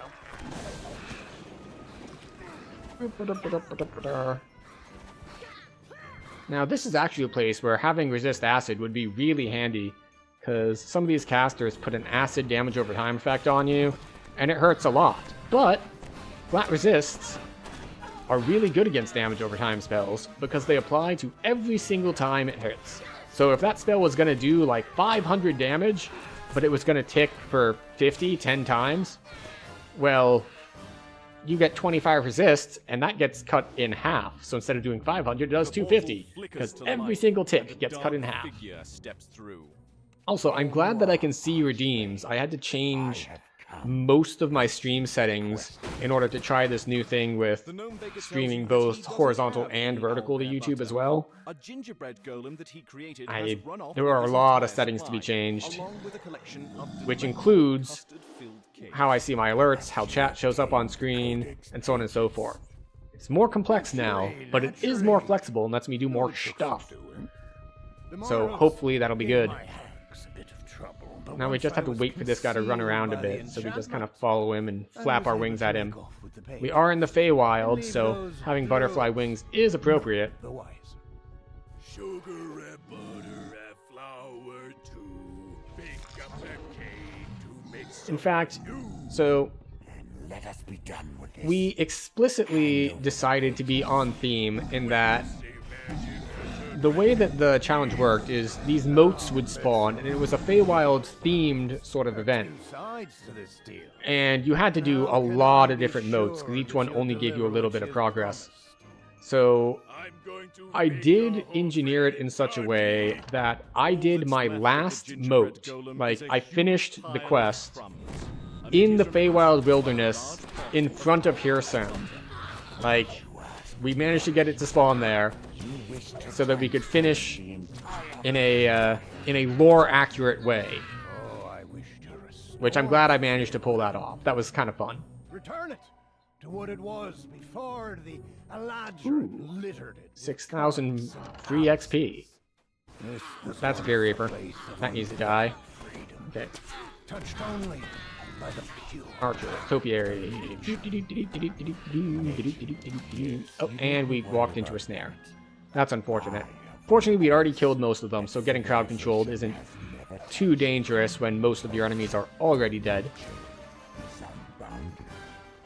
All you need do is open the door. Nature will flow forth. Alright, and off we go.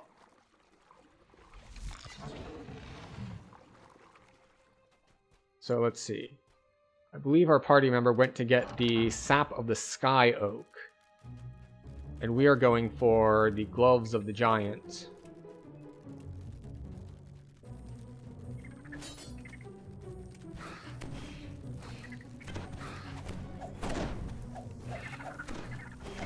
Okay, here we go.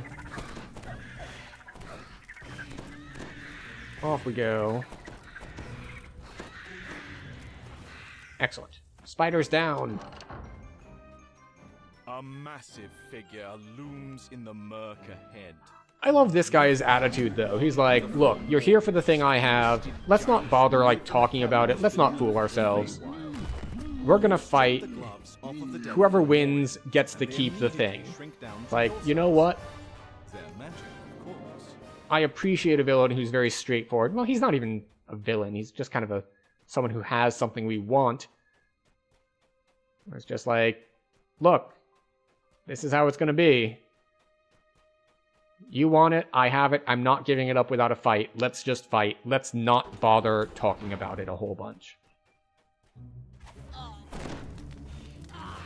And, you know, you might have seen, oh, well, over their head it popped up immune, so why bother even casting that spell? And the answer is, that is Greater Color Spray. Greater Color Spray has 3 separate effects, which means they are immune to one of those effects, which is the, like, stun/daze sort of effect. But they are not immune to the blind effect. So you can still land that on them. You keep talking about this door. And blind is a very powerful effect, because it essentially gives them a 50-50 chance of missing you. The key is my secret for now. You'll receive it when the time is right. So, sap of the Sky Oak. Oh, we did not have feather falling on. Unfortunate. Yet, as you seem impatient, so I have brought a gift. Corrupted unicorn. Right, well, he didn't need my help to get the Sky Oak sap, but this quest does have a mechanic where you need to gather your party before it'll advance. So just by me being there to throw a dimension door, we still sped things up. I'm sure. Remember, which is handy. You're not the only one who can do me this service. Yet if you fulfill your word, I will fulfill mine. Oh, you know what? It occurs to me now that I should probably be casting Death Ward on myself. And I say that occurs to me now because the Corrupted Unicorn does a bunch of negative energy damage, which would be, you know, heavily absorbed by having Death Ward up. Baron Bitterspine says he knows Yeah. a secret that could defeat Hirsam. You should deliver Yeah, the I already. news to Oh, Windward he's asking if Hall. it's time to take 7. You It's like, can I already use took that 7. information to plan your next move. Go for it. I already took 7. But need to clear bags anyway. There we go.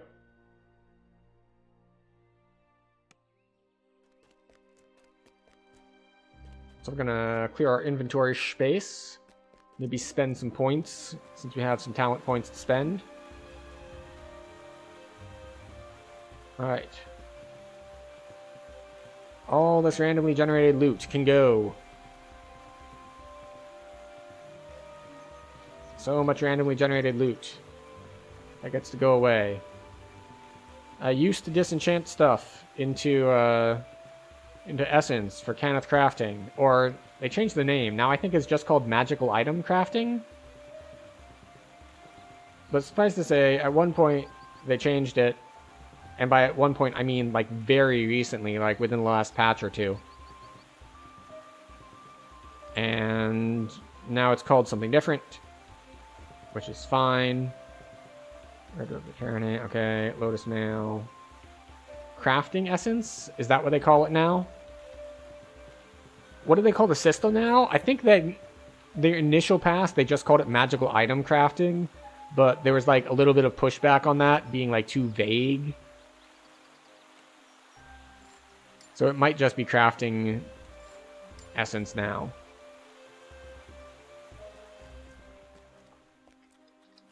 Corrupted Tree. Corrupted Tree is next. How many points do we have to spend? We have 4 points to spend. That's a lot of points. Where do we want them? I guess we start dropping into here.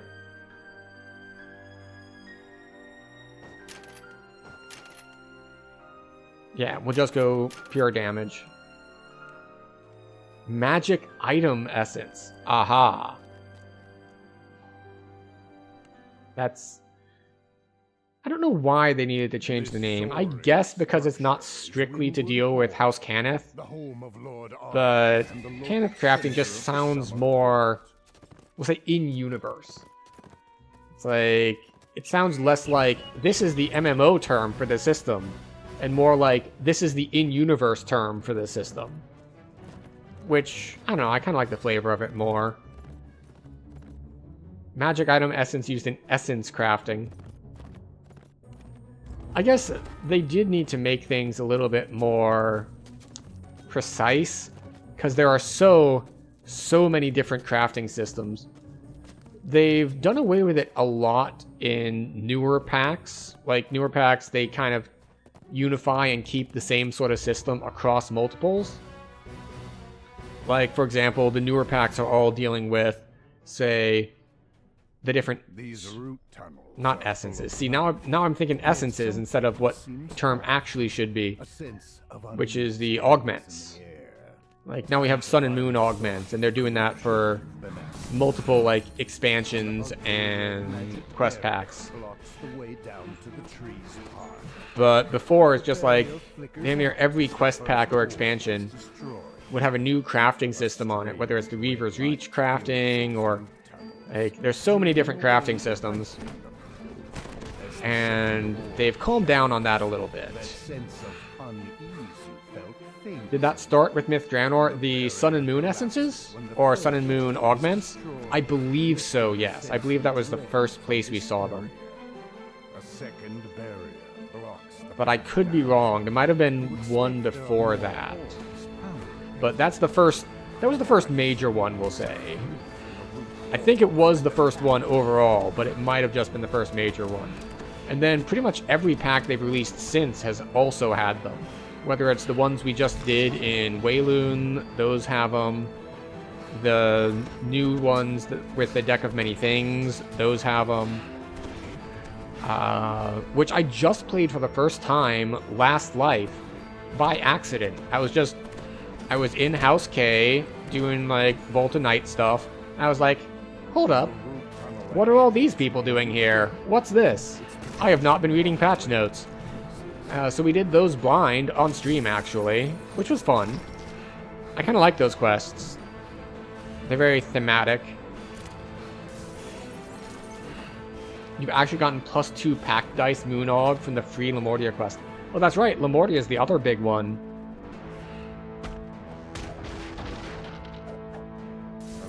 That has them.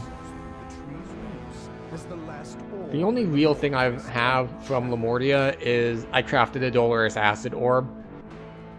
You don't own the pack? Ah, okay.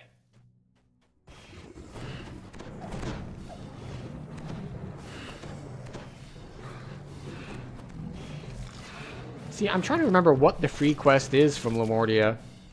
I wonder if I've, like, never run it. Because I know I've run, like, the free quest to get into Lemordia, but I think that one is not the same as the free one. Your sense of dread and loss mounts. Also crafted that off a guest pass? Hey. They are stupidly broken. This is what happens when you mess up your coding and you let a legendary level effect get onto heroic level weapons. I am assuming they're going to fix it eventually because it is super, super busted. And I expect people will be upset at the time. But I also expect that most people who've been around a while know that it's kind of on borrowed time. It's like, it's so busted that I would be surprised if they didn't fix or remove it at some point. Or turned it into a much weaker effect that is more appropriate for heroic. It's like, yeah, it's still going to do acid damage on hit, but like not as much. Like change the scaling on it or something like that.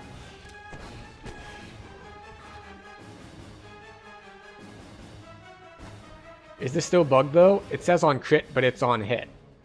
Does it?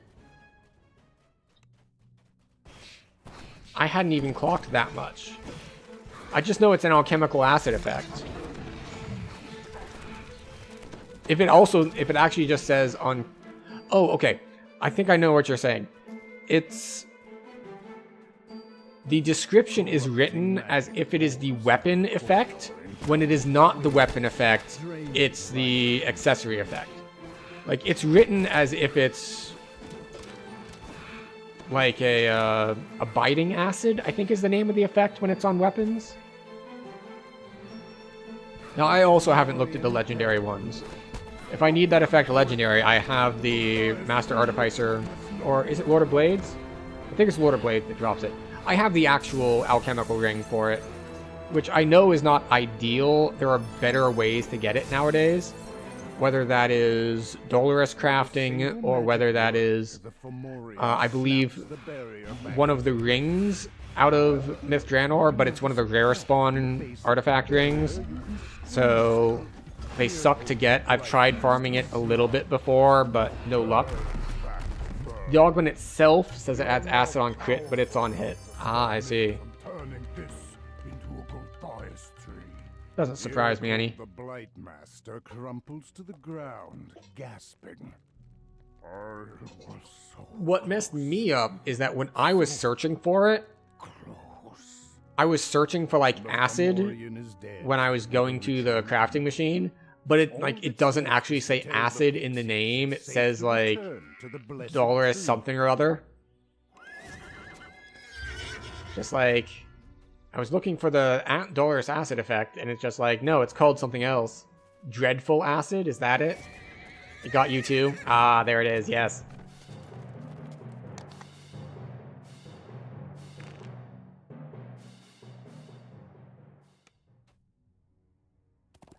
Because, like, the effect versus the augment that causes the effect are not the same thing. It's just like, come on, get some consistency in your naming just to make it easier on people who are trying to search for stuff.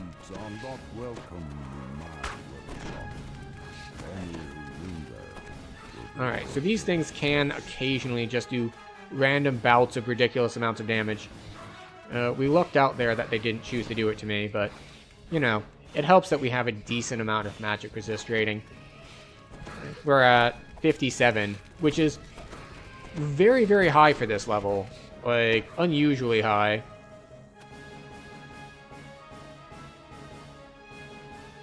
But then again, this is a well-established character with a lot of past lives, so it kind of stands to reason. Hello, Famine Reaper. Dryad leaps from the tree. Sensing your surprise, goodbye, Famine Reaper. For you to speak with her. Oh, we had ads from behind. They're shooting their fire at me. We can strafe to dodge it. This is another thing I like about DDO, is that some stuff you get by with, well, I've got my character stats, and my character stats are what's keeping me safe. I've got good defensive stats. And sometimes, in fact, a decent amount of the time, it can also be player skills, just like, no, it's me, the player in the chair, who's kiting stuff out. Like, my armor class is one thing. My armor class is what protects me if I mess up. It's like, if I, the player, mess up, then maybe the character can use the stats to stat check it. But ideally, more blink dogs. Wait, no elementals? Did they change it? Oh, there we go. Just like, hold on a sec. The elementals were the hard part. Like, if they nerfed it by removing the elemental wave, that would be a heck of a thing. Complete the test. Dryad joins the fray herself. And yeah. Good luck with that, lady. It's like, I shall take the fight myself. It's like, yeah, no, you fall over.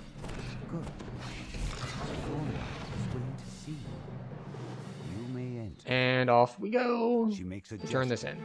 And a door opens. Why am I getting combat music again? A gnarled woodwork carefully picks through a pile of brambles. There we go. 9K in 2.5 minutes. Very, very nice. Surely this is it's really stupid because in the script log it says Dolorous Acid, but the name of something like Dreadful Acid. Yeah. That now contains Hearsome's very misleading. The Prince of Satyrs then took that needle. Also, I thought that I wouldn't hard cap, but I think I wouldn't hard cap if I only did the level 5 quests and not the level 6s. So we might hard cap without doing Three Barrel Cove, which is unexpected. It might still be worth doing Three Barrel Cove while over level, because it just, especially Fire Caves, is worth just that much XP. But it also might just be like, screw it, I'll just head to Isle of Dread. There's enough good stuff in the game that we can just skip to Isle of Dread, and actually no.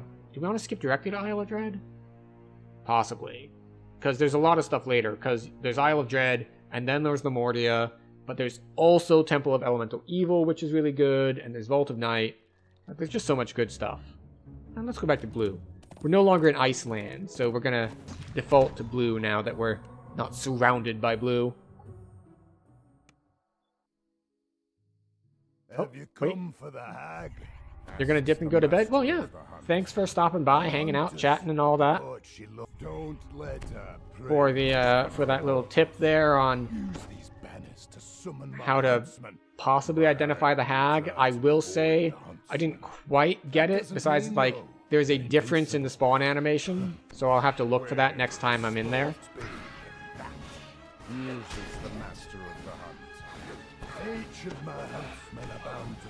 So yes, good night. Hope you sleep well. What they do with their freedom is your problem. Cast fear on me? Boo. Resting to change spells. Okay. The air nearby tingles. I forgot that alchemists prepared spells. They're like wizards, not like sorcerers. Oh, double Fear Reaper. That could hurt a lot if we were on a little bit higher difficulty. Then use them to corral the hag towards me. The clones flash? Yeah, I know the clones flash once they're spawned.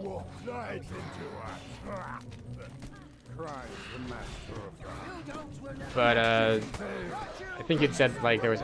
Oh, she's not far enough down that she's trapped. Boo. Another Fear Reaper.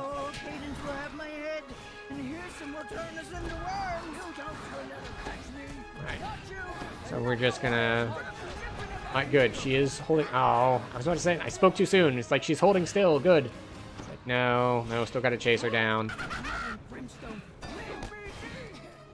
This is where being a class that can do, like, one single big hit is super effective.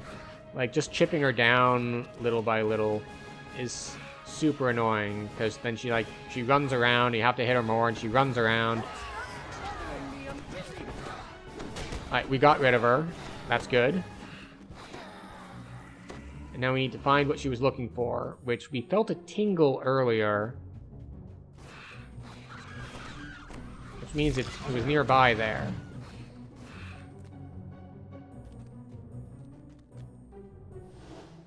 On spawn, they all flash except the real one. They don't flash with the blue. It's like a half second of yellow or something. Ah, I see. So they do the same flash, but it is at the very beginning. Alright. Voice.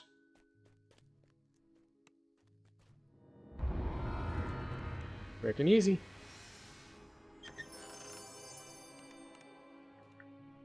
We have 3 more quests to do. I'm gonna call it good. But okay, so this was Witch Hunt.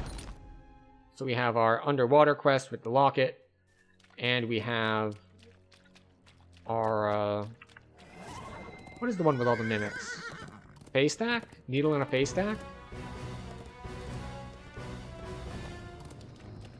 Oh look. You're immune to acid, which is unfortunate. But you're not immune to force damage. So we do have that benefit. How are we on inventory space? Yeah, we cleared lots of space. 61 slots. Very nice. This is one of the downsides that if you do start playing the game or like you make a new account, inventory space is really at a premium. Now this character, I've gotten a lot of space over the years, whether it's just grabbing a page when it's on sale, whether it's included in expansions. Like, having extra bag space is incredibly handy. Somewhere in these woods there is treasure that grows on trees.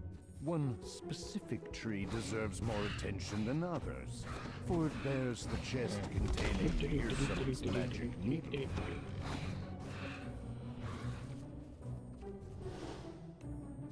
So, from here, the different treasure boxes you'll see. Now, you can use a skill check and be like, is this a mimic? Like, you can use a bunch of different things. It's like, You can use spot checks. You can use, like, listen checks.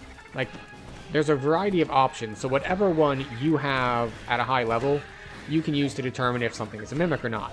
However, this is another case wherein the player versus the character. I can use meta knowledge to know which one is the right one, because all of the fake ones are here every time. The real one has like 3 or 4 different spawn points. And if it's not there, there's not a fake one there instead, there's nothing there.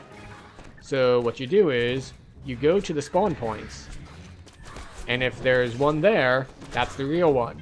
And if there's nothing there, you go to the other spawn points.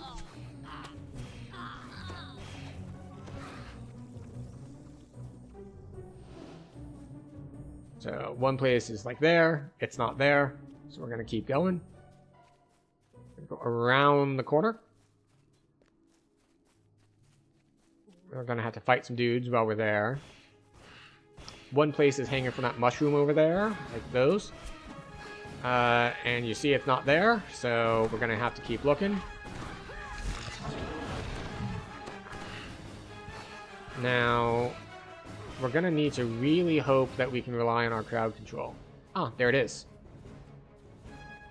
This is the correct one.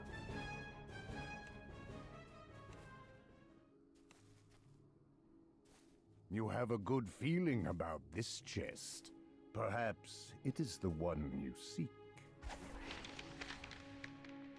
As you open the chest, a unicorn leaps out. There we go, surprise unicorn. Defeat the unicorn. A deer. Now, these things run around like crazy, which is why we are, every time it changes forms, I'm throwing another web spell to hold it in place because, oh god. A blink dog appears. This needle better be worth the Stupid chase. blink dog. The blink dog falls, but something flits out of it. Was that a bat? A bird? Here we go again. Oh, he got crowd control on it. Excellent. The raven is slain. Hit through a glue bomb. Falls to earth, an egg rolls out. Good job, Alchemist. Hopefully, Glue the bomb egg for the win. Yet. Alright.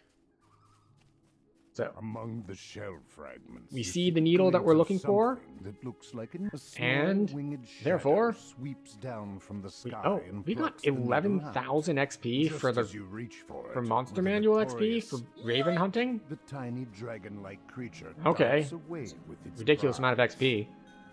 Must have been like an account level thing.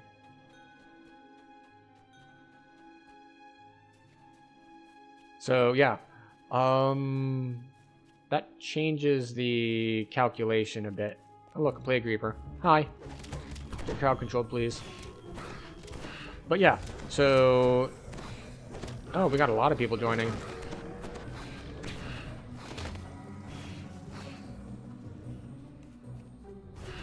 Right. So what happened there is the shape-shifting pseudo-dragon was taken care of, except he grabbed the needle we were looking for, and he ran away. So now we have to chase him back to his lair. Through this portal, taking your prize as you pursue Welcome. the creature into the cave. In the dragon's lair. Up ahead. Aha! Adventurers in my lair. So we had some people join midway through, so we want to wait for them to get into the quest before we finish it, because otherwise they don't get experience. Because that's how this game works on experience, is you don't get experience per kill, you don't get experience per quest completion. Well, I guess it technically counts. It's not when you turn in the quest, it's when you finish the dungeon. It's very much similar to, say, pen and paper, where you get encounter-based XP or milestone-based XP. Alright, one person is in. Montezuma's is in. Montezuma's is on the way. So we had to play hide and tag with this pseudo-dragon, who is very excited to have adventurers in his lair.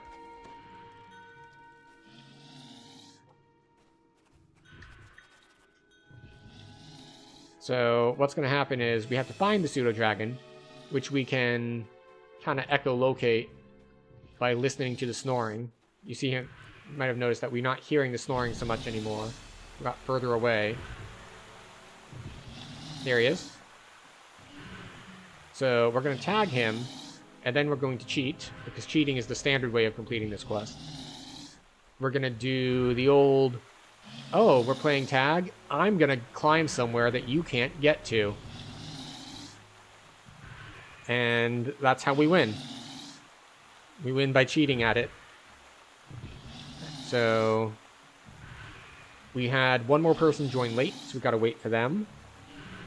And once they zone in, we will do the hide and tag, which is what he calls it, as opposed to hide and seek, which is what I would be more used to calling it. And after this, we have another quest to get the Lost Locket. And after that, we have Immortality Lessons, which is the final quest in this story arc of the Feywild expansion, where we essentially we make a trade of blackmail sorts. It's like, oh, you're immortal, eh? And you put your immortality in a needle. This needle that I'm holding right now, that I could destroy your immortality, how about you give me that thing that I want? And then you do. You make a trade. Which, you know, his benefactor, who, spoiler alert, because it wasn't revealed at this point, but it has been revealed in later expansions, it's Vecna. Vecna's the one. The little dragon cries out. Alright, I have tagged him. And now we run away, and see, everyone knows how to cheat. We all run over here, and he's like, haha, I will get you. And then it's like, no. It's like, no. We're up here. You're not touching me, you're not touching me, you're not touching me. I did discover in Hardcore League that even at this level, it's a base level 5 or 6 quest? Base level 6 quest. This damn thing casts Delayed Blast Fireball. And it can hurt a lot. The little dragon jumps up and down. What fun! Thanks for being so Alright, good. everyone is here. You can have This quest actually completes when you loot the chest, for whatever reason. You prepare to offer him a bargain. He can't. Alright, so we finish out. We have 24k to play with, which is fine. The next quest shouldn't give us 24k. But then we'll take 8 before the capstone quest. So if you're wondering what I mean by, like, what do you mean take 8? So because this is a D&D 3.5 based game, it supports multi-classing and more complex builds like that. And because it supports multi-classing, obviously it can't automatically level up as soon as you get enough XP to level up, because it doesn't know what level you want to take. It's like, do you want to keep getting another level in Warlock, or do you want to get a wizard level or a fighter level or anything like that? So you can get XP beyond what you need to get to the next level, but it does hard cap at 1 XP less than how much it takes to get 2 levels. So like right now we are level 7. If we hard cap our XP, we will be 1 XP away from being able to take level 9. So right now we are close to that. Noise, distorted by the water, comes from further down the corridor. It sounds like growling. Alright, killing these dudes, killing these dudes. Water elementals are a bit of a pain. Rocket, then immortality, lesson. Like, the first lever is pulled, it's like, and a deep rumble. Am I looking at the keyboard to type? Yes. Can I touch type? Yes. Can I touch type faster and more accurately if I look at it at the same time? Also, yes. And the barrier in the main hall dissipates. So, I'm not gonna spend too much on ego and be like, I don't have to look. It's like, or I could look and just do it better. This is another thing that I I forget where I saw this or heard this, but it was in the context of, like, just, like, helping a dude at your local home improvement store load some wood into a truck. It's just like, I don't need your help. It's like, yeah, but, you know, I figured it'd be easier with more. It's like, yeah, I know you could handle it, but it's easier with help, so why not?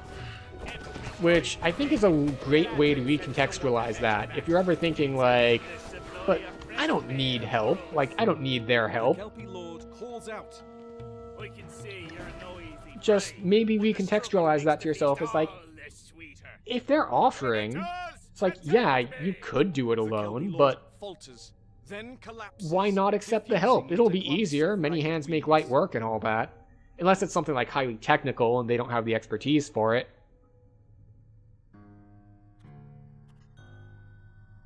It's like, I need to ask him if he's on his way, because he apparently died and wasn't with us.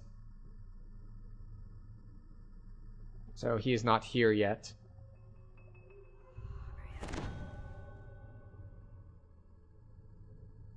He's like, can I get a share? It's like, yeah, because this one is, you don't get the quest in town. The quest giver is standing right outside. It is a walk-up. Well, is it technically a walk-up? When I think walk-ups, I think like the giant hold walk-ups, where you get assigned the quest by walking up to it. And?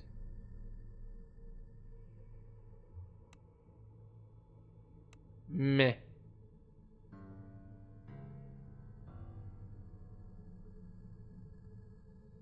It's like someone just pinged me that they're level 8. It's like, yeah, I'm about to be level 8 too.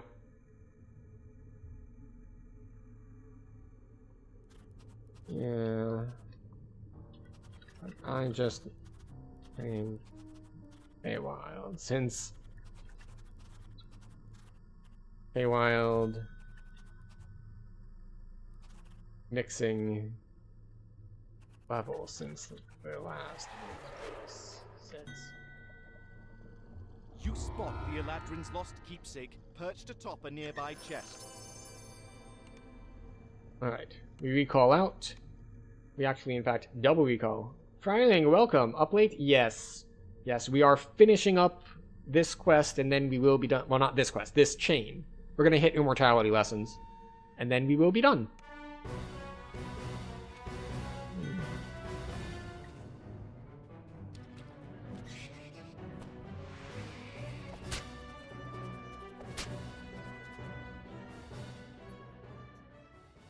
But yes, welcome in, Fryling.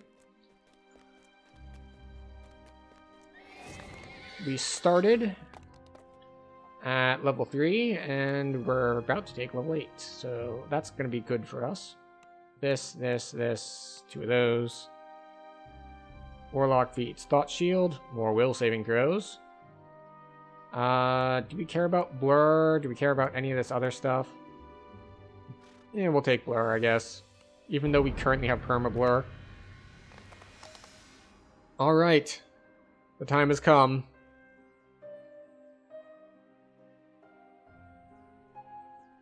We get to put on our orb. The downside is we lose a lot of spell power. Because we don't have the right equipment on. But it's fine. We'll still be good. So we took level 8. We have 4 points. Yes. We take this and that and that. And we can drag Consume and Stricken out. Even though they are quite weak at this point. So it's always on. Quicken, yes. All the meta magics all the time. That's pretty fast. TR today into Acolyte of the Skin. XP stone to 3 and now 6. Yeah. Yeah, I also had stoned my way to, I believe, like, rank 10. So, not quite 3. Right. Send me... Nope. Wrong one. Enter the hut. Just checked out the vertical YouTube. Didn't know you could do that? Yeah. Yeah, it is a little bit more picky to set up. suffice to say, the trick is actually getting the UI elements to line up correctly. You have to mask them out manually. Otherwise, you just get to see the middle of the screen, which it's kind of lacking if you don't have like any of the UI elements there. You arrive at Hearsome Stronghold after a long, long climb up the ice staircase. The Prince of Satyrs is near the entrance, playing a melody, while his servant Hermia flits nearby. They already are at the banquet, so I'll go this way. But yeah, Acolyte of the Skin I found worked pretty well, but I mostly found that it worked pretty well because Warlock in general works pretty well. A satyr and a small band of musicians stand in a crumbling amphitheater. The satyr flashes. Because I did end up using the Acolyte of the Skin tree a bit for, we'll say, pre-12. Like a far-off strain of music. Now it's time for you to learn of my music. But then once I hit 12, I didn't have the points for it anymore. I was doom scrolling through shorts and it came up. Hey, well, what do you know? The algorithm's like, wait a second, you already watched this person. Would you like to watch this person? It's like, why, yes. How did you know? Voice booms into your ears. But yes, I had to change my whole layout thing. I was using Restream, which is I push the stream to one place and they like copy it to another place. That's how I was doing Twitch and YouTube. But if I wanted to add a third one, that wouldn't work. So I changed all of that. So now instead of pushing it to Restream, I'm pushing it directly from my computer to Twitch, to YouTube, and to YouTube Vertical, which means it is using 3 times as much bandwidth. But fortunately, my connection can handle that, so that's nice.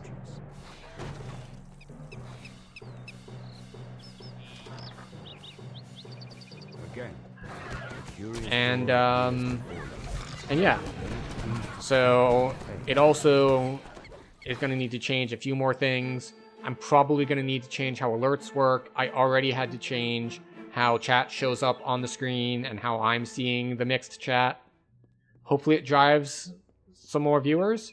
I'm assuming that that since is some, because I know autocorrect gets me on that specific thing as well, where I try to make it say since and it says some, or vice versa. But yeah, maybe. Who knows? I figured it was worth a shot. There's potential that I might poke at one of the other vertical format apps like TikTok or something, but I really don't know what all is up with TikTok. It's not an app I actually use, so probably not an ideal place for me to be broadcasting if I'm not even familiar with enough from using it.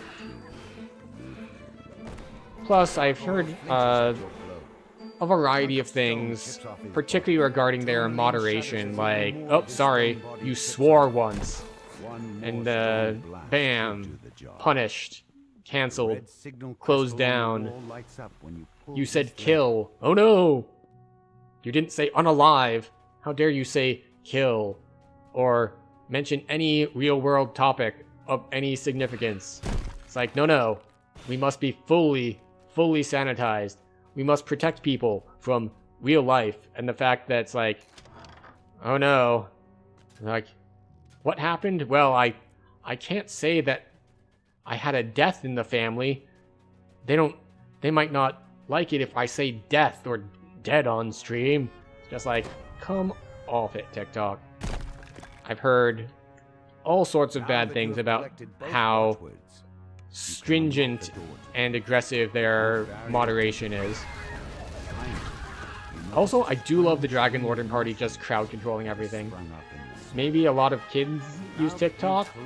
Possibly, but you'd think that that is something that they know. Like, the algorithm shouldn't be showing that. Like, I mean, like, not just like, oh, the algorithm doesn't show you to many people. I mean, like, they detect it and they, like, delete the stream. Like, force close it. sort of stuff. Which Hirsum has hidden in his strong. Like, if you don't want it being served to kids, TikTok, your algorithm, knows that they are kids. Like, you step out onto the absolutely, like, detect it, flag it, like, this is more adult content. Let's not serve it to the people we identify as children. Great! Perfect. That's how it's supposed to work. But, I've heard it gets a bit more aggressive than that. But then again, I would need to confirm that. So, I don't know. It's something that I have in the back of my mind as maybe I'll try it out, maybe I won't. But as it stands, because I was already on, like, YouTube, it's just like, you know what? We'll try the whole vertical thing, why not? I'd seen some layout stuff, and one thing is I like about streaming is I like messing with the technical stuff on occasion. So being like, maybe I want to have more direct control over some of this stuff instead of going through Restream and having that handle all of my stuff for me. So I'm working with essentially a different tech stack at this point.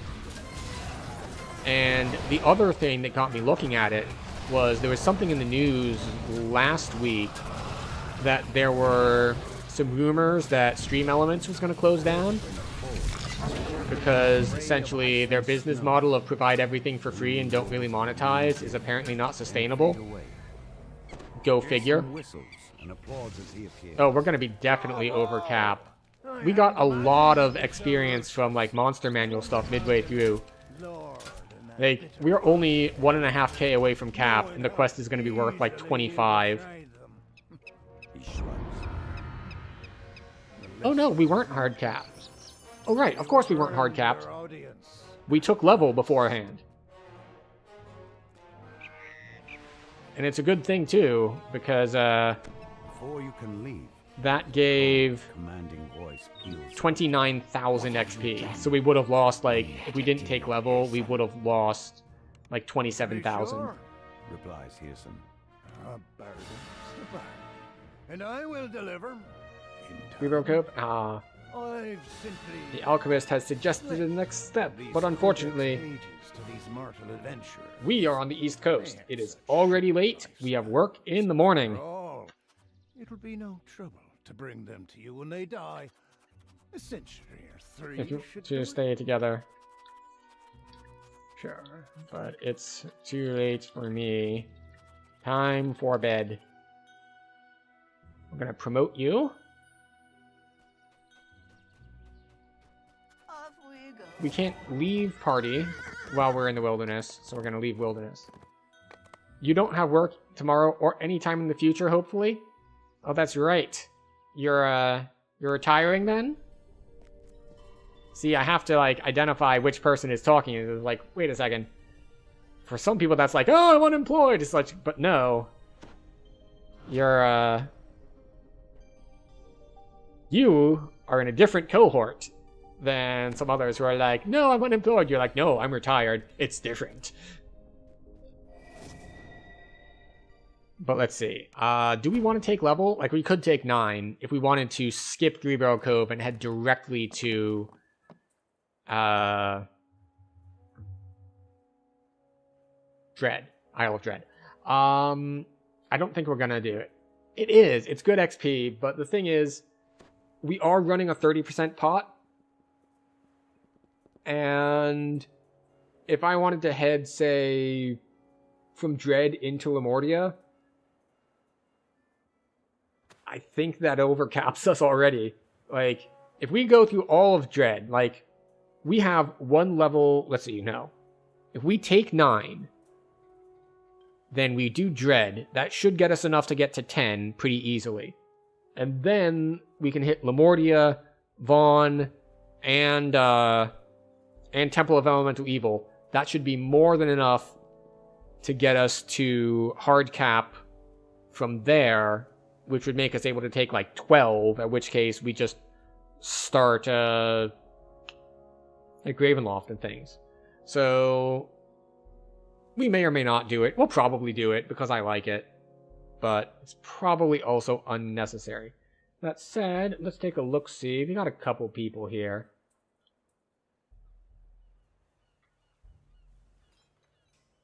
So